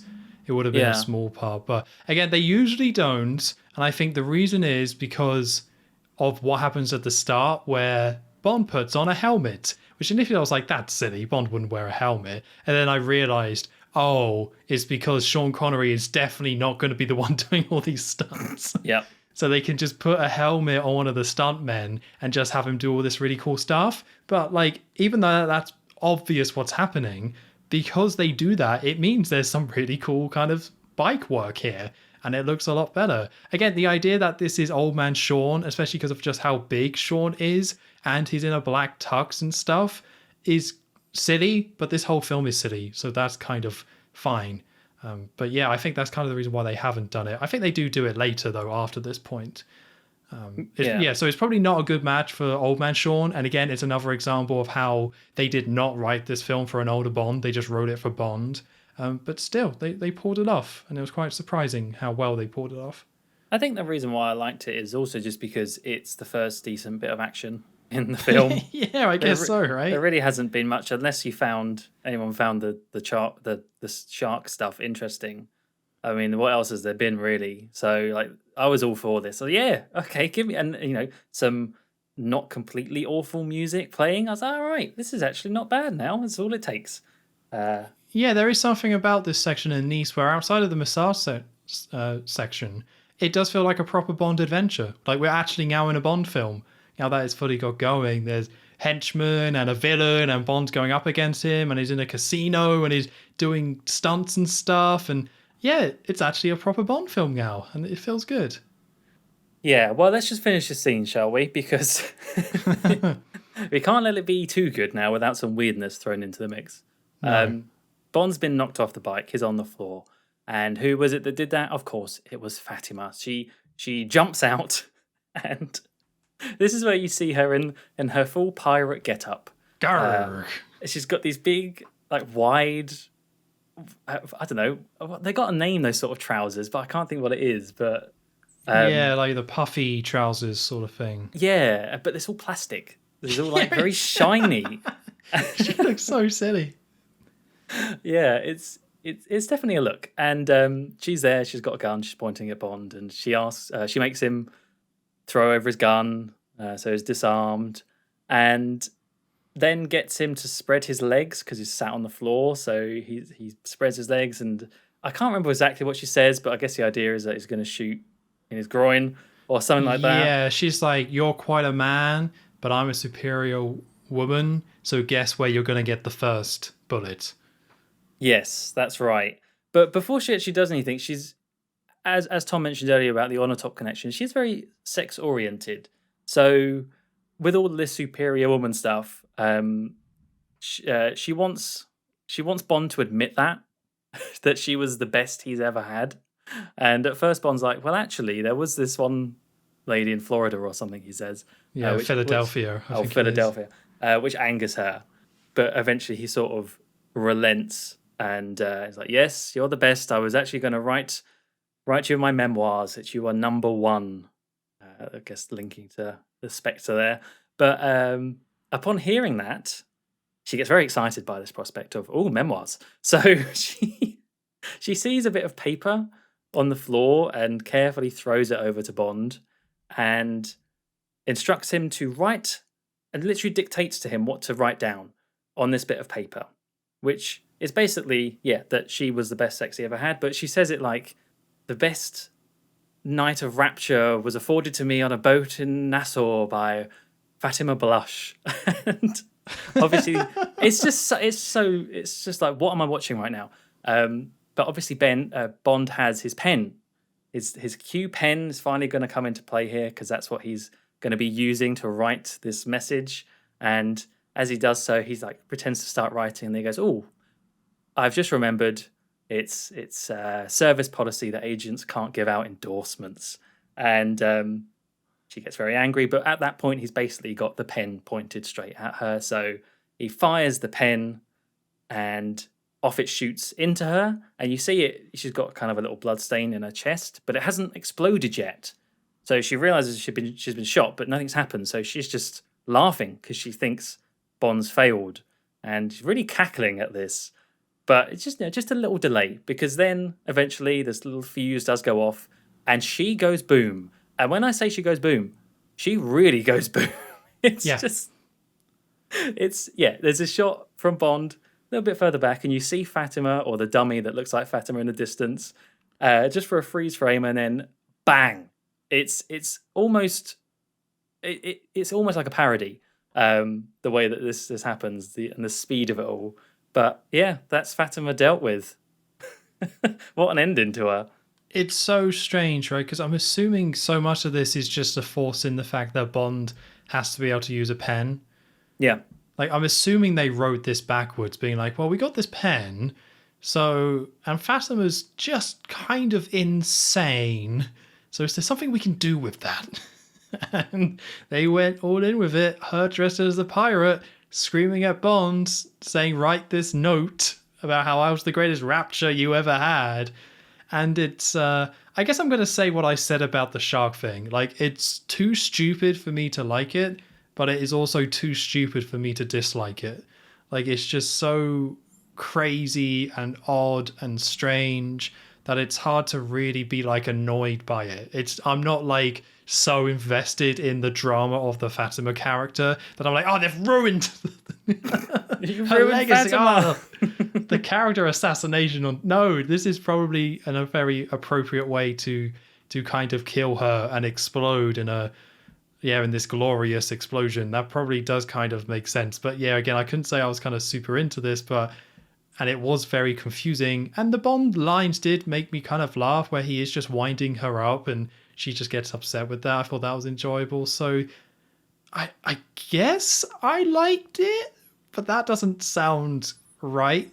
I don't think that's true, but I couldn't really say I thought it was bad because it was just so strange that I just couldn't look away. That's the thing, isn't it? You just can't look away. It's a bit of a car crash thing. And I think I'm in the same boat. It's obviously not great, but it is just so weird. And I think what they've done with this character of Fatima, and I was trying to work out who is this character, and I guess it's Volpe. Yeah. And they've really ramped up her craziness for this one and made her a true femme fatale type character.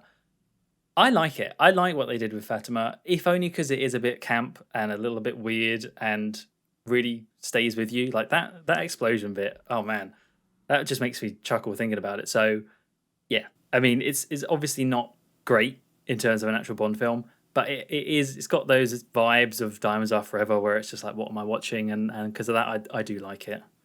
Yeah, I think it made sense they changed her name considering like the character does the same things in Thunderball as they do this one, but like yeah, she's just so different. And again, the only stuff I really didn't like was the first scene with Captain Jack, but once Captain Jack gets the old snake in the car, yeah, I had a decent time with Fatima. The only complaint would be that it just feels like padding, which is unfortunate. But yeah, I would say I had a decent time. And she was nominated for a Golden Globe for her role in this film. So Was she? yep. Oh, did she win? No, she was just Oh. nominated. But that's more than I can say for anything in Thunderball. So that's 1 point, Kevin McClory, for you. Basically, that means it's the better film then. I think so. Yeah. I only go by Golden Globe nominations. So this has one. Right. Well, just to end off the scene after Fatima's untimely death, we do see Untimely death. we see the A remnants moment of of her. silence for Fatima's untimely death. Taken too soon. She was. All you see left of her is some charred high heels smoking. It's just a great shot. Bond, he looks around at where he was cut off before, and I think there's police that are now trying to get in. I guess they must have heard some commotion. So he goes to leave the other way, and Felix turns up, finally. Bond is, quite rightly, kind of like, well, where have you been? He's like, well, you had it all under control. Felix was saying, or along those lines. We were watching. Basically, they were just watching this whole thing play out. Is like the gist I got from it.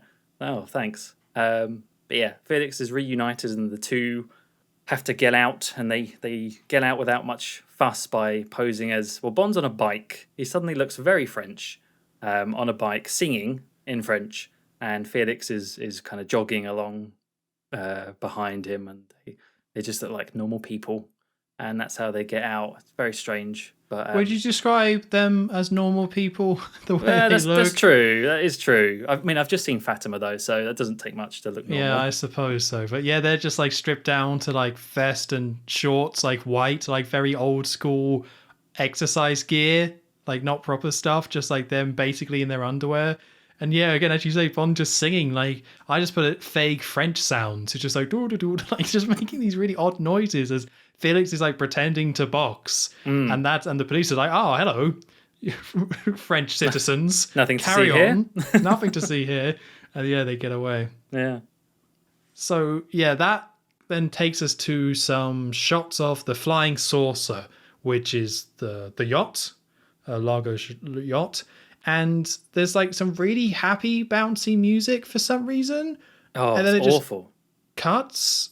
Like you get it for about 4 seconds and then it goes. I don't know. I don't know why. This is the thing I might have mentioned earlier about it looking like, or sounding like a sitcom. It literally sounds like a sitcom sting, when they go from one scene to another. Because you're right, it's only about 4 seconds long, and it sounds like some 80s American sitcom thing, I don't know, All in the Family or whatever would have been. It's just very, very strange. Yeah, we haven't mentioned every time the music has been bad because we've already said the music is bad, but it's probably worth repeating. The music's really bad. Like, it's so just basic. Like, in that bike chase scene, I couldn't really describe that music, but it was that very bassy, like, I put 1930s chase music for that one. Like, it was very old-timey, like, he's getting away, chief. It felt like that.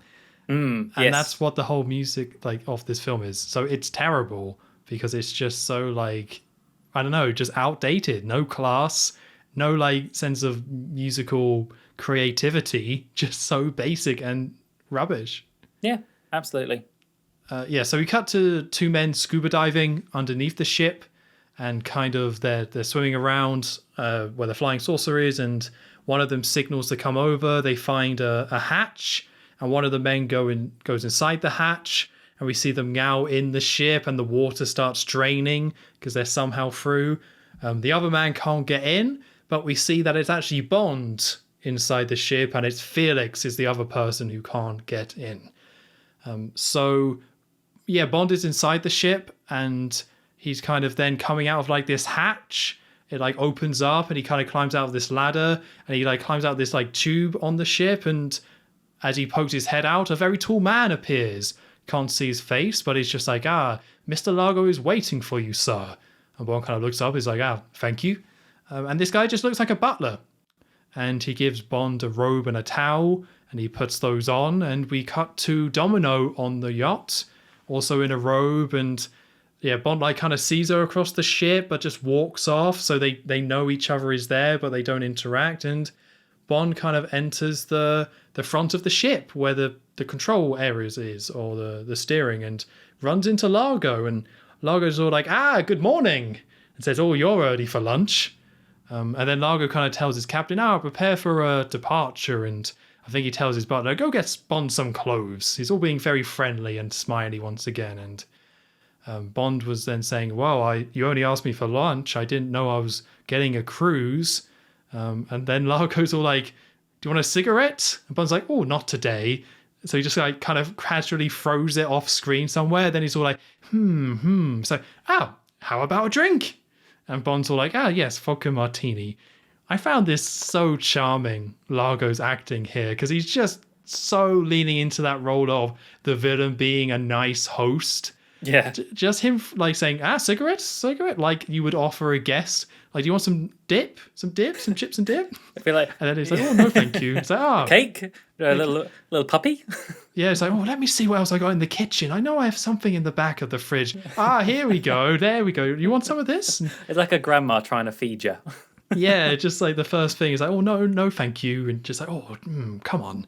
I know I've got something. You must have something.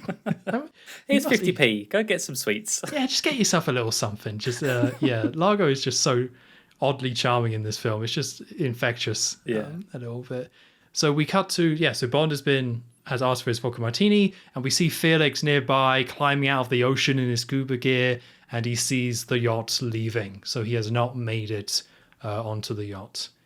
And then we cut to Largo going into what he calls the situation room, and Bond is following him. So this is what we saw before when Largo was on the flying saucer, the room where all the guys were, where he was being very friendly and saying, good morning. So all these different screens, control panels, and a lot of people working in there. And Bond looks around and says, you could run a small government from here.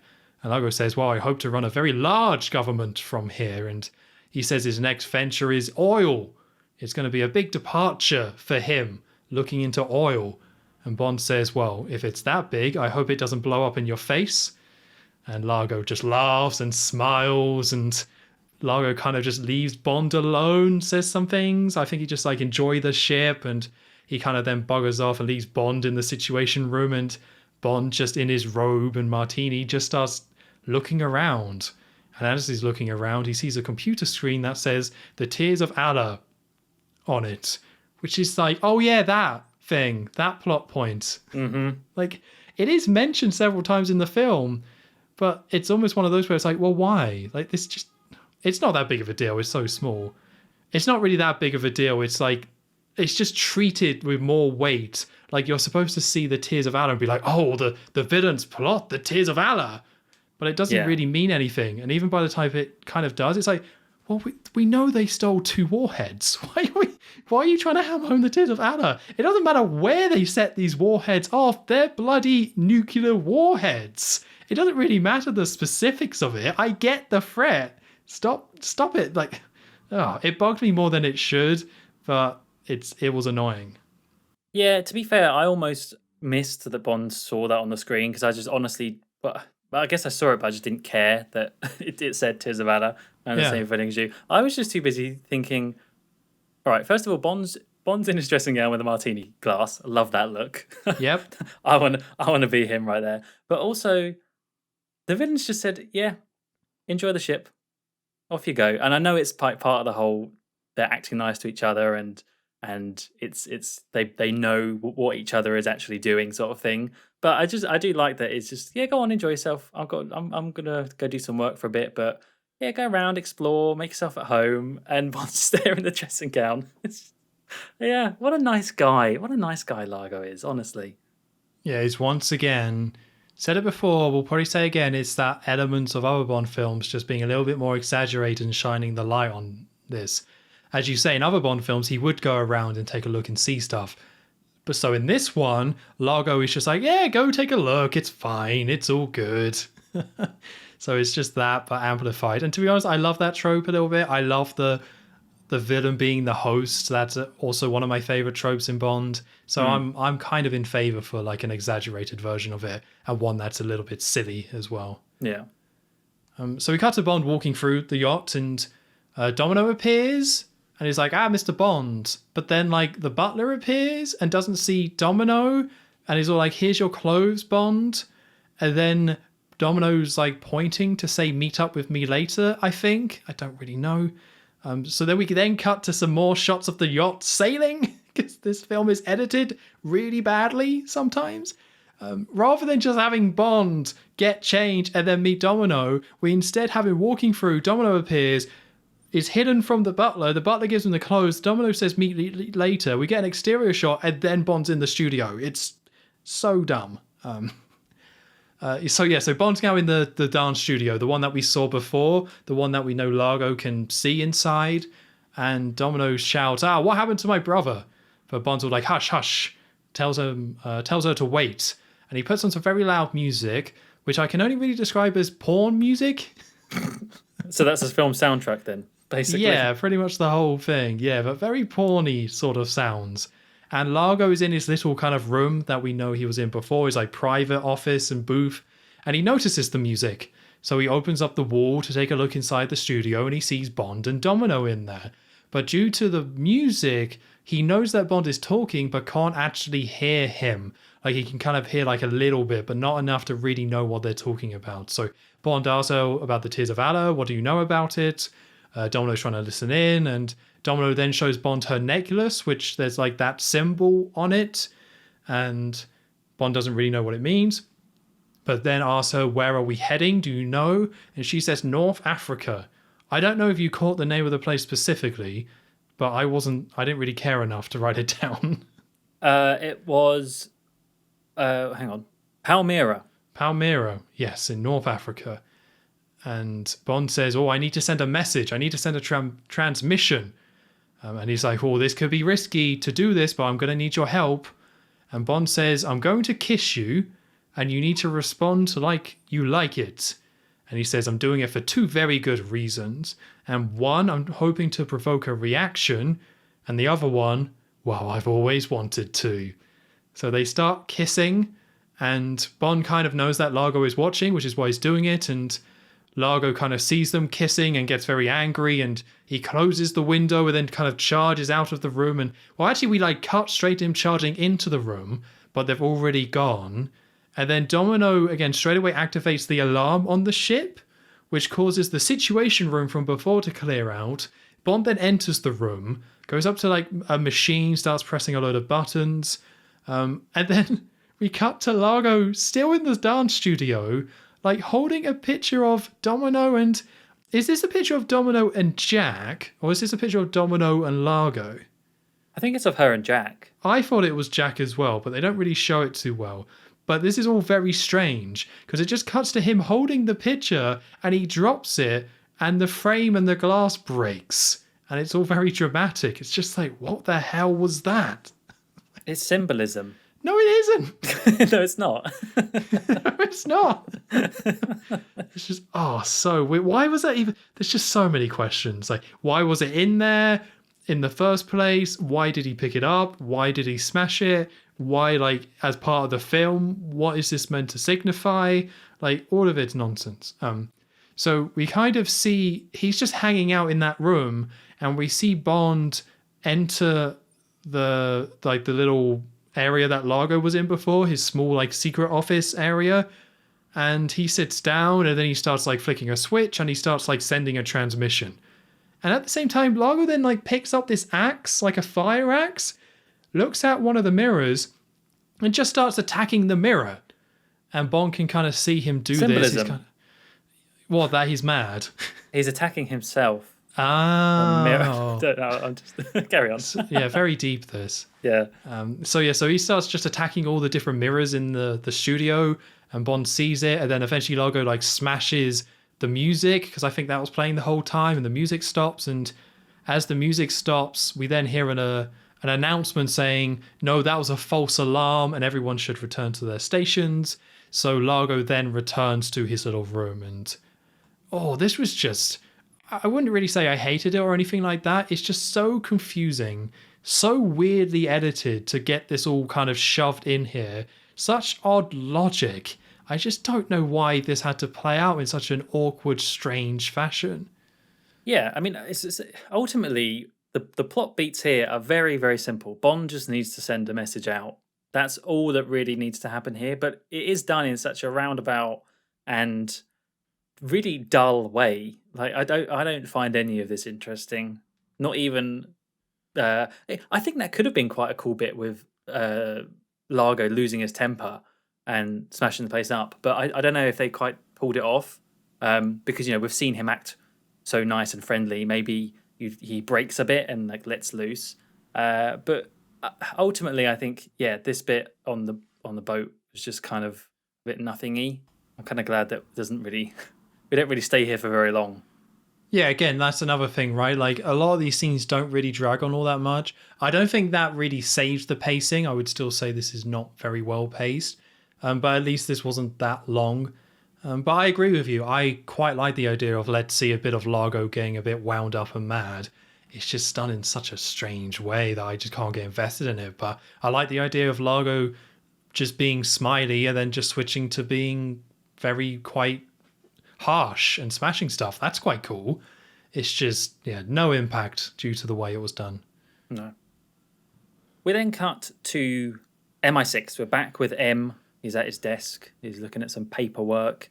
And the Tanner, not Tanner guy comes in to inform that they've received Bond's emergency message. And the message read about North Africa, Palmyra. And so it's really just, all M says is, oh, okay, great. Where's that? Go investigate. Go find out. And then that's that. It's literally just to say, okay, MI6 now know. So the message got through. Yeah, which is another change. Again, not a massive scene, but yeah, we don't normally see that. I think I remember we commented that with the Craig era, they tried to get them more into the film later, where the original films didn't really do that. Bond got the assignment, he went and got it done. For this one, they actually do work in M a little bit more. Not a massive amount, but a little bit more. With how long this film is, I think they should have just cut it. But yeah, interesting they did want to keep M going as part of the plot. Yeah, it's strange though, because they don't... it isn't British forces that come later on. It's all American, isn't it? So it's not like they sent people to go help Bond. It's all the backup is the Navy, the American Navy. Anyway. Yeah, it's just a gag, really, isn't it? I think we already said it. M's just a comedy character. So this is more just for like, ha ha ha, M, you silly. And then there's some more references to M being silly as well. Yeah, it's just that, really. But anyway, it gave us a little break to then go back to the ship.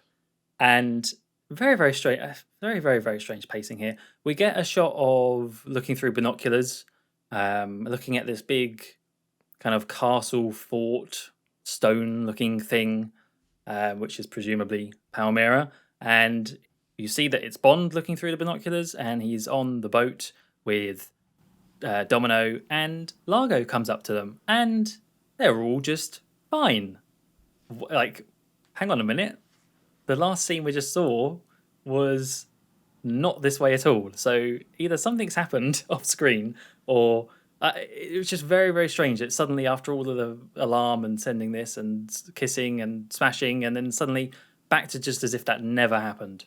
Well, yeah, this is the problem when you exaggerate certain elements of the formula, where normally with this one, Bond would be up to something, but the villain kind of pretends like they don't know, just to have this like uneasy peace. But because they exaggerated so much and it's so ridiculous, it just is so jarring when they're all just hanging out on the boat having a chat. Like, no way that would go that way. So yeah, there is kind of a consequence there to them like ramping that up and having it play out in the way it did. Yes, yeah, just a bit jarring. But they go into this Palmyra place, very different looking, obviously, to the one that we saw in Thunderball. That was a very beautiful Bahama house, and this is a big fort, coastal fort looking place.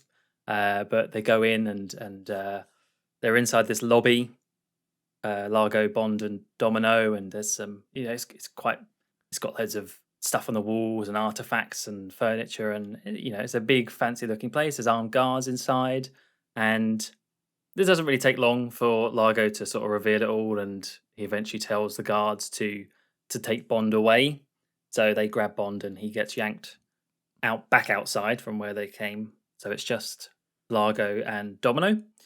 So this is where he goes up to one of the walls and grabs one of these relics, and it's a big jade statue. And he says it's this famous statue, the most valuable thing he owns. And he goes and hands it over to Domino and says it's a wedding present, but be careful with it. And so she's there holding it. He's walking around her, and he's got kind of a bit of a menacing undertone with everything he's saying. And he starts to say that, you betrayed me, but I forgive you. And Aww. I know, it's nice for him to do that. What a sweetheart.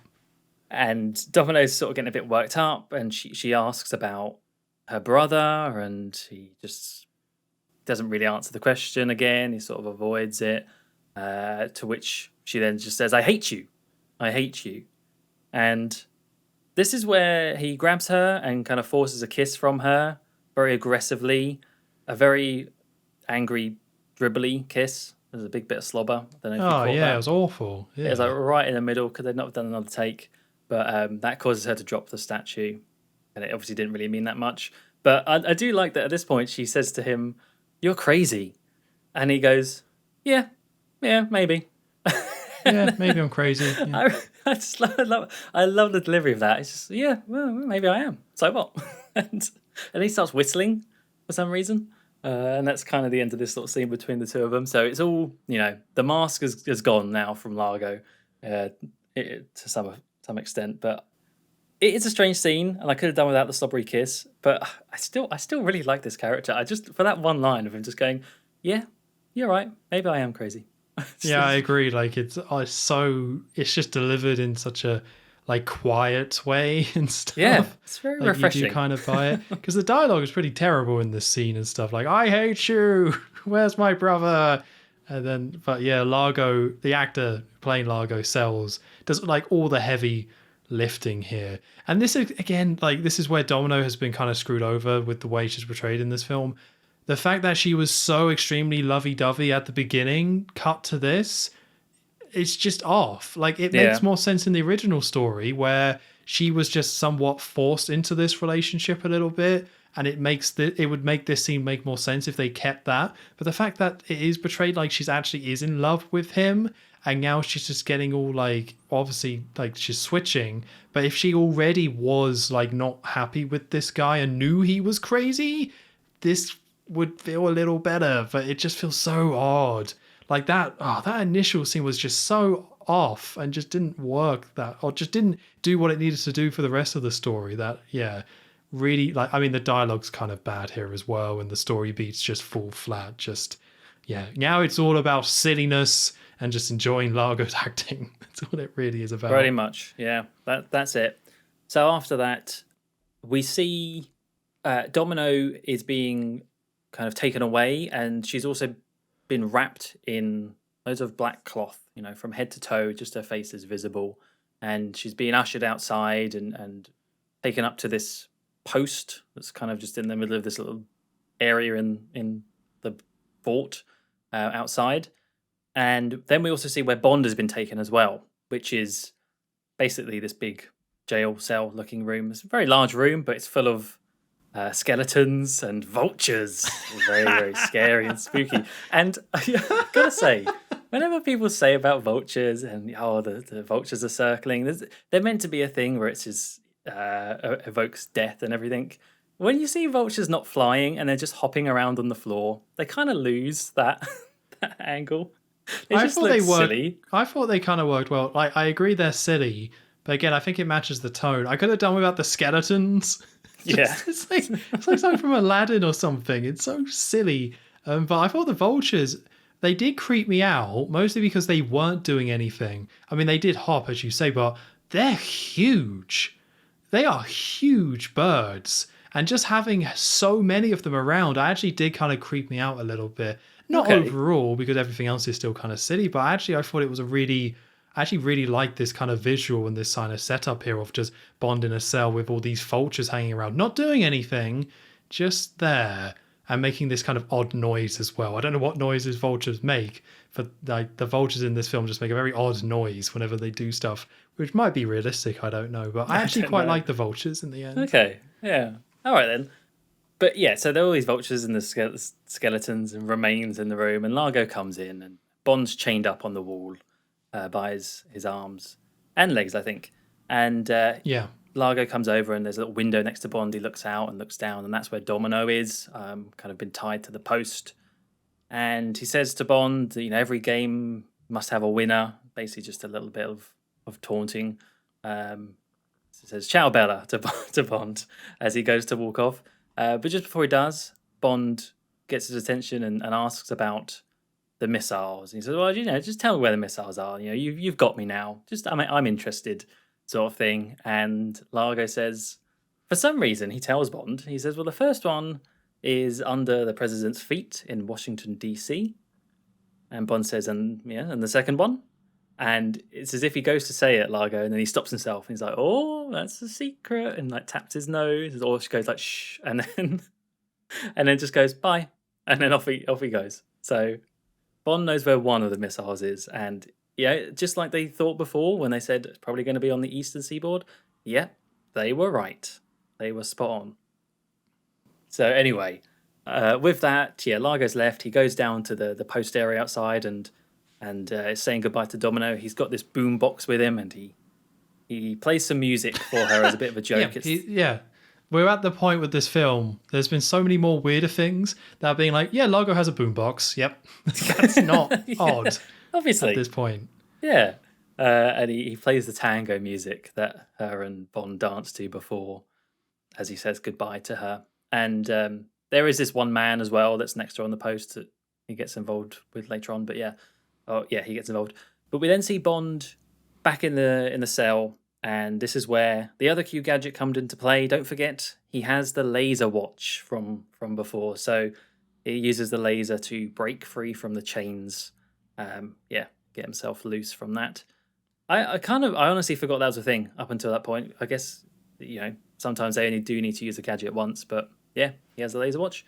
Yeah, I agree. And we haven't done this, and I don't really want to do this, but you could make a whole list of things that Never Say Never Again did first, that then the later films ended up doing, and this would be one of them. But there's actually quite a few in here. We already mentioned like On a Top and stuff, but yeah, there's actually quite a few. I don't really care enough about this film to go into them all, but obviously the Laser Watch one is quite on the nose with the fact that it's used. Is it twice? Obviously it's GoldenEye. I want to say it's used again, but yeah, became quite a classic Bond one. I'm assuming it wasn't used in any of the other films, because otherwise they probably couldn't have used it in this one. But yeah, definitely comes back. Yeah. Back down with Domino. That's when all these men on horseback come and enter the fort. They all ride in and they surround her on this post. And you eventually kind of realize it's becoming a bit of an auction. They're going to buy Domino, and the guy is bidding next to her, and they're all offering out coins and everything for her. And he loosens and strips the black cloth from her, and she's in this dainty dress. So they're all like, "Oh," and then start throwing money and everything and trying to buy her. Largo is leaving. He gets on a little boat with the remaining missile and gets that going and goes to leave. And now that all these men have arrived at the fort, one of them goes up to where Bond would have been in the jail cell. But I think I might have missed at one point, but Bond looked over and he saw like bars, the window bars. So that was his plan of escape anyway. So as this guard comes in, there's no one there. He sees the open window where it looks like the bars have been cut, and looks outside, and he's suddenly yanked out and thrown down because Bond was on the other side hanging off the edge. How long he was there for? Nobody knows. Was he expecting someone to come in? But yeah, that means he can get back up and then leave the room because it's been unlocked. And he goes down some stairs. He takes out another guard or two. He eventually gets on one of their horses and starts to gallop down to where Domino is and pick her up on the horse away from all of the creepy men trying to buy her. So she's now behind Bond on the horse, and he goes to leave, but the door is closed. Not the door, the gate is closed to block him, so he has to turn around and ride the other direction. So the other men start to chase Bond and Domino. Some of them try to shoot, but one of them is very angry and like, don't shoot, I guess, because they might hit Domino. So they start to ride up around this fort, up some stairs, and eventually wrap around, and all these men are still chasing her. They eventually reach the top, and there's nowhere else really to go at this point. They are getting surrounded eventually, so Bond decides the best course of action. He sees that, being this isn't right next to the coast, he thinks, let's just jump straight off on the horse. So On the horse, yes. he runs up, and you get this really strange insert slow-mo shot. And it's like the sound almost goes slow-mo as well or something. Like Sean's there going, oh, and then you see this really awful shot of an actual horse and people falling into the water. This poor horse is like on its back as it falls in. It cannot have been very nice for the animal. But yeah, that's how they escape from this place. God. It looks so bad. Like, there's the two things, right? First of all, this idea is absolutely ridiculous because this isn't just like, this is a really tall fort. They fall quite far from that horse into the water. And yeah, no, that wouldn't happen. But then the way it's shot is so bad. It's just like green screened or whatever, this horse on top of this footage. And it's just like kind of being moved down along it. Oh yeah, just like so bad. And as you say that, it just looks awful. Like, I kind of loved it because it was so surprising. I did not think Bond was going to do that, and I didn't think it was going to look so bad. So I kind of did enjoy it. Like, and they don't even show it land, which obviously you can't. They have to cut it off and then just hear the splash, and then they just cut to Bond and Domino swimming in the water because they can't show it. No, I think, Joe, what? I think this is a difference then, actually. Okay. So I'm guessing your version was it a UK version or was it a region 3 one? Well, it was the Blu-ray. I don't have it next to me. So did you, when you watched it, was there a shot of them actually falling in the water, an actual horse falling in the water? No. Oh, okay. So the version I watched does have that, but that was cut in the UK release. Oh, right. Yeah, I must have the UK one though. Yeah, like for me, you don't see it. It cuts that off. You hear like it stops. You hear a splash, and then it cuts to Bond and Domino swimming under the water. Interesting. Yeah. So they did actually do it where a literal horse is clearly pushed off and falls in the water with them. Oh, so, God. Yeah, it looks awful because, as I say, the horse, it falls at a weird angle, like it's right on its back. It's an angle of a horse that you'd never really see. A literal upside down horse. Never wanted to see. No, and it's just, you just watch it and think, oh, that poor horse.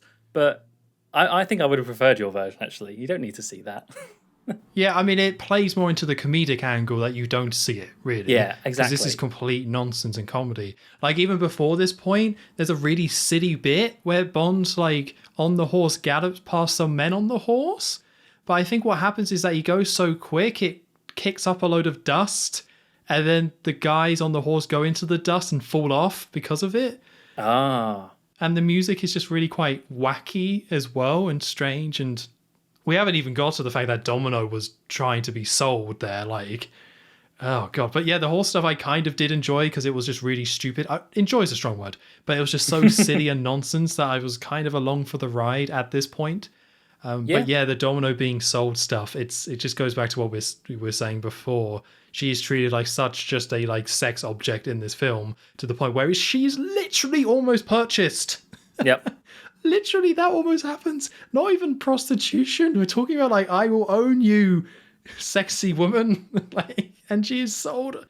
It's like, again, it's not like you can't have something like this in a film, but when you just put it all together for one of your core central characters, it's all she's really used for. Like, that's the only way she's used for, and it's gross. So yeah, and especially the way like the men buying her are portrayed as well. Again, very stereotypical. Yeah. And it's just quite nasty, and it's just, yeah, quite, again, another really uncomfortable scene to kind of watch. And then, yeah, it goes from that, Domino almost being sold by all these horrible stereotypes and stuff, to like Bond jumping off a thing on a horse. Like, it just becomes then really wacky. It's like, this is just very strange. All very strange. It's a shame really because I didn't. If it weren't for the selling a woman and the horse jump and the weird slobbery kiss, I I thought this bit in Palmyra could have actually been quite interesting because, as I say, it's very different than Thunderball. It's not some fancy looking villa. It's definitely a change of scenery, and it could have been. I think it could have been quite a cool location. I don't know if this place was real. It looks real in some of the shots, but as far as just like iconic places to film at, I thought that was actually not a bad choice to switch it up like that. But then it's just everything that happens here just kind of sucks, so it doesn't really matter in the end. Yeah, I'm with you. Like this stuck out to me. Again, it's another thing that when I watched this before as a kid, I remember it taking place in Africa. Like I remember this place, not the specifics, but I remember it. So yeah, they did have a good opportunity. I did like the fort, and again, it's Largo being creepy and odd and stuff, and that was good. And I did like the vultures as well, and Bond being locked up, and the laser watch is kind of classic. And it was also interesting to see Bond ride around on a horse. Again, another reference you could say that they do in the future with the Living Daylights. There was a little bit of that in that. So yeah, that potential is just kind of a lot of the story damage has already been done with Domino and Largo and stuff, and they just had to get this really kind of not great stuff in there. So it's like, oh. But yeah, it could have been something kind of cool. And we're like done as well. That was it. Yeah.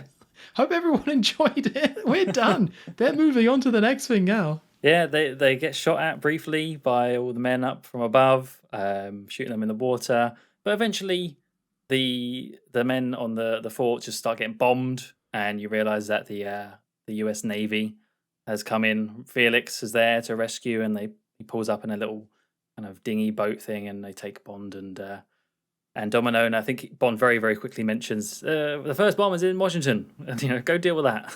So, and that's that. That's the fort done with. Yeah, I'm just going to say this now because we haven't talked about Felix yet, but I actually did end up quite liking this Felix in this film. Oh, really? Yeah, I actually thought he just worked well against Sean Connery and Bond. I actually thought their chemistry was actually pretty decent. And I like that Felix is in it quite a lot. Like he's following Bond wherever he goes. I like the presence that he has, and the actor seems kind of likable. And yeah, I thought decent chemistry. So actually, I ended up kind of liking Felix in the end. I didn't really like this Felix. Okay, right. Yeah, well, I think for me, they just make him seem quite stupid, or no, maybe not stupid, but just they didn't want to have any scenes with him and Bond together until the end, I guess. So he's always just there right at the last minute, and then it just seems silly. It's like he's suddenly at the last second. Oh, Felix is here. It's okay.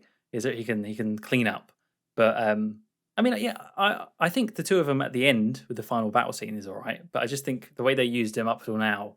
I don't know. It's just kind of became a bit of a joke to me. It's just, oh, Felix is suddenly here. Yep, all right, of course. Scene's over, so he's got to show up. I think you're right, but I think that is the joke. Like, Yeah, I don't think I think that's deliberate, so I can kind of get on board with that. Yeah, so we're done with that place. So we then cut to a sub going underwater. So yeah, so like the Americans have shown up in a sub, so we cut to Bond having a shower with Domino in the sub, just washing each other. Because I guess now they're a couple or something. I think he makes some sort of comment about it. I really don't care. So Bond's like, Domino looks sad, and Bond's all like, what's the matter? And Domino's all like, oh, you're going after Largo. And Bond's like, well, I have to go after Largo. And Domino's like, well, I want him as much as you do, but maybe I don't hate him enough to risk losing you? Oh. And Bond says, I wouldn't want to risk losing me either. And they kiss? Oh. What did I miss? Like, why are they showering? Why is she in love with him now? Like, God, it's terrible. It's just awful. That might be the worst line of the film, actually. Yes. Oh, it's so bad. So this is when the film takes a turn, right? Like, I think even with the Africa stuff being off, I think there was still a strange entertainment with it. And a lot of the niche stuff I did somewhat enjoy. So after not enjoying the clinic, somewhat enjoyed some of the niche stuff, some of the Bahamas stuff, even the Africa stuff. Kind of, I wasn't really off it, like falling off yet. This scene is when I was like, oh God. Oh So my. this scene was bad, and I don't think it ever gets good again until like the credits roll and I can do something else. Yeah, till you can stop watching. Like Exactly. that line is like the tipping point of like, just to let you know this film's gonna suck for the rest of it now. Sorry guys. Like this is your like, get the hell out of there. The alarm's going off. Yeah, I think you're right there. Yeah, so the radio goes off saying Commander Bond, and they kind of explain that they defused the bomb in Washington. So they found the bomb and defused it, and M then starts appearing on the radio, and he explains that they've cracked the code for disarming the warheads, and there's only 5 hours to find the second bomb. And M says, I have absolute confidence in you, Bond. And Bond replies saying, oh, that's what kept me going, sir. And then M says, I'll be brief as I know you have your hands full. Of which, because Bond and Domino were kissing, Domino laughs because of the innuendo of it all. Which is like, no, no. That's not how you do these jokes in Bond films. You don't have the character laugh at that joke. That's so dumb. Stop getting Bond wrong. It's just not quite right. She should not laugh at that. Be like, tee hee hee hee hee. He certainly does have his hands full. You're not supposed to react. Because I actually quite like Bond's line about, oh, that's what kept me going, sir. I actually kind of thought that was kind of funny, but just, oh, God. So then M says, like, if you pull through, I'll offer you lunch at my club. And Bond says, it's a thrilling prospect, sir, but I may have other plans. And they start kissing again. So that's almost like the end of the film scene that the Roger Moore ones would do, right? Yeah. Like, oh, keeping the British end up. We almost got that then. But the film just keeps going. So we cut to some more outside shots of the sub. Then we cut inside the sub. And we see on one of the screens that where the flying saucer is. So the submarine, this American submarine is caught up. But they explain that they can't get in where it is because the water is too shallow. And they say nobody's on the boat at the moment. But Bond is trying to figure out, well, if no one's on the boat, why would Largo actually go here in the first place with the bomb? So Bond then just says, can I have your pendant, the one with the Tears of Allah on? And then he just so happens to have a map of where they are. And that just so happens to line up to where the marking is on the pendant. And then it just so happens there's a diamond on the pendant that overlaps a point on the map, which is where the oil fields begin.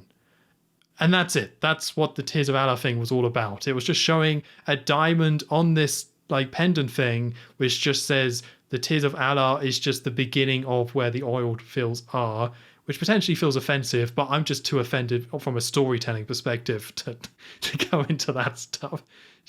But that's that plot point. That's what this was all about. Yeah, I don't get it.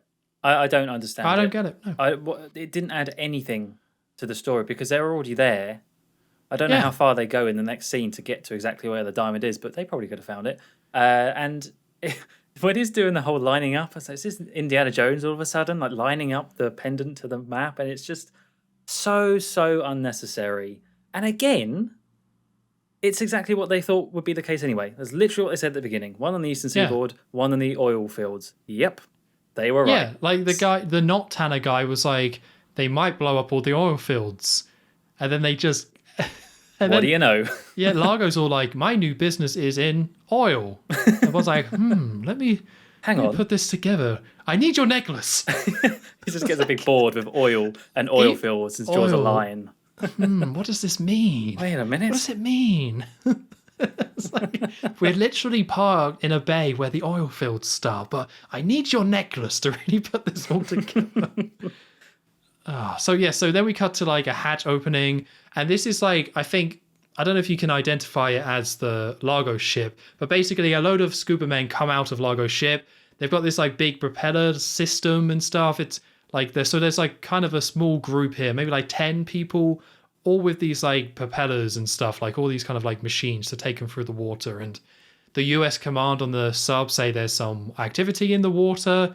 So Bond asks them, like, check to see if there's any underwater caves.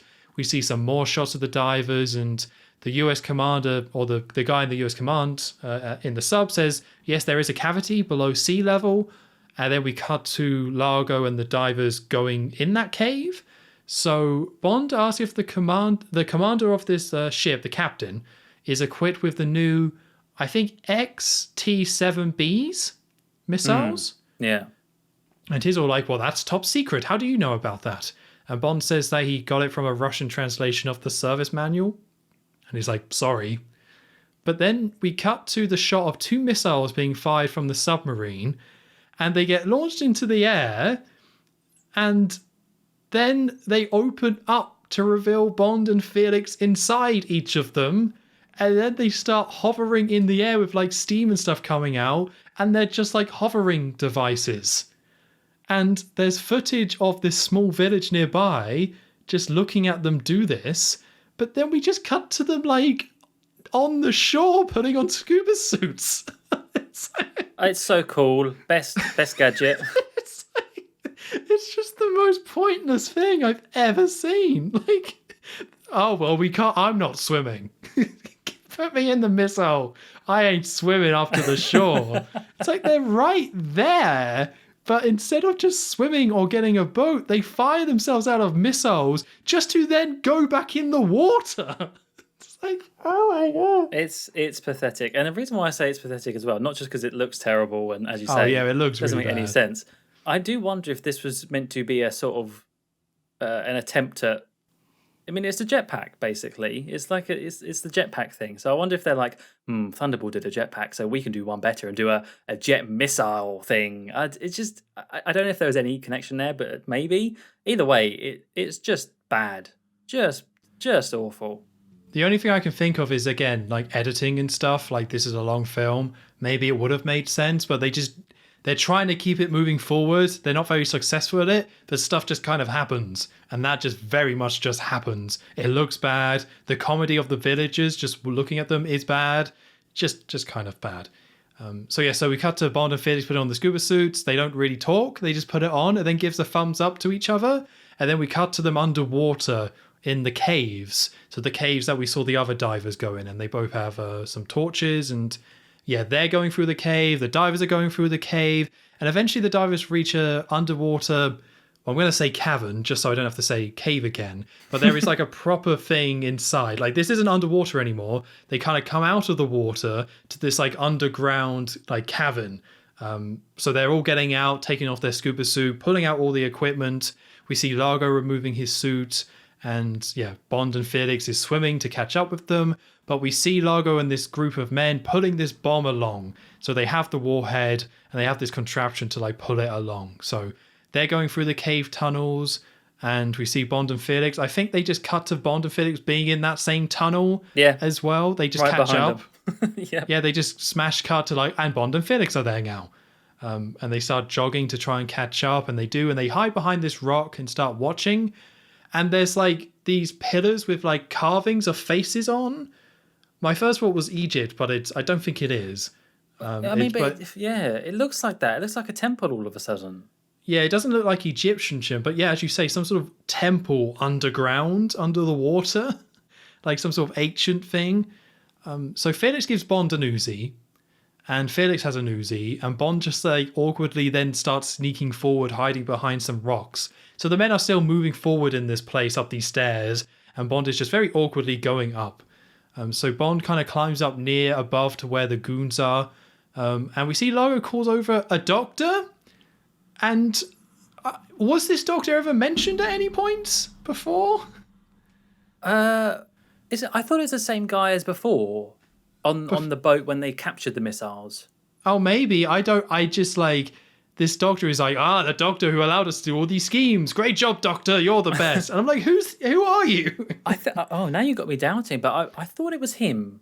It makes sense it would be him. Yeah. I just think I probably blocked him out because I just wasn't that interested.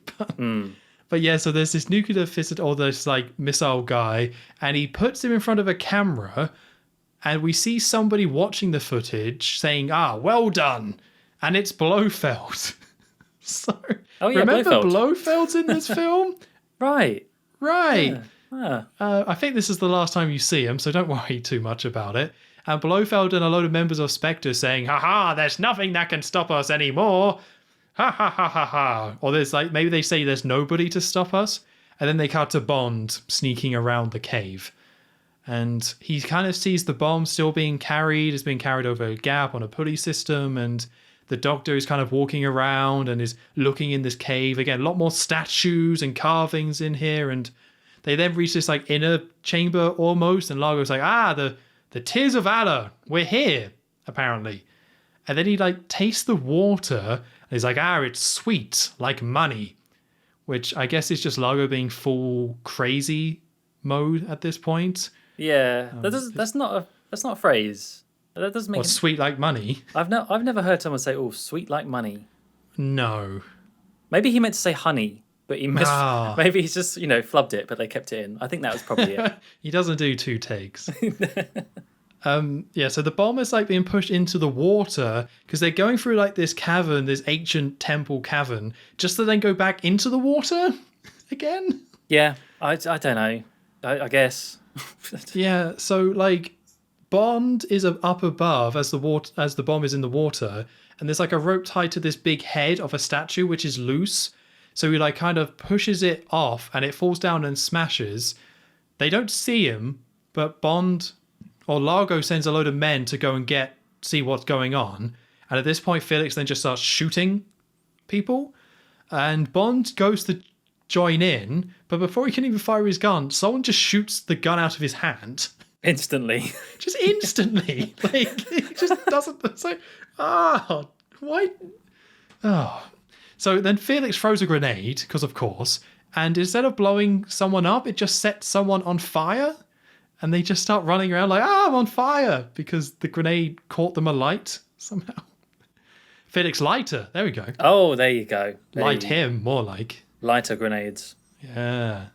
So Bond starts kind of running around and Felix is having a big shootout with the guards, and the guards, like, he has to reload and the goons are starting to surround him. But at this point, a load of army men, a load of US soldiers appear and start shooting and backs Felix up, and he tells them, Bond is still in there. But there's a little bit of a shootout between the US soldiers and the goons.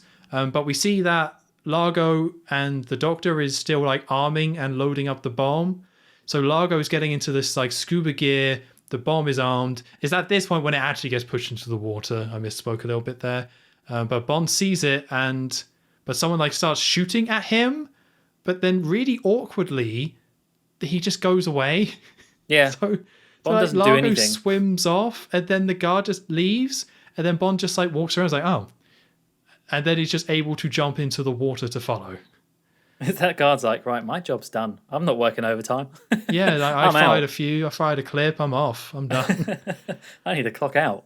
Yeah, so then we get some shots of Largo underwater pushing the bomb forward, Bond getting into his scuba gear to go follow, but a bomb goes off which collapses the entrance to where Largo went. So he just kind of removes the oxygen tank and stuff and runs off. And with all these explosions, the cave is kind of starting to collapse. And Bond then like leaves and sees this big fight going on and just like crouch runs and just like, hey, what's up, Americans? How's it going? Hey. Hey. So Bond then kind of says Largo got away, and he's like, go get the chopper. I need the chopper for this. And Felix then just starts firing like a grenade launcher, which kind of blinds all the goons. And then the Americans charge in and win that fight.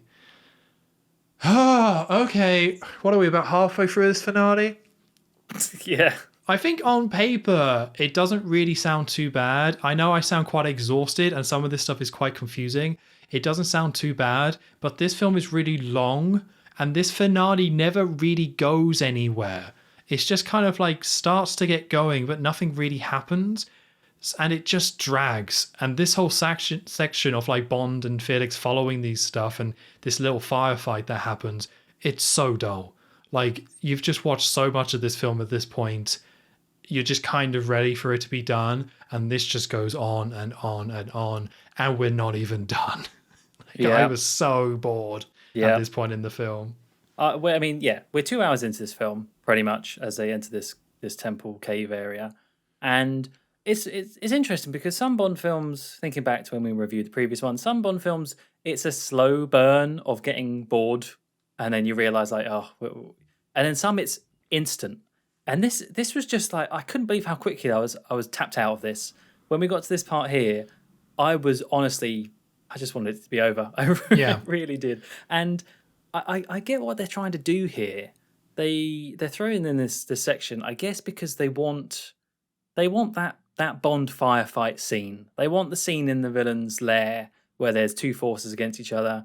There's grenades being thrown, people bouncing on some trampolines getting thrown. They want some of that stuff. But first of all, we've just seen so much stuff, and we're at this point in the film. I don't care. Second, it's not very interesting in terms of the action, as Tom says. It's really quite like there's not much to it in terms of an actual shootout or anything interesting. It's not crazy enough to be interesting like other ones. And third, in terms of a set, it's not an awful set. I'm not going to bash that completely, but it's not huge. It doesn't have like that scale to it that makes it seem really interesting and proper end of the film type place. And also, I guess I am going to say it looks bad because it's all meant to be made out of stone and everything, but it's just like it's not stone. You can see where it has that sort of polystyrene look to everything.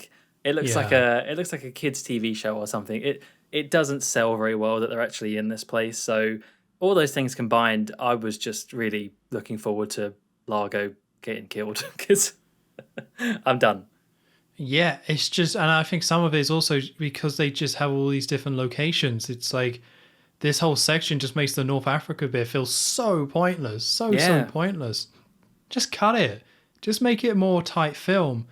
Again, I don't think it necessarily would save this section because I do think, as you kind of say, like it's just kind of boring and it's just not really interesting in itself. But God, this was just rough. And I watched this film over 2 days. I didn't have a great time with this film. So after the initial bit in the clinic, I actually was like, I'll pause it for today. Maybe I'm not in the mood and I'll come back the next day. And when I came back the next day, I enjoyed it a little bit more. I actually got quite into it. And then when I hit this bit, I was just like, oh God, like it just, as you say, it's very sudden. And that's with me not watching it all in one go. Wow. So I think that just speaks to just how boring all of this is. I don't know how they did it. There's almost like an art form to how boring they made this. Like, because on paper, it doesn't sound terrible. But trust me, it's so dull. Everyone, can you please pity me? I did watch this in one sitting. Oh, that must have been tough. It was tough. Anyway, let's get this done.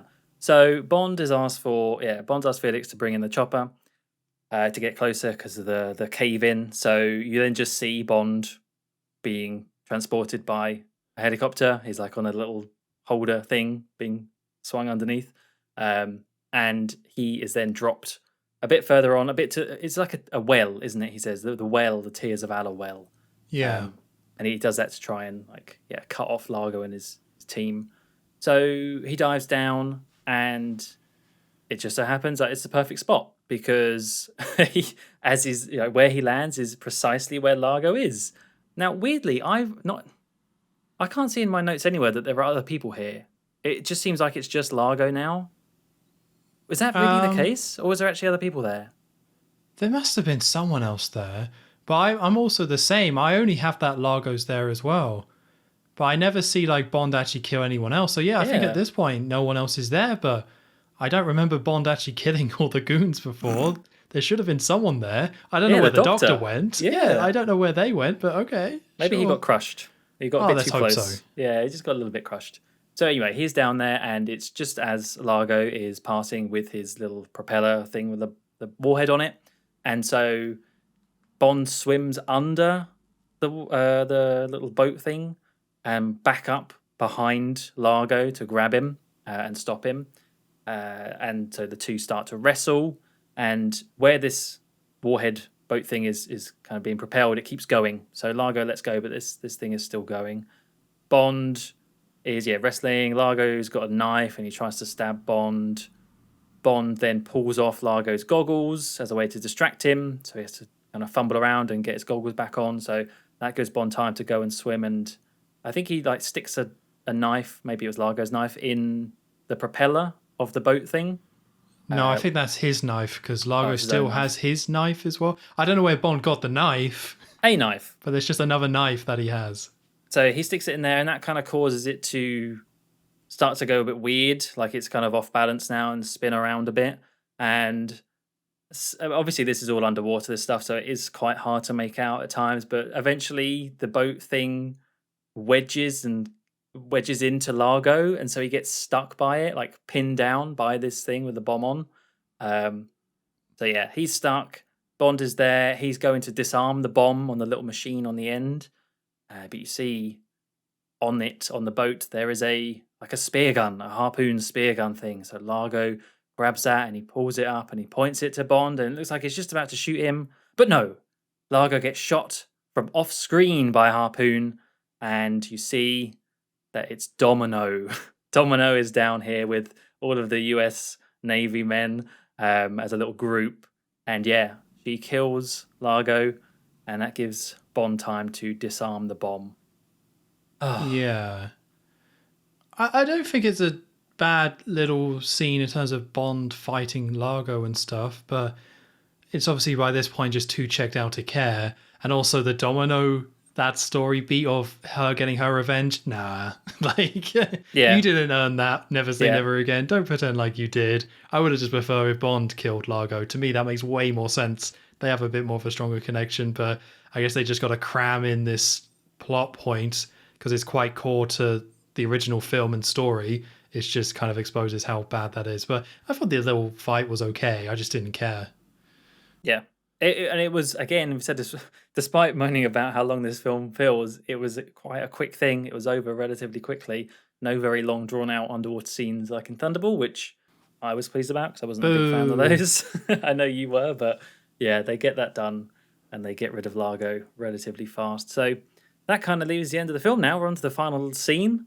We cut to Domino in a swimming pool underwater doing some swimming, and she gets out the pool. They're in some very fancy villa now, and she walks over to Bond, who's laying down by the pool relaxing, and she brings him some cocktails, but it's not a martini. It's like a sort of pina colada looking thing, and Bond's like, "Oh, I usually have a martini at 5, but yeah, none for him. No." She says like about changing her habits, and Bond say, "Oh, maybe my old days are over," implying that he is leaving the field. He's going to retire from MI6, and as that happens, you see someone start to enter the villa. You don't see who it is, but there's some rustling and bushes, and Bond hears it and goes to start investigate. And you see this man in a suit, rifling, going through some trees and some foliage. And eventually Bond yanks him out and throws this person into the pool. And you see who it is. It's Nigel Smallfawcett, back once again. Mr. Bean is in the pool, and he comes up and is spluttering and is like, "Oh, Bond, M sent me. He's pleading, please come back to MI6. We need you for the security of the country." And and Bond looks at him and he says, "Never again." Domino comes up. She says, "Never." And the two kiss. And after they kiss, Bond looks up to the camera, gives a cheeky little wink. And there you go. And the frame freezes on him winking. Yep. And the theme is playing Never Say Never Again as well. Oh, we made it. That's all I can think about this scene. I think this scene is pretty awful, really, really, really atrocious. But I kind of don't care because it's done. I mean, yeah, imagine if this was in a regular Bond film where Bond literally breaks the fourth wall. I mean, he has done that, but then winks at the camera. Like but by this point, we're so beaten down by this film, I don't care. Yeah, just don't really mind, really. I mean, Nigel's kind of nice to see, I guess, but the dialogue's bad and awkward. And again, we're supposed to believe that Bond is running off with Domino and that's why he's quitting. It's just fourth wall nonsense, and it's just terrible, but who cares, really, right? Yeah, exactly. The only other note I have is that there was a spelling mistake in the credits. Someone spelled underwater wrong one of the times. I noticed that kind of says it all, really, doesn't it? Well, yeah, that had to knock it down a little bit, really. I was quite enjoying the film up to that point. But it says "underwater" at one point. Oh, dear. Missed out on R. So that was Never Say Never Again. Yeah. That feels very appropriate title. Do you want to go first or should I? I'm going to go first because I don't actually have that much to say, if that's all right. Oh, good. So I was really unsure of what to make of this before going in. There ended up being a lot more that I liked than I thought I would. As I said, it's been a long time since I really thought about this. And the first time I've seen it properly all the way through. So I think some of the things this film did and the way it changed the Thunderball plot and the characters in it actually worked.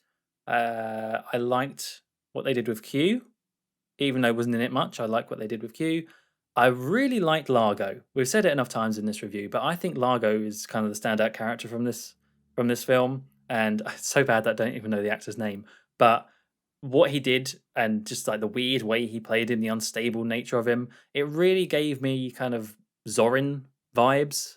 So you could argue that was like another thing that sort of they did before the official films, because I really thought he was like Zorin. And that's a good thing, like kind of weird but engrossing. You can't take your eyes off the way he does things. So bonus points for Largo and Fatima as well for that matter. I thought kind of similar reasons. She's just weird but fun to watch. And even Sean, I think it could have been really bad. It could have been really bad if Sean kind of went back into this and really didn't care and was literally doing it purely for the paycheck. But I do get the impression that he, I don't know how much effort he put into, but getting fit for it or anything. But he doesn't look terrible on screen. Or what they do with him and the stunts and the stuntmen, they did it well. So I actually bought Sean being back as Bond really quickly. I did moan about the hair. I think the hair is a bit off-putting, but that's just his hair, I guess. That's not actually his hair, but it's what they did with it. So there was a lot of stuff that I liked. There's also a lot of stuff I didn't like. No, come on. Domino is awful. I'm not going to repeat. She's just really a waste of that character, because we really quite liked her in the original Thunderball. I thought it was a really good character in the original. Not much action at all. And what there is, I didn't like. The one chase in these I thought was the best part. The music we've barely talked about in a good way, because the music is awful, and it really goes to show how important the soundtrack is and the score is for these films.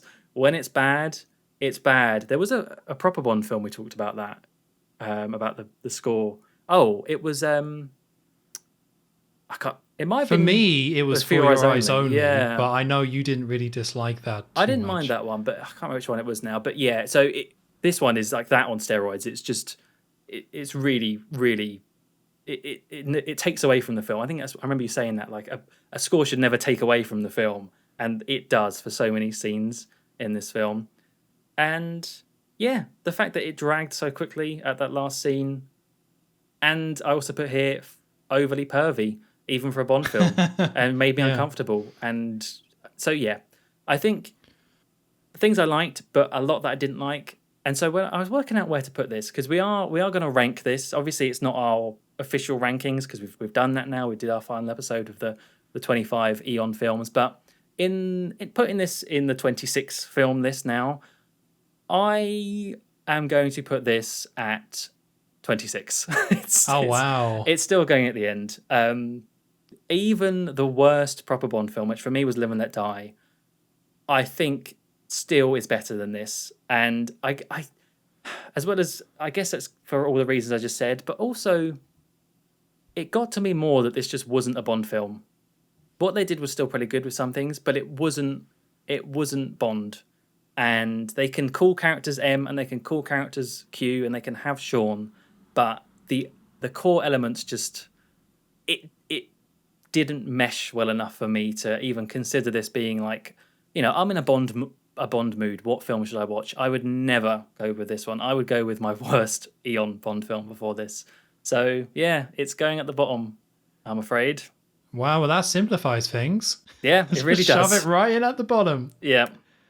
Wow, so you think in the Battle of the Bonds, it's Octopussy over Never Say Never Again.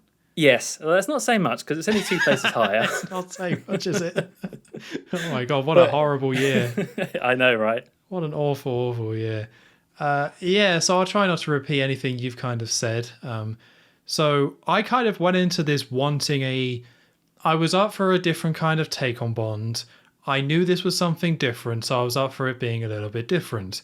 And everything I knew about this film was that, yes, Sean Connery is old, but they kind of lean into that and make that work, oddly. And I did not get that at all. I don't think this is really all that different, because I think so much of what's in this film is taken from the main series. It's more just like kind of exaggerated and more over the top. And I was very surprised at the comedic tone, but I wouldn't really say the comedic tone is what bothered me about this film, because I actually found myself kind of being okay with that. I was actually kind of okay with this being a silly Bond film, having fun with it being more joke focused and just having constant jokes in every scene. This, like, a lot of the jokes didn't make me laugh, but I didn't really mind that tone and approach. What did kind of bother me though is just the editing is horrendous. It's just so poorly kind of put together. They try and cram so much stuff into this film, and considering how much they cram in, they didn't necessarily do a bad job, I suppose, with some of these scenes, because some of these scenes are allowed to breathe a little bit more. And it's not like frantic, it's just really like just not fun or enjoyable to watch and take in. And in my head, this film has kind of been separated into three chunks, as I've already kind of mentioned. The first third, awful, just a complete mess, horrible editing, really just focusing on the wrong things. Just, I didn't really like that intro bit and stuff, just really not great or interesting, and I didn't like a lot of the changes they made to the plot. And then it kind of starts to get going. It's like, okay, I'm enjoying this. A little bit more of a Bond adventure. The editing's a little bit better. It's okay, we get some classic Bond stuff in here. That's cool. Fatima is starting to kind of come into our own a bit. Okay, I'm enjoying this. But then it just like shifts gears again and just becomes this just weird, boring film. It's so dull, the last third of this. But if it could just be a little bit tighter, focus on the things that do work, which is some of the comedy, and I think the comedy tone does work. You know, take out some of those more harsh elements, take out some of those story plots that's not needed. Like, it could have been a lot better, because you had, as you say, I agree with you, Sean Connery seems to actually be enjoying himself. Like, this is him having his final film and enjoying it, which is something we saw with Roger Moore and something we saw with Daniel Craig. Sometimes that can be a real boost. And I think we actually saw that here. So you had a kind of a decent version of Bond. You had a really good villain. If it was just kind of that and they just stopped trying to chase this like over-the-top bombastic Bond adventure where they try and cram so much in and just make all the Bond elements just like hyper focus on those, this actually could have been quite enjoyable. And I think the tone could have fit in that quite well, just having fun with Bond and stuff. And just, it actually kind of could have worked, but it just completely collapses underneath itself. As you say, it's creepy with the pervy stuff. A lot of the humor doesn't work. The plot is a mess. The pacing is awful. The last third is a bore. Yeah, there's not really that much action, and it just ends up being this not good film. It's just so happy when it was done. And even then, it still has standout moments, though. There is still standout iconic moments that will always be standout and iconic to me. So I couldn't say this was a film that I just didn't enjoy entirely. It's just so long and boring that I just didn't like it overall. So in terms of ranking it, again, it's interesting because this is in tone quite similar to Diamonds Are Forever. It slots in with that film quite nicely in terms of tone, really. But I still think Diamonds Are Forever bothered me a bit more. And with it being mainline, I think it bothers me more that it was that direction. And I'm just a little bit more accepting of Never Say Never Again. I'm not saying that's fair. I'm not saying that makes sense. But that's just how it was when I watched this film. So then we come to Octopussy. Which one do I like? That's a tricky one. Like least. Or don't hate the most, I suppose. Yeah. And I probably am going to give the edge to Never Say Never Again, just because lengthwise they are quite similar. And I think I was more miserable with Octopussy than Never Say Never Again. And I think there are more standout good things in Never Say Never Again, even if there's like maybe potentially more standout bad things. Like, I think Octopussy had more good ideas, just very horribly executed and messy. Never Say Never Again, maybe less good ideas, but there was still some really good stuff in there. And having a really strong villain just really helps a Bond film. So then that goes up to For Your Eyes Only, Never Say Never Again. I'm not going to beat around the bush. I think For Your Eyes Only is better. I'm not going to put Never Say Never Again above it. Oh, okay. It's just, again, somewhat similar in a way, not in terms of tone, but in terms of like trying to be this ultimate Bond adventure and be somewhat high budget and just jump around a lot. But Never Say Never Again, I was bored at. And For Your Eyes Only at least ends well and has some standout good characters. So yeah, for me it goes in at number 24. So above Octopussy, but below For Your Eyes Only.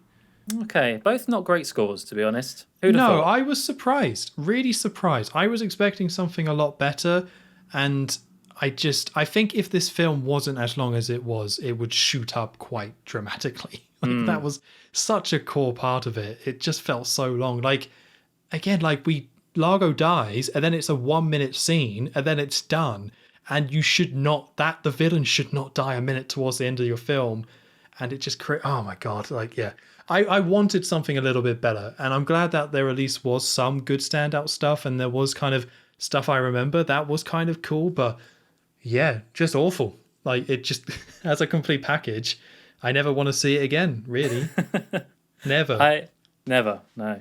I think this film has a lot of potential in so much as if you could get the film of it and be able to do a decent re-edit, and more importantly, if someone could take away the music and rescore it and just pretend that it was an official Bond film, so it could have the Bond theme and it could have something that sounded more akin to John Barry, I think that would do this film a ton of favors, and actually it would rise it up significantly in my rankings, I think, because that's those two things I think really could save it a lot, is just a bit more on the editing and decent music.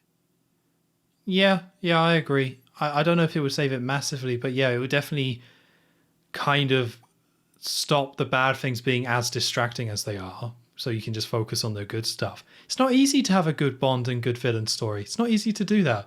So like the core and foundation is kind of there. It's just kind of rotten all around it, and it's just so strange the way this film pans out. I just didn't expect it. I just wanted like a more, just a For Your Eyes Only, but just maybe something a bit more silly. That's all I needed. That's all I wanted. And it could have been this. Just wasn't. It wasn't. And that was Sean done with Bond. For good this time, for realsies. Yeah, like actually, he had to wink and stare at the camera to make that super clear that he is done. Unless you count the game, but I guess not. Yeah, probably not. So, yeah, I guess I would say it's been nice doing this episode. But I'm still glad we did it. Like, we had to do it, right? We had to watch it. I'm glad I now know. It's just a shame that the result is we come back for another episode and the film is just not very good, or we didn't enjoy it anyway. I think that's how I'm trying to see this. I'm trying to see this glass half full, where I never watched this film before. Now I've watched it. I don't ever have to see it again. I'm done. Yeah. Oh, God. Well, I don't have that much to say on top of this film, really. Like, it was kind of an interesting one-off. They never did another one of these. Kevin McClory kind of tried over the years, I think, but just never made it happen. And then he did pass away, and then the rights kind of went back to different people. Then it ended up going back to MGM. So now it's all kind of been synced up. So this sort of thing probably won't happen again. But I guess an interesting piece of Bond history nonetheless. Absolutely. So any last thoughts before we go? Any last thoughts? See, by saying that, you've now made me think of Largo and his creepy ear nibbling again.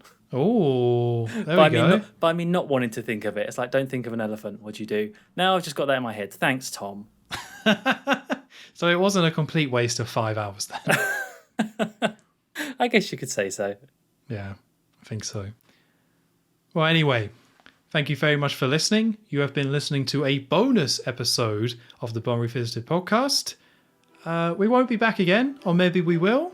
I guess we'll keep that a secret, so keep an eye for any future episodes, but there's not that many things to cover, unless we just want to do Never Say Never again. Never say never.